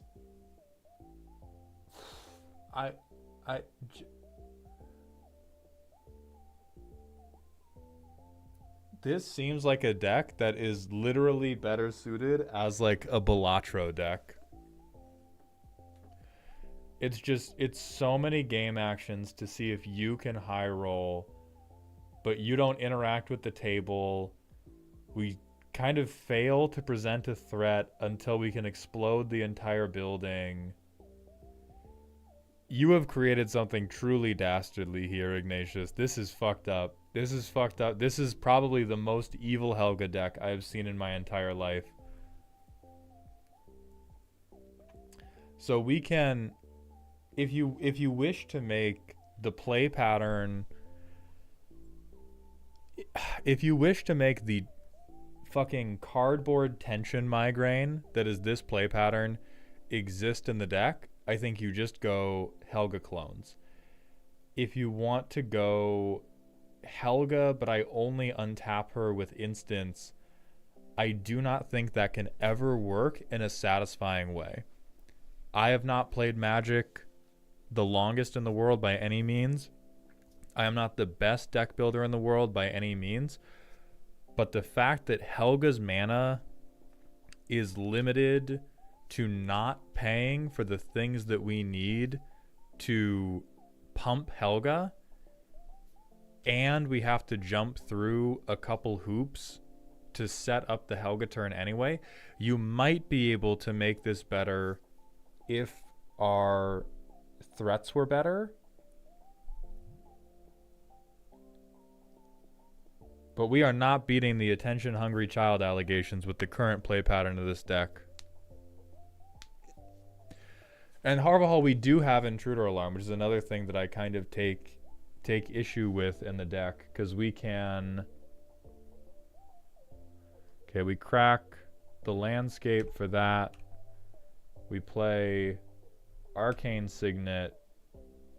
We crack Broker's Hideout for Temple of Plenty. And now next turn, we play Temple of Enlightenment. We can double counters, but we have like... Okay, so we trigger Helga one time.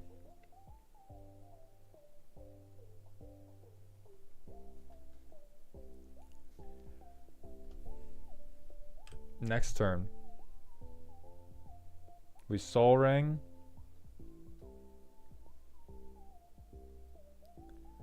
We Guardian Project.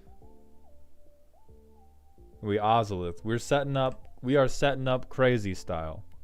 We are setting up crazy style. We don't have anything good to bounce, but it can make frogs tap for mana. So if we are on Frog Kindred, you are now cooking with absolute fucking gas.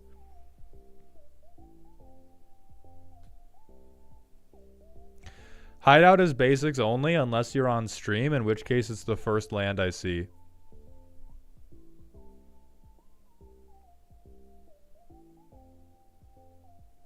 Yes, Evil Dead. No, I believe in you.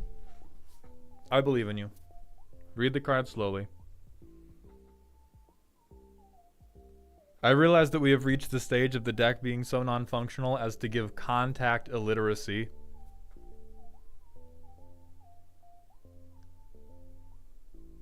But read the card slowly, please. And then talk to me about bouncing Soul Ring and Signet. I'm audio only. Okay, it is creature bounce exclusively. So we have creature bounce that can't trigger Helga. I play both things just to get greater good draws. I believe I can tap for 2, untap, tap for 3. I have 5. No, I have an extra one because I have Ozolith the Shattered Spire, so this would put an extra counter on. So I have 6, which means I can pay X equals 2 for my big scary threat, Neverwinter Hydra. Untap. No, not even untap. Just put 2 counters on.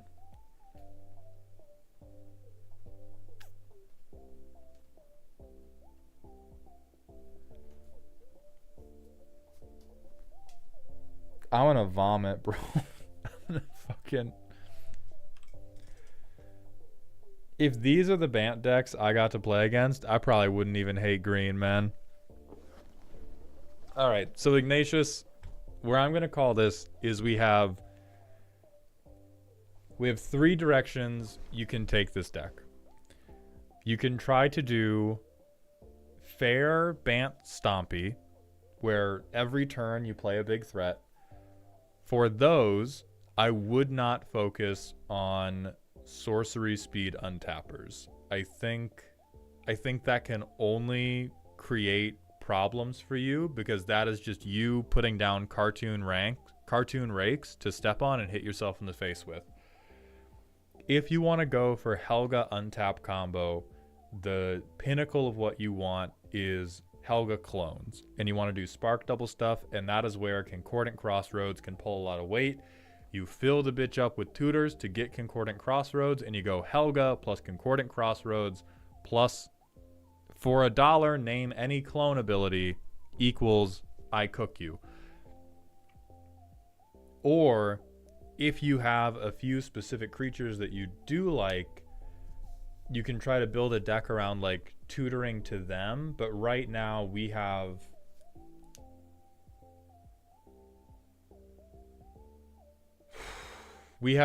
two distinctly different value generation methods that are fighting for attention, and we used all of our brain power trying to make the value generation work.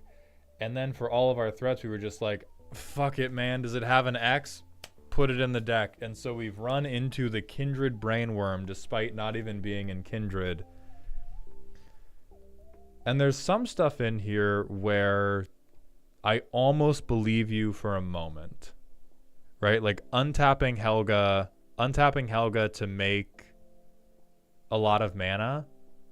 I do kind of believe you if there's additional upside on them. But if there's not, and so an additional upside meaning it is like a creature that we can also untap with Intruder Alarm, Kiora, which is going to give us more card draw, pure insanity.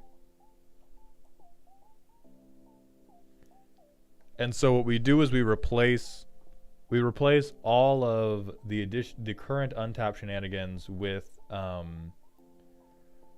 Spark Double and tutors and things like that, and like fucking, hey bro, gifts ungiven. And then we can kind of make something work. And then the plan becomes, I'm going to take a storm turn and I'm going to cast either Finale of Devastation for X equals a billion, or I'm going to cast Craterhoof Behemoth, or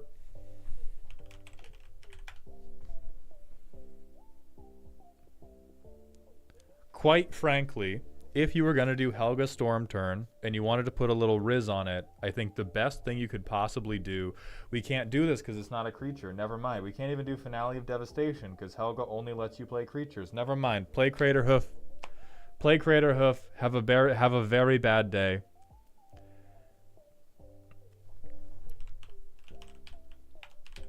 Any cards on the maybe board fit into the Clone Factory plan? Let me look. Lightning Greaves kind of does, yes. Academy Rector not really, just because we can't guarantee it goes into the graveyard.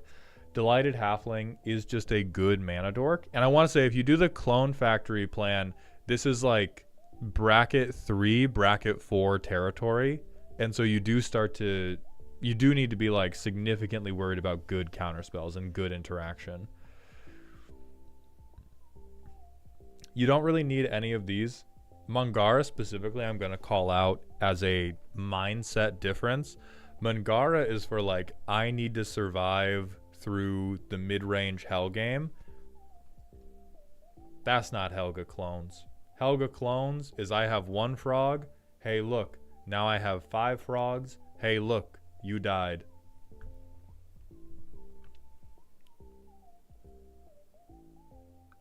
Also don't believe in any of these. Enlightened Tutor, yes, just because tutors become yes. Like, Lost Sylveon, thank you for the 300-bit cheer. I'm back to report I won against my friend playing Wart the Raid Mother. Think I got lucky. They didn't have much in those colors to flat out stop things from being cast. Hope stream's been going well. It has been going good, my friend. Thank you. So you want to fuck it up with like... Huh? Oh, worldly, not wordly. So like worldly tutors to get the correct clones, Eladamri's Call to get the correct clones,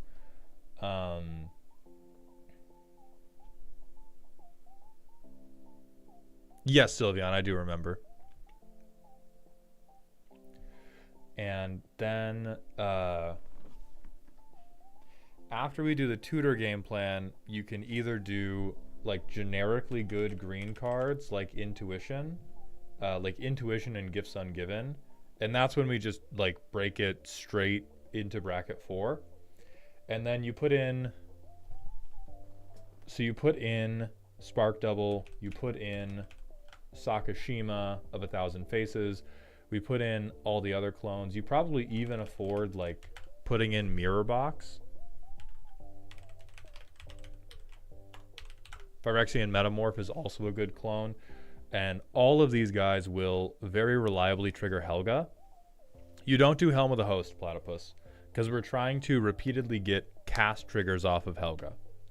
And all we care about resolving is, number 1, we care about resolving Intruder Alarm. Number 2, we care about resolving a clone once we have Helga in play, and then just tapping these clones to continue accessing more clones. There's also some more like generic good stuff, like not generic, but that will work for this deck, like Overlord of the Flood Pits. High mana value creature that can get you some additional card draw onto Helga. A Brad to remember, thank you for the Twitch follow. Welcome to the doghouse, my friend. But that is what I would focus in on, is turn 4, I want to untap with like Mana Dorks and a clone in hand. Gaggle, Rite of Replication would be spicy, except Helga can't pay into it because Helga can only pay into creatures. We have to be very, very dedicated to the creature-based cloning plan because we can only use our lands for this.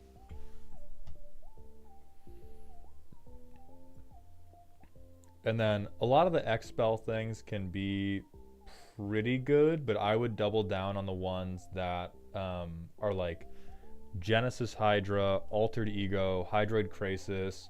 The ones with Ravenous are like somewhat acceptable.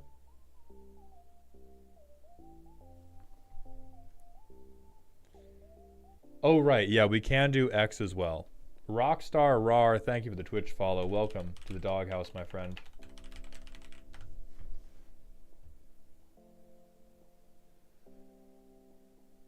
Yeah, we could do Cloudstone Curio as well in case we like brick on a clone. And that again doubles down on the plan of like, we're just going infinite immediately.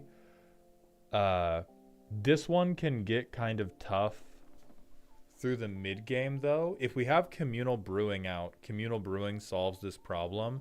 But if we don't have Communal Brewing out, this will trick us into like resetting counters a ton. So I would proceed with caution on that front. Yeah, Mockingbird is another good clone.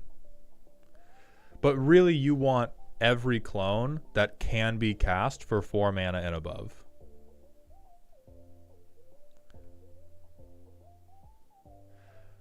Cloudstone goes infinite with 2 clones. So if we have Helga,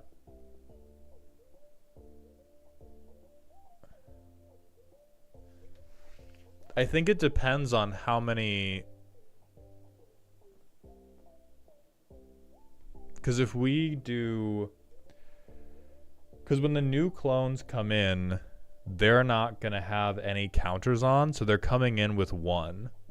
And so I don't think it goes truly infinite with 2 clones, because after you've been through a round of bouncing everybody, we're back to having a bunch of like weak ass Helgas, but the math might work out if you got to start from a high enough position. I think if you started from Helga at 1, ain't no fucking way that shit works.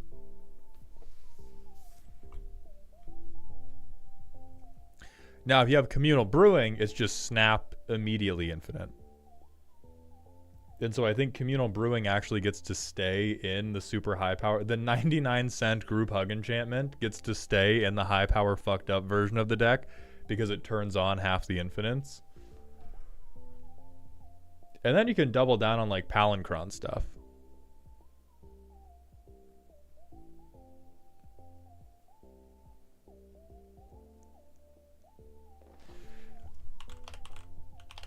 Is there any way the Great Henge isn't playable here? I think it probably is. Then this deck becomes like all proxies. It's cranked to the fucking gills. This is my crazy frog deck. And then I think you can try to cook with it. Right now, this version of the deck just seems a little directionless. But Ignatius, thank you all the same for submitting. I hope we've been able to help you in some way. Turtle Stew, this was the silly spooky deck, but basically right at the beginning, we did like, hey, you can go infinite in here. What is the part of this that we like? And they said Concordant Crossroads, and so I was like, all right, we're going to hell. We're going straight up in power and straight down in ethics.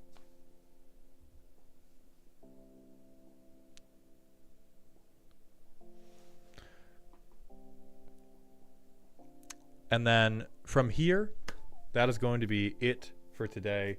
We may or may not be live tomorrow. If we're live tomorrow, it's going to be a Darkest Dungeon stream, but I'm not positive that I will be feeling physically healthy enough to stream tomorrow.